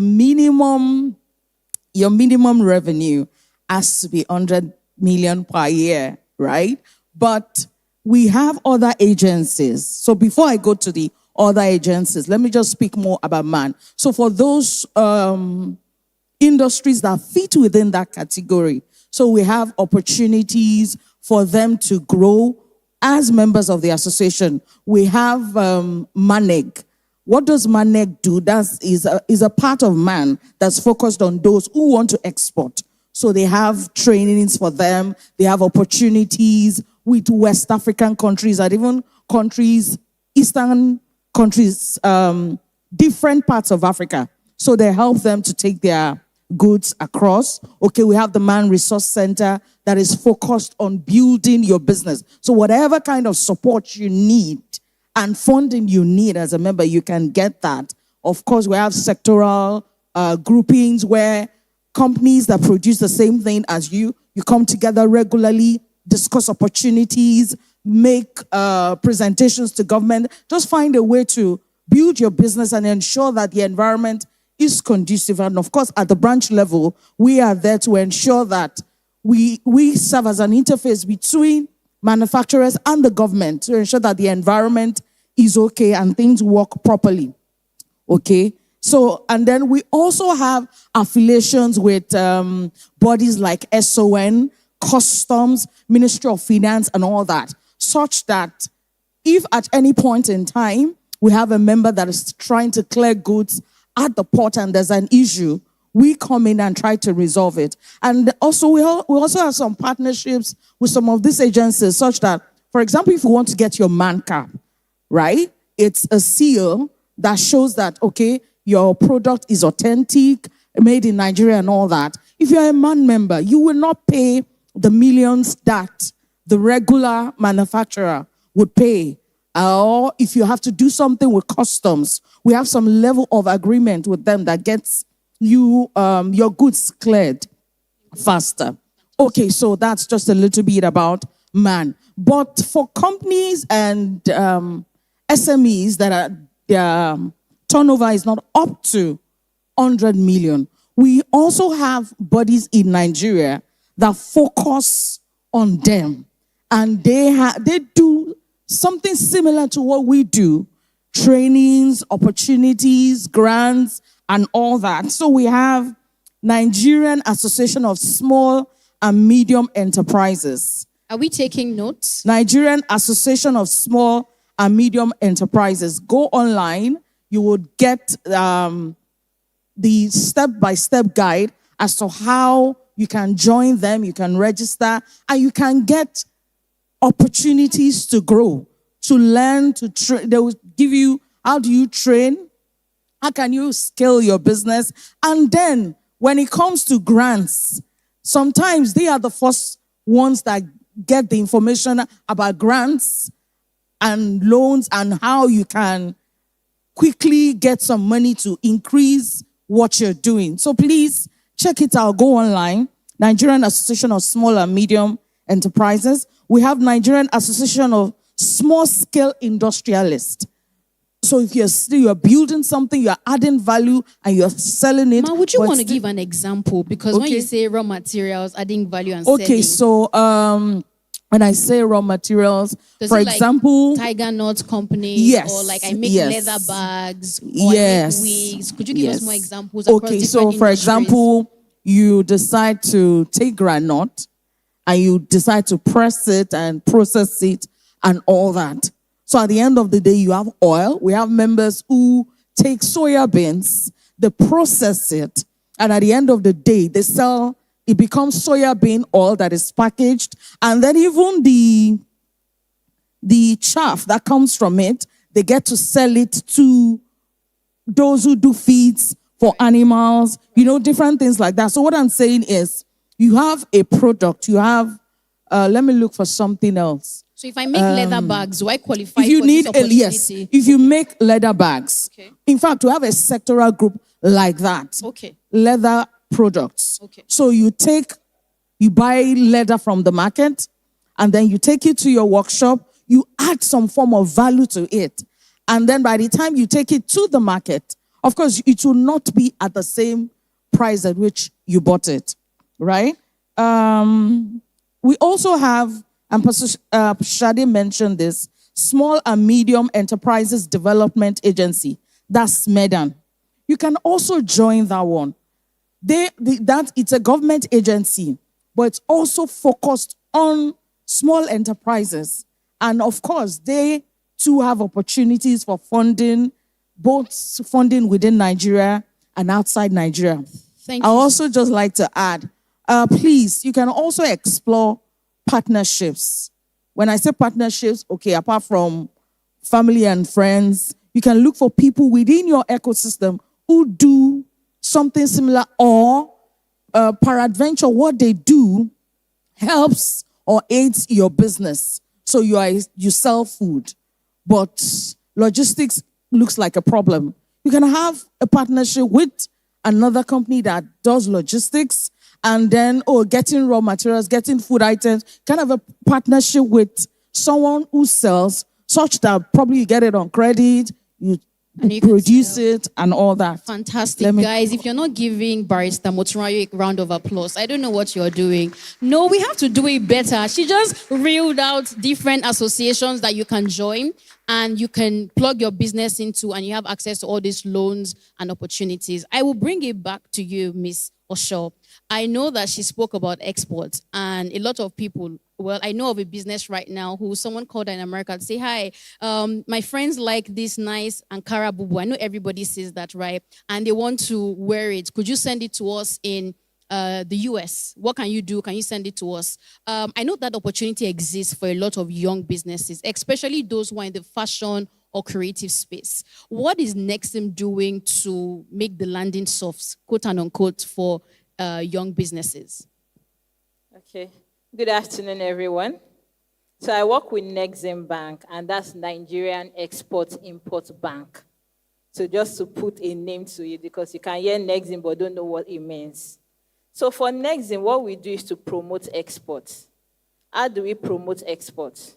Through providing funding, risk-bearing facility, or advisory services.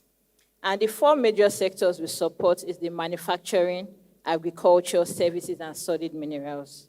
So like the example she gave, if you are in the fashion space, that means you are into manufacturing, right? And now you have a customer outside Nigeria that wants to buy your product. Nexim can come in that regard. We provide funding for you to, produce those fashion items and sell to your customers. We can come in there. And Madam Motunrayo mentioned MANEG. That's the Manufacturers Association of Nigeria, the exports group. So for Nexim, we deal with exports. So you must have an export content to your product before you can access Nexim. But I will also add that if you are also doing value addition, for example, you see people pick plastic pets, right? And they are supplying that plastic pet to companies. Those companies, at the end of the day, process it into pellets and they export it. Some of those plastics are used to produce new bottles, or they are used to produce our fabrics. When you see polyester on your fabric, it is the plastic content that is there. And Lagos State is saying, I don't want to see, one-use plastic products. Now, how can we continue to recycle our products? I'm giving an example of businesses that people can look into. Fantastic. Because you can be playing along the value chain and also come to Nexim. Because we are seeing you as a process to the end result that is being exported in the country, out of the country. So you are enhancing the capacity of the final exporter. And that helps you also to build your capacity. I was happy I came for the earlier session. They spoke about structure. You can't just wake up today and say you're coming to Nexim. I want to know who you are as a business. What have you done? So if you are playing in that space, you now say, okay, Nexim, come and finance equipment for me. I want to start processing plastic into pellets. You have shown me your track record because your business must speak for you before you speak to me. I must know your numbers. So that's where Nexim comes in. Like BOI, we are development financial institutions. So he has said Glow is giving you 7%, but Nexim is giving you 9%. That's you are not doing so bad. Right? Should we be running away or be coming to you? No, you should be coming to us. Because for Nexim, we have products that tailor towards the SMEs. Okay. Right? Could you list them? Yes, I would. We have the small and medium enterprise export facility. And we have one that is tailored towards women and youth export facility. And when I come for programs like this, I always see lots of women and I'm excited. Why? Because women are the ones that, the higher percentage of people that repay loans are the women. Fantastic. Please Women, give yourself a round of applause. So I know that I have a potential customer here. Women, let's do it better.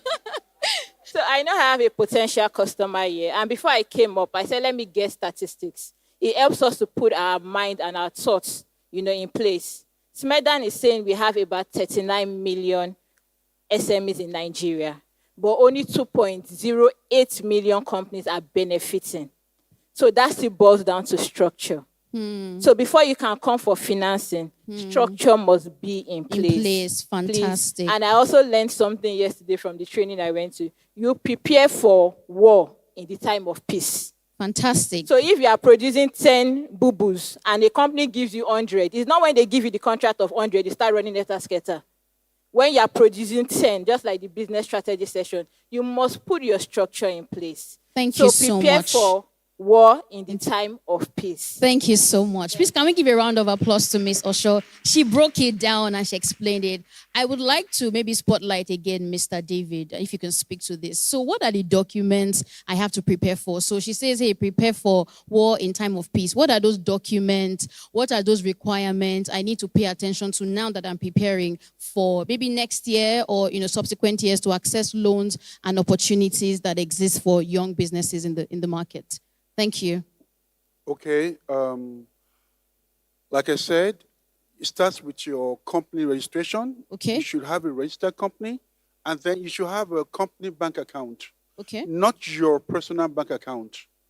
I think most of the financial institutions, we don't like paying to personal bank accounts. We like paying to company bank account. And it doesn't matter if you have a small business. We go to any of these banks, GT, Zenith, EcoBank, Kuda, whatever, they would register your company. They give you a bank account, so you should have that. Then your bank statements.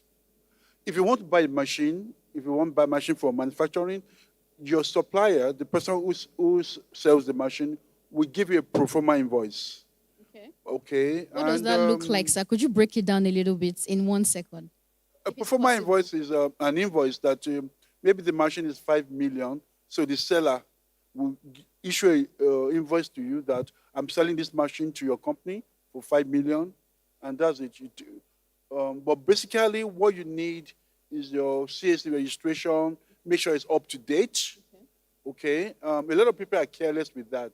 Maybe they registered a company, someone registered a company for them many years ago, and they don't keep up with renew their subscriptions. Yeah, which is wrong. Okay, so that's basically that, and every other document will tell you. It's something you can get. It's not difficult. Fantastic. Thank you so much. So can we list the documents he has? Great. So can we go over the documents he has mentioned? What's the first one he said? Let's do it together now. CSC. Okay. What's the second one? A company account. What's the third one? Sorry?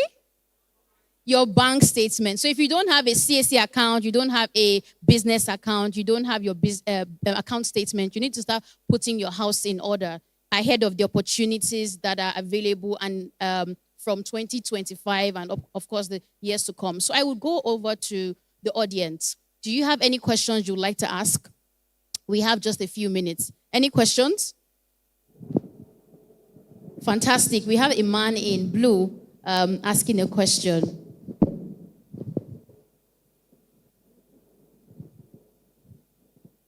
Praise God. Okay, Hallelujah. my question is simple. Okay, for somebody who has a business and the business is new, and in the past, the person has kind of mixed company's money with personal money. And now he has restructured, he has an account department who looks into the books, but the money are not coming in yet. You know, unlike when he was still missing personal money with business money and all that. So can that person approach you because the book is not booking? Okay, are you directing this question to BOI to say, can we approach you regardless? Even though my account was in a mess, now I've clarified everything, I have everything sorted. So, sir, can he approach you? If he wants to come knocking next week, can he approach BOI? Yes, he can. We would, on some cases, we can take the personal bank statement. We can. And that doesn't mean that he shouldn't still he can have a company bank account. You can take his personal, especially for startups. If you're starting a new business, you are not an old business. Sure, you don't have a record. You're starting a new company, so we will take your personal bank statement. But then we look at your capacity. Capacity is very, very important. Okay. If you are, we also advise. We just don't give out money. We advise. We look at we run some tests, financial tests. We look at what you are capable of managing, and would advise you to stick to that. Fantastic. So basically, he will take your personal statement. Do you have a follow-up question to that? No, you didn't get the question right. So the question is, there's a company account, okay, which I am the signatory to. I'm the signatory to the account. So when money comes in and I'm broke, I just slide into the company's account. That's what I'm saying. So if money comes in there right now, I'm moving into my personal account straight because I do not have the bank app for the business account. So I just go to the nearest ATM or POS. I just move the money to my money point so I can. So basically, they said don't mix your personal. I think that was the first thing one of our panelists said, or someone has said it today. Don't mix personal funds with business funds. I think that's important. So even though he does that, is there a way out for him? Or no, there's no way out. Let's not do this. There's always a way out. But like we all know, it's better not to mix personal funds with business funds. There's always a way out. Yeah. Okay, so there's a way out. Maybe you could go to the BOI website or have a chat with any expert who can just guide you through. I would like to close out this conversation with Ms. Oluwebube. I know we've been talking about, grants and loan and, BOI, Nexim and everything. Are there other non-monetary opportunities that are available for businesses that they can unlock? Are there memberships? Are there accreditation? Are there fellowships? Tell us, could you reel out maybe some things that we could be paying attention to? Even though we're looking for money, we're also looking for opportunities as well. Because sometimes the person who you want to meet for funding is just right beside you in another fellowship that you attended. Could you just reel out some of those opportunities for us? Thank you. Thanks. So, yes, there are. And there is a lot of it. But I'll try to limit it to a few options. Perhaps two options. One is accelerator programs. There are a couple of them. If you think about the Tony Elumelu Foundation, it's like an accelerator program, even though it has a lot of people in it. The second is I'll give you an example and then I'll maybe state the name because the example helps it stick.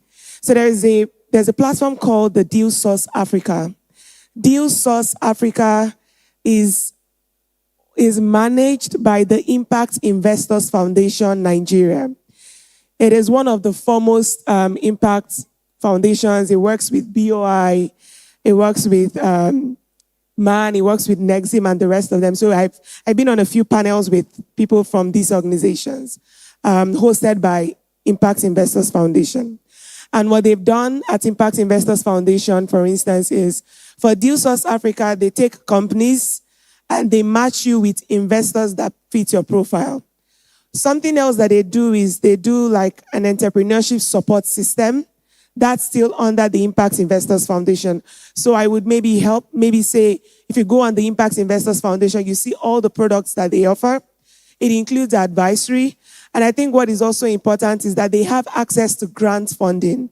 So that's the second. So I was going to say accelerator programs, grant funding by foundations or organizations. So Impact Investor Foundation works with GIZ, for instance. They work with a couple other organizations that want to provide grant funding to businesses, but they don't want to do it directly. So they have to go through a platform where it's vetted and it's managed. So that's one of the things that they do. So to summarize, I would say accelerator programs. Top of mind is the Tony Elumelu Foundation. I know there's also MasterCard. There's that program with them. But then on the other side, most of the topics that have been discussed today, whether it's sectoral, so sectoral will be healthcare, agriculture, manufacturing, job creation, name it. Most of them typically fall under impact. So you need to look out for maybe impact fellowships, impact foundations. The topmost, as far as I've known, is the Impact Investors Foundation. And they have like a list of supports that they provide: funding, advisory, and even connection to other businesses that offer what you need to grow. Thank you so much. Barrister Muchumai, would you like to say something to that? Thank you. Okay, I just wanted to add something to what Mr. David said.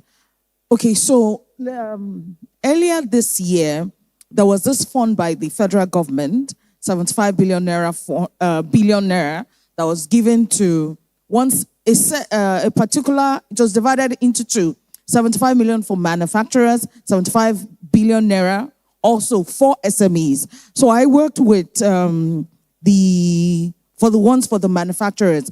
And so in discussing with them, one recurrent thing I kept hearing from them is that many people borrow money from different sources and they don't get to pay back. And so that is one of the reasons why if you ask for a BOI loan, even if you meet all the criteria, if you have borrowed money somewhere and you've not paid back, BOI will find out.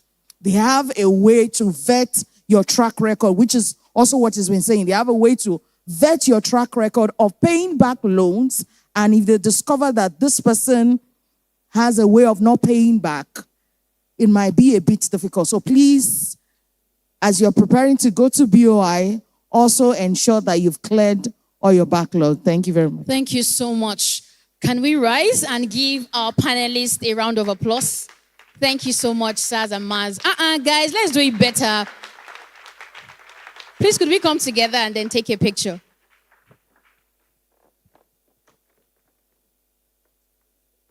Are we good? Thank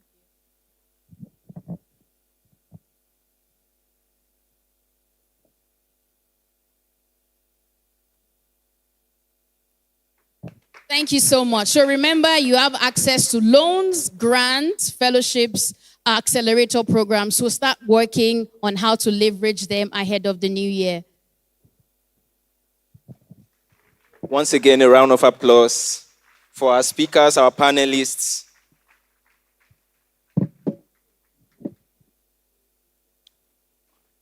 All right. Are we enjoying the session so far? All right. So we are going to the next panel session. Don't worry. I'm sure you are wondering where's the co-host. She's around. You will know why I'm the only one up here. Okay. So to the next session, we are going to be talking about tax. Understanding the new tax laws, practical implication for businesses. How many of us are confused as to what is going to happen next year? Please raise your hand. Be honest. So there are some people that are not confused. Please come and see me and explain everything to me. But you don't need to do that because we have seasoned experts from FIRS. We have people from different parts of the tax information, understanding what tax is all about. First on the list here is Mrs. Adesope Oko.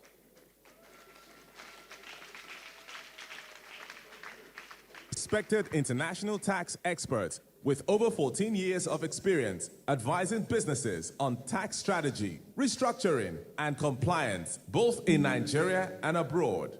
She began her career at KPMG, where she spent 5 years delivering tax compliance and advisory services to clients in the oil, gas, and energy sectors. Since then, she has risen through the ranks in international tax practice, serving as senior consultant, manager, director, and now partner in one of Nigeria's leading tax advisory firms. Her expertise spans cross-border tax planning, business restructuring, mergers and acquisitions, transfer pricing, and helping companies stay compliant while optimizing performance. She has advised multinationals and high-growth SMEs alike, and also served at the New York Pan-African Tax Desk, where she supported African businesses with global ambitions. Adeshokwe holds a degree in accounting and taxation from Covenant University. She brings global insight with local relevance, translating complex tax laws into practical strategies for businesses. Ladies and gentlemen, please make welcome Adeshokwe Oku.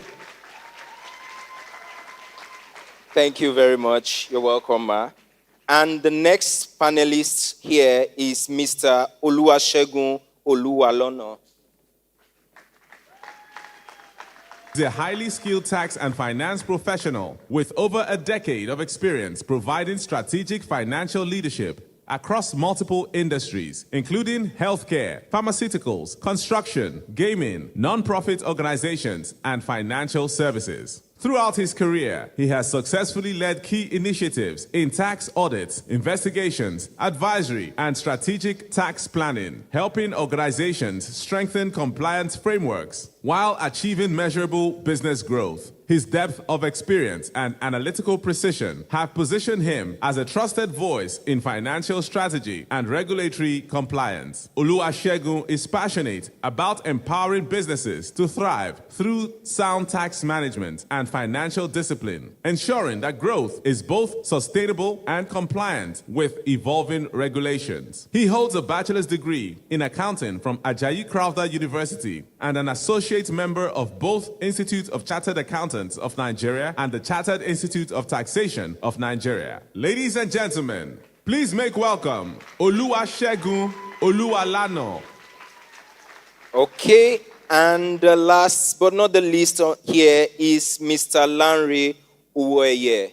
A round of applause. Uwoye is an accomplished tax professional and strategic public finance leader with over 13 years of distinguished service at the Federal Inland Revenue Service, FIRS. His experience spans key sectors, including telecommunications, oil and gas, and financial services, where he has consistently demonstrated excellence in compliance, leadership, and policy development. He currently serves as Assistant Director of Tax at FIRS, leading the VAT and electronic money transfer levy function for the financial sector at the Large Tax Office, Non-Oil Financial, Ikoyi. In this role, he oversees major compliance initiatives and works closely with financial institutions to ensure effective implementation of fiscal policies that strengthen national revenue systems. Lanre's leadership is backed by a strong record of results. He was recognized as Most Valuable Staff of the Year 2023 at MTO Telecoms and Broadcast for his outstanding contributions to compliance improvement and team performance. He also plays a strategic role in shaping tax policy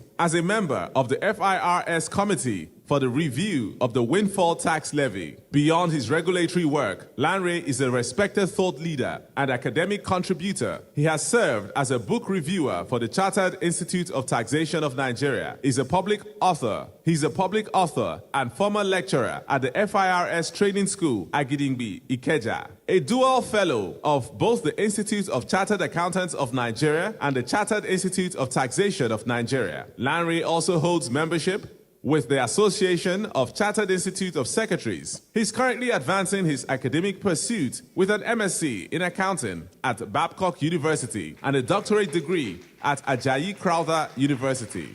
Ladies and gentlemen, please make welcome Lanre Uwoye. I think we can do better. You know, when they read citations like this, I'm always feeling like I should come and be paying, seed, just so that I can be like, it's not easy. All right. And our anchor for today's panel session is none other than the delectable Minister Tracy Afolabi Johnson.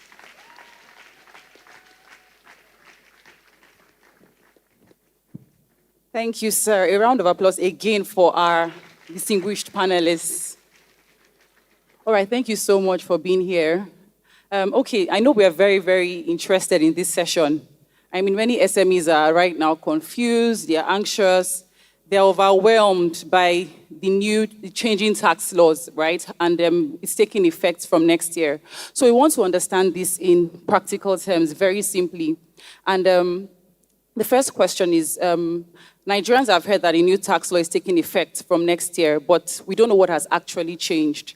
So can you just tell us in simple English, what are the key changes that every SME must be aware of from next year? And I think this would be going to Director Shokwe. Thank you. All right. Good afternoon, everyone, and thank you so much for having me here. Special appreciation to our senior pastors, Pastor Schollah and Pastor Abigail, and to the leadership and pastorate of the iForum for putting such a fantastic program together.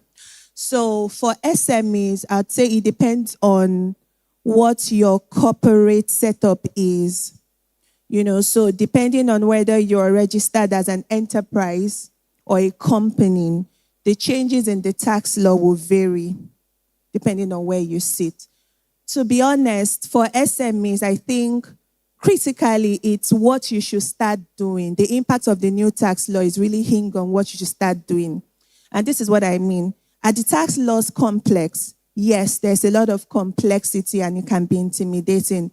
But from where we sit as growing businesses or SMEs, I think it's more so ensuring that you have a proper structure in place. If I'm to put pen to paper as to what the 1, 2, 3 changes are, to be honest, they are not as many or as complex as you think. I'll give some examples.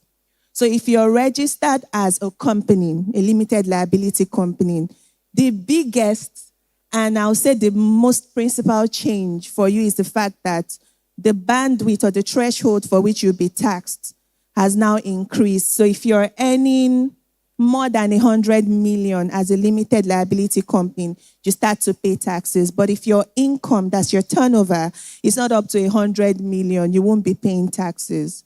So any other business earning more than that, you pay taxes, I think in your first year, 25%, and then subsequently at 30%.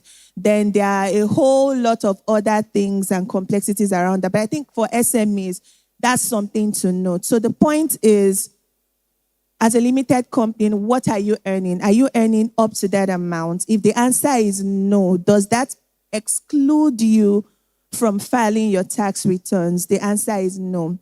You should still register. If you're not registered, obviously, get a TIN and then put your documentation in place. That conversation cannot be overemphasized. Record keeping as a business is very fundamental. So maybe just to piggyback on the last session where someone asked a question around mixing your personal income with your business income, it's a no-no for tax purposes. What will happen is at the end of the day, your personal income and your business income will be summed up together and will be subject to tax. So it means you'll be overpaying your taxes. So for your own good from day one, you need to be solid on your record keeping. And one of the things that the new tax laws are trying to do is to ensure that record keeping are on point. So principally for a limited business, that's something you need to note. But if you're registered as a business name, i.e. enterprise, Adeshokwe and Co. kind of business, then the changes vary. I mean, there's some changes and I think more so benefits.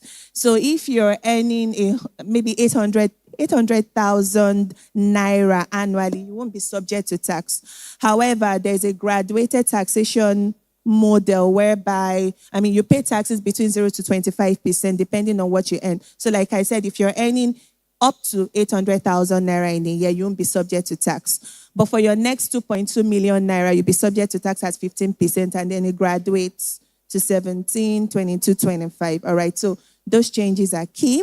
Then you are able to take some deductions. The new tax laws allow you to take, I think, 20% of your rent or a 500 flat fee as a deduction against your income.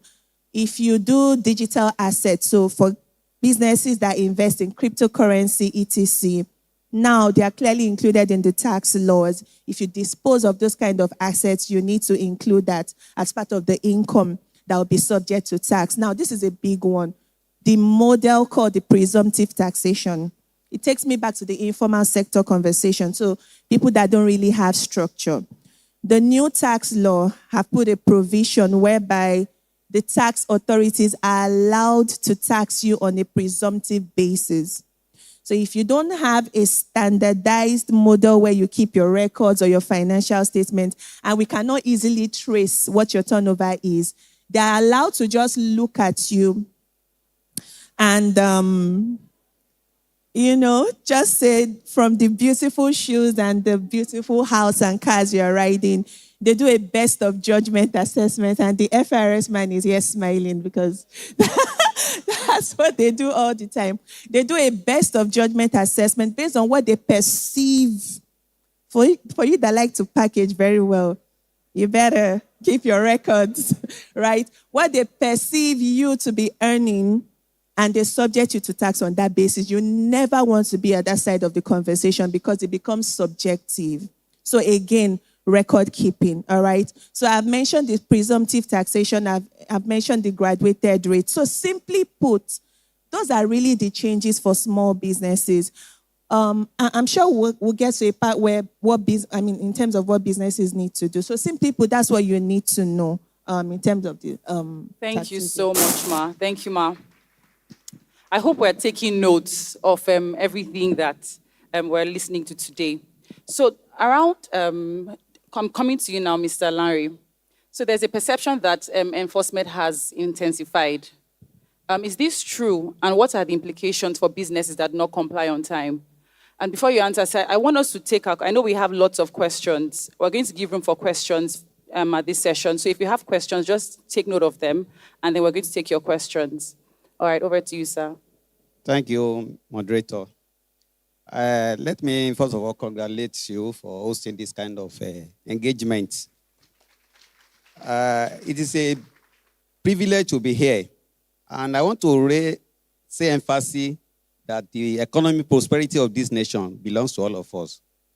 And the beauty of the new tax law is a win-win situation, such that everybody will pay a fair share of the tax. In those days, we have a situation whereby there was not a fair share of a tax burden. But this time around now, everybody will pay tax according to what you earn. However, concerning the enforcement, let me talk briefly about the enforcement. By January 2026, there is going to be Nigerian Revenue Service, which is a monthly national revenue agency with dual responsibility to collect tax for the federation.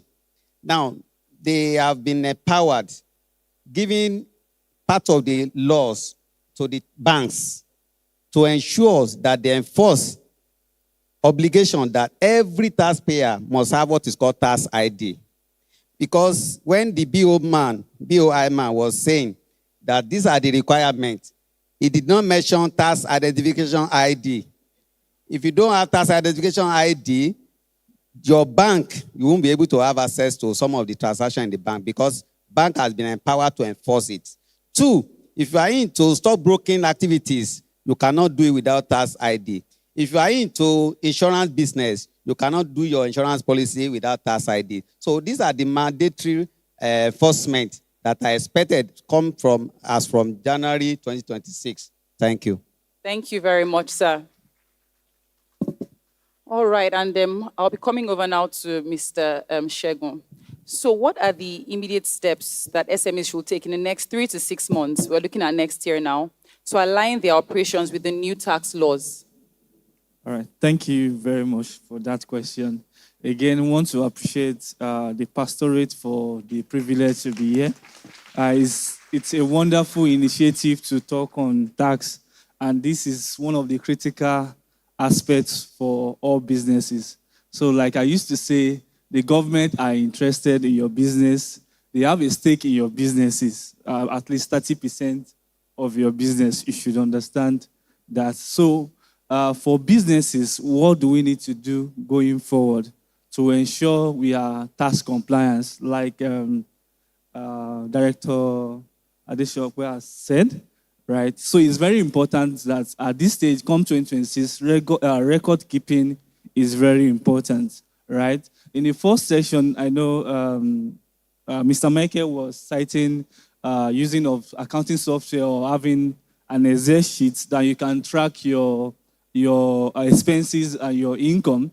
Of course, we understand that the tax space has to do with trust issues, right? So because we do self-assessment, you file based on your records, and then the tax authority wants to believe you, but in quotes, they are not made to believe what you file. It depends on you to prove beyond reasonable doubt that your figures and your facts are accurate. So what do we need to do? It's not a time to panic, right? It's a time to understand what is on ground. Like I said, record keeping is very important. So this is a time whereby you need to register with tax authority, right? So you can't be doing business in isolation anymore. So you have to register with tax authority. You have to register with FRS if you're a limited liability company. You have to register with respective states' internal revenue service in line with the provision of the law. And one critical thing is that come 2026 as a form of enforcement, that is, there are strict penalties attached to all these things. For instance, if you don't file your returns with the tax authority, there's a penalty of 40% to pay, right? 100,000 naira for non-filing of your returns, right? And then there's subsequent penalty of 50,000 attached to it. And then if you have tax liability to pay and you don't even pay that at all, there's a 40% interest on that portion that you should have paid. So, like I said, have accurate records so as to track your profit. And of course, it's your profit that is taxable, not your revenue. So I think it's better to clear that. Thank you so much, sir. Okay. All right. So, yes. All right. Sorry, just to add to that. So he said that we need to register for tax, and the other speaker also mentioned that, which is very critical. But I think it's important that we know that there's a responsibility that comes with registration. The full yards of your linen, the clean, the dirty, is now in the open to the tax authorities once you register. So they have access to you. They can come to audit you. So whatever it is that you were not doing right, sooner or later becomes visible. So as part of preparation, right, for compliance is us doing something we call a health check. All right, so this is the time in the next 3 to 6 months. So the rules don't become effective from January. So from now onwards, you want to do a thorough health check of your business. What does that mean? Do a review. Can you take that again? Sorry? Can you take that again? A thorough health check, as the name implies. So what is the healthy status from a tax perspective of my business? So you can pick the last 1 year, the last 3 years, the last 6 years, or from when you started doing business, and you review everything. How well have I been doing record keeping from a record keeping perspective? From when should I have started paying taxes? You do an evaluation. Have I been paying taxes? What are the taxes I'm supposed to pay? VAT, income tax, what kind of income tax? What authorities am I supposed to pay to in these last years? Have I been doing that? What are the penalties I should suffer? And you sort of just do an evaluation and historically try to put things in order so that going forward you have a good foundation, all right? I think he also mentioned something about accounting systems.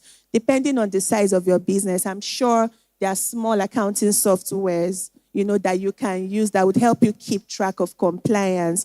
It may be something as basic as setting reminders through these softwares on when the dates of compliance should be When am I supposed to file my VAT returns? When am I supposed to file returns for my employees? Just having that structure in place. Then get help.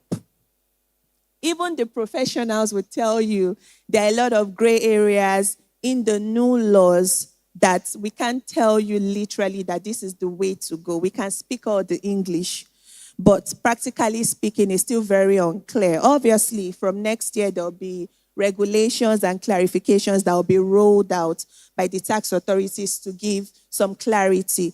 So you need to be informed, get professional help. It doesn't have to be from the very big firms. You might have a friend that is a professional or an advisor. Ask for help while you are doing that check. Train the people in your organization to have at least a basic understanding of what compliance means. So I think registering for taxes, just to summarize, doing a health check just to be sure that you're good historically and catching up in terms of your compliance, have a structured system in place, go digital if you can afford it, and then get professional help. Okay. So awesome. Thank you so much, Ma. We've heard record keeping, we've heard training, we've heard structure, right? So please, let's take note of these things and start implementing them. So we're going to go to the audience now. I know we have people with questions.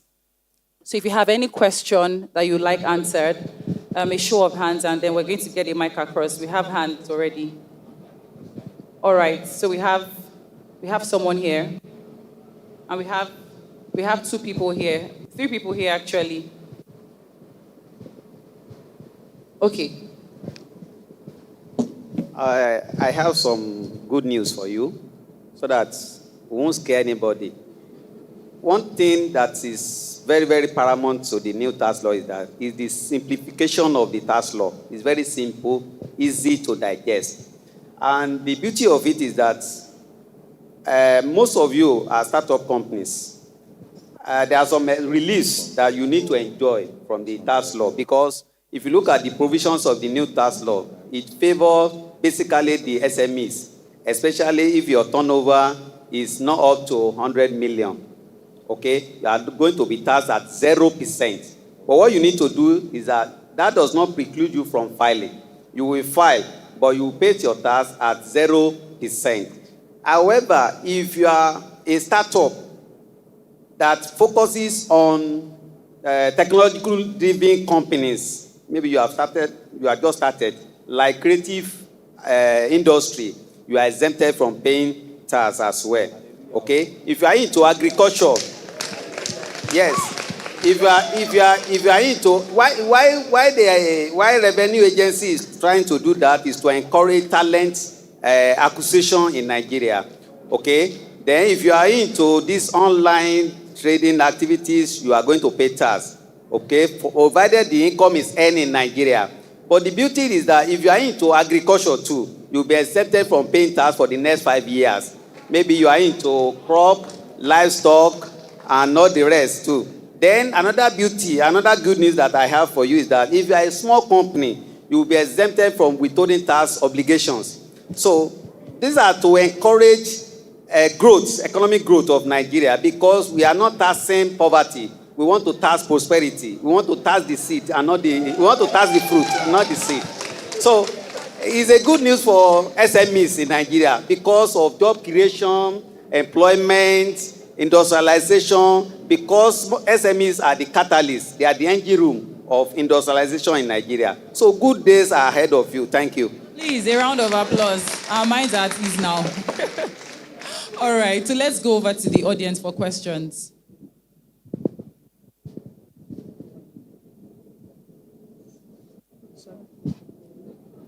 Your hands if you have questions. All right. Good afternoon, sir. So you just mentioned something now that as a business, somewhat you'll be exempted from the withholding tax. So is that saying that for someone that runs a business where probably it's an agency, and aside you have to collaborate with a couple of vendors, aside charging the money that you're going to pay to vendors and then your agency fee, do I now have to stop the 7.5% that is added to my own agency fee? I don't know if that question is clear.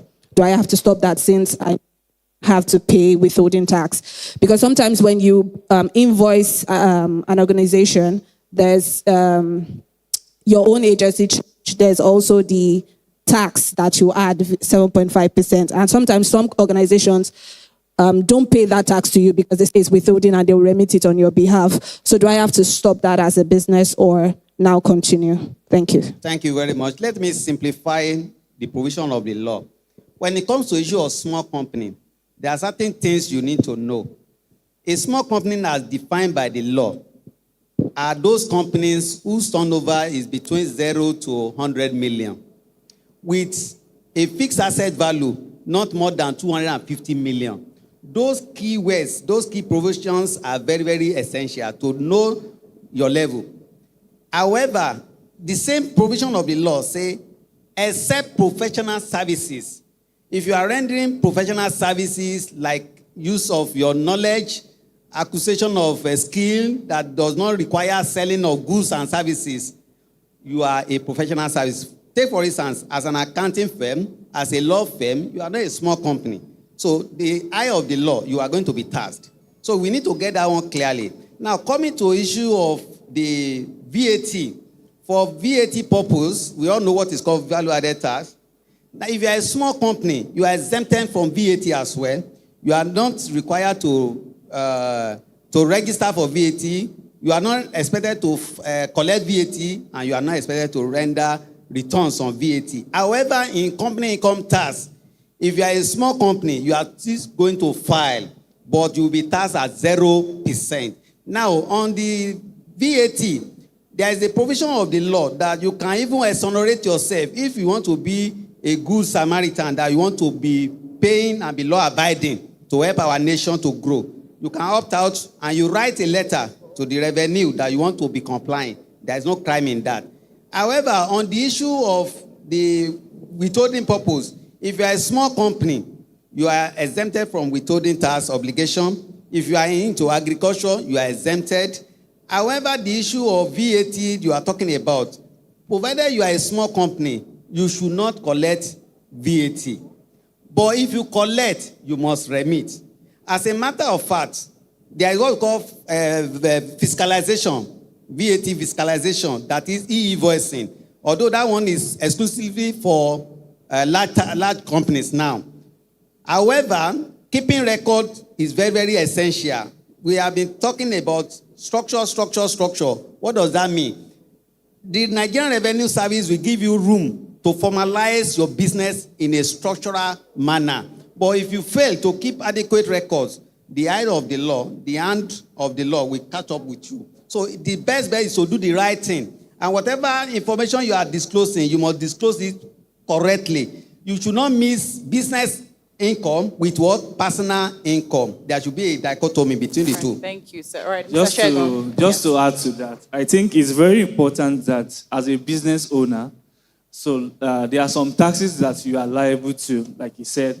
And in terms of VAT, so we need to understand what is the nature of the business you are doing. So what goods are you trading in? So there are some goods that are specifically exempted from VAT.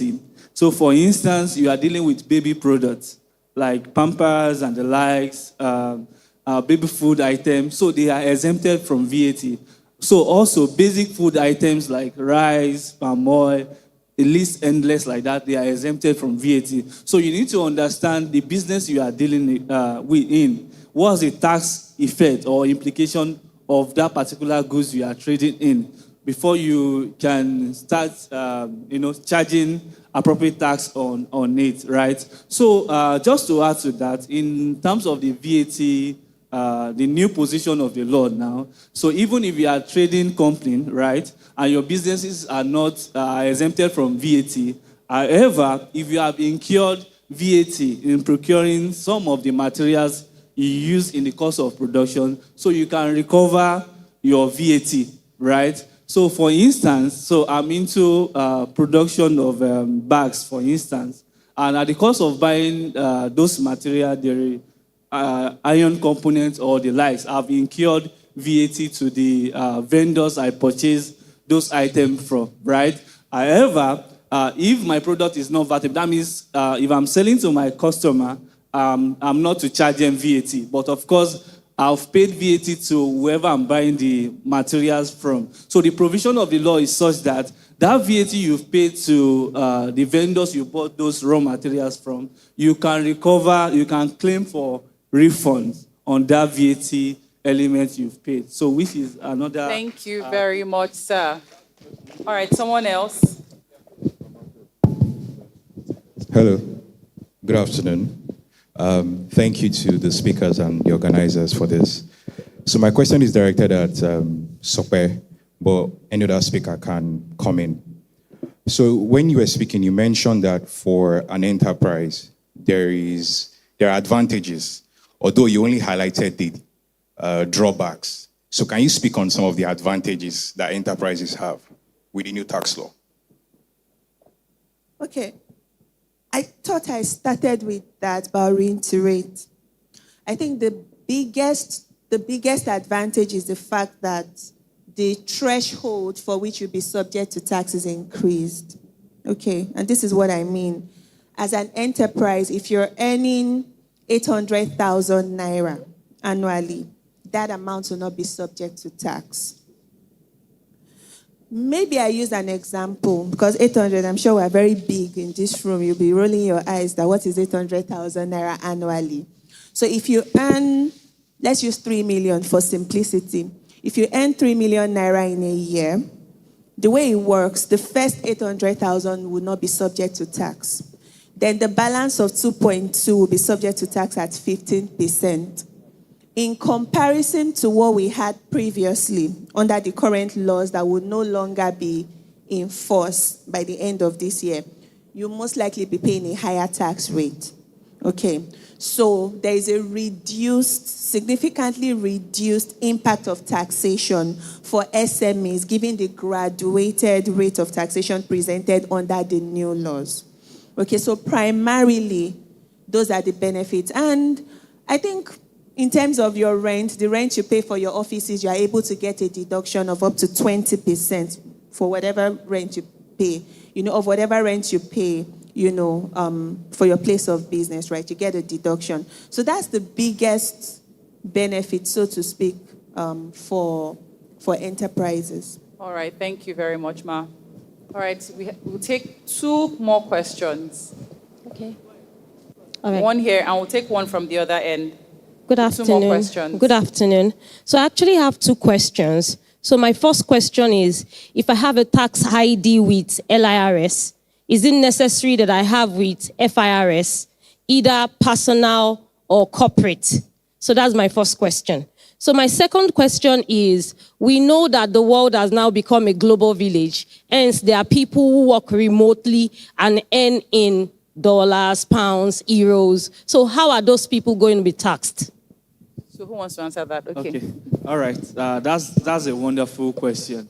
Now, first of all, in terms of tax clearance certificate or tax ID, so we understand that for an enterprise, so of course the business will not be subject to company's income tax, right? However, because you being the owner of the business, is your income, right, that is due from that particular business venture that will be subjected to PIT. That's what we call personal income tax. Now, on the premises of filing your direct assessment or your personal income tax with the respective state internal revenue service, you'll be issued a tax clearance certificate, right? So if you are a limited liability company, that is not an enterprise, that means you are not registered as a business name, right? So it's FRS that will issue to you your tax clearance certificate.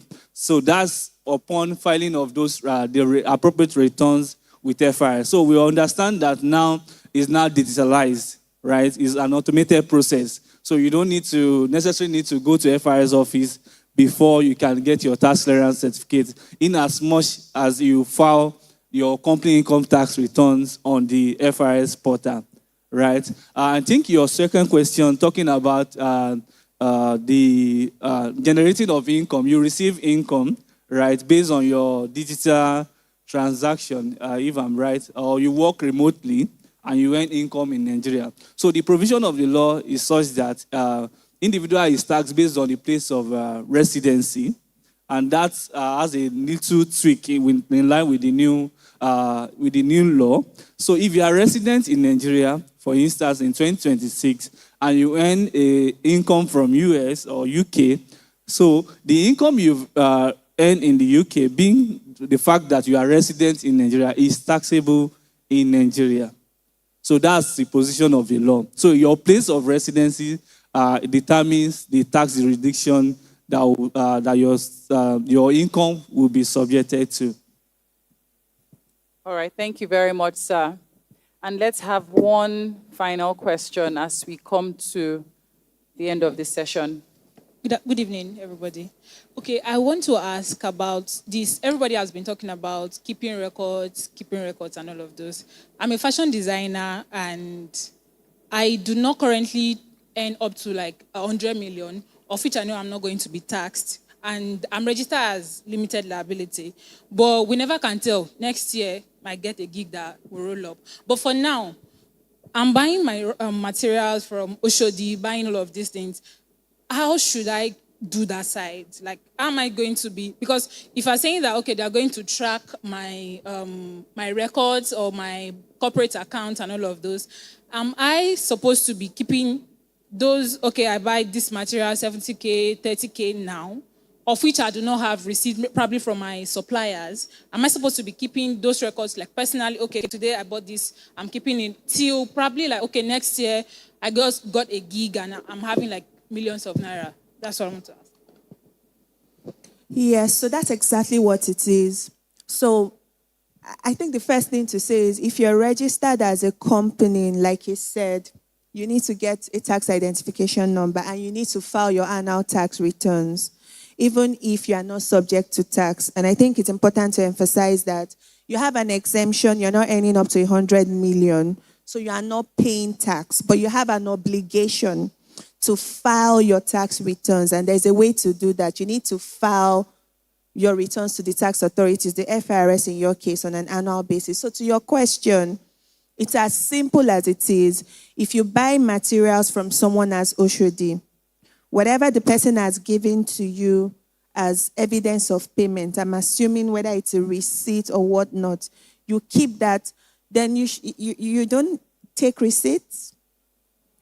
Then you shouldn't be dealing. Why would you be buying something and not getting receipts? There should be some form of evidence. See, so this is what will happen. This is what will happen. The taxman will come. Why is it important? Maybe if I stress the importance of keeping records, then it will be a no-brainer. What will happen is if you don't have the records, they will do an estimate, and I promise you it will be exaggerated. They will do an estimate of what they think you're earning, and they'll make you pay tax on that. So you see why you would demand for receipts, even if they don't give you something to show. So you can have a file. It could be as basic as keeping an Excel of what your income is and what your expenses are. A lot of people will not even agree to the Excel anymore. They are basic accounting softwares that you can use so that when they come, and I say when because they will come, once you are registered, you can show that even though my business bank statement, and this is what they will do, whatever comes into your account as a business, if there is 500 million there, they will slam tax on that amount. You must be able to show that even though I have an income or an inflow in my bank statement of 500 million, this is actually what relates to my business. This is the turnover. These are the receipts or invoices I've issued to my customers to substantiate it. These are the amounts that I spent. These are the receipts. And this is my profit. It's a show me business. You can't just say, well, you're saying I should pay tax on 500. I only earn 1 million. Why should they believe you? Your records. So whichever way you want to deal, you need to keep records of your transactions. A lot of people know this. Even that's your market person in Oshodi. If you ask for a receipt, it will give you. Because everybody knows that record keeping is a thing right now. So it's important. Thank you very much, Ma. Let me add to that. As a businessman or woman, there is need for you to keep adequate record. It's even an offense for you not to keep record. It's even in the tax law. However, for the purpose of the benefit of the new tax law now, it is better for you to keep record. One of the major advantages of this new tax law is the issue of claiming refunds and recovery of input VAT on services, overheads, and all business purchases. You know, in the previous tax law, you cannot claim input on services and overheads. But now, the revenue wants to boost your cash flow so that you have enough cash flow to trade. Then they have given you opportunity now to claim your input on your business purchases, including your services, overhead, and so on. Even if you acquire fixed assets for your business, you can claim input against the output. So why are you not keeping record again? So the best bet is to come. You come, so equity must come with clean hands. So come forward with your clean record, and the necessary tax will pay it, which is the fair share of your tax burden. Thank you very much. Wow, thank you so much. Thank you to our panelists. How many of us agree that this has been very insightful? And if there's one thing that we're taking away, record keeping is not optional.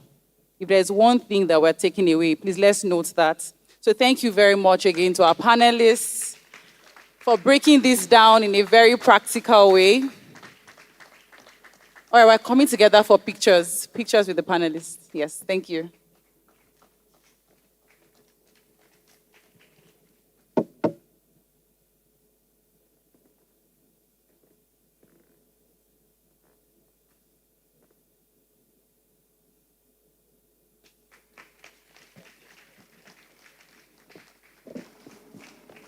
Let's put a round of applause once again for our panelists.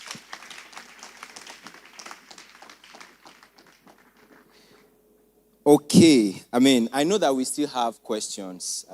We're hearing all kinds of questions. I think the one I like the most is that, I'm looking forward to my business making 500 million revenue annually, 1 billion. But one of the things that was hanging on my throat is, are you telling me that I have a startup and I'll start paying tax again? And then my team members were asking me, hello, sir, I don't understand. I say, even myself, I don't understand. But let's once again put our hands together for the federal government of Nigeria. Yes, please, put your hands together for the federal government of Nigeria, because some of us, when we heard those tax thing, we were angry. If you were angry, say the truth. You were angry. What do you mean? What do you mean? But here we are. I know the benefits it has for me, for my business, and for your business. We are already coming to the close of Ascend Business Summit 2025. Let's put our hands together for iForum. And in the same vein, I'm going to be calling on and welcoming the pastor in charge of iForum, in person of Pastor Folashade Akinwale. Let's put our hands together for her. Thank you so much. Can we please appreciate Minister Paul Jatau and Sister Tracy Afolabi Johnson? They've been amazing hosts. I think we can do better than that. And I'd like to say a big thank you to everyone that has participated in today's summit. And before we go, I believe we've had a great time, right? And there's been a lot of knowledge that has been shared and imparted. And we look forward to seeing what you all do with it. If you are not a member of the iForum, we encourage you to please join. There's a link that will be posted. Please scan the QR code and you'll be able to join the iForum WhatsApp community. There are a lot of initiatives that we have in the coming year that would greatly benefit your business. Before we go, please allow me to appreciate our sponsors. Biomed Limited, We Too Love Babies. Please, can we put our hands together for them? Integral Engineers Project Management, Fullstream Limited, T-Girl. The applause is dwindling. T-Girl Collections Home and Abroad, Gliders, Provinus Solutions Limited, Gizjo, Phenom Jerry Photography, Delima 45, Natural Delight, 6 Edge, Pillow Talk, Arkley, and Manna Bite Delicacies. Thank you all so much, and God bless you. And to our wonderful speakers that we've had today and panelists, please can you appreciate with me the one, the only, Dr. Joshua Ademuwagun, Director Adeshokpe Oko, Minister Jesu Dayton Onosonya, Mr. Lanre Owueye, the Assistant Director at Federal Inland Revenue Service. We appreciate you, sir.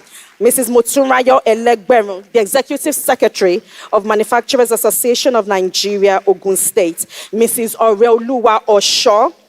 If you have truly benefited something, please let's make it louder.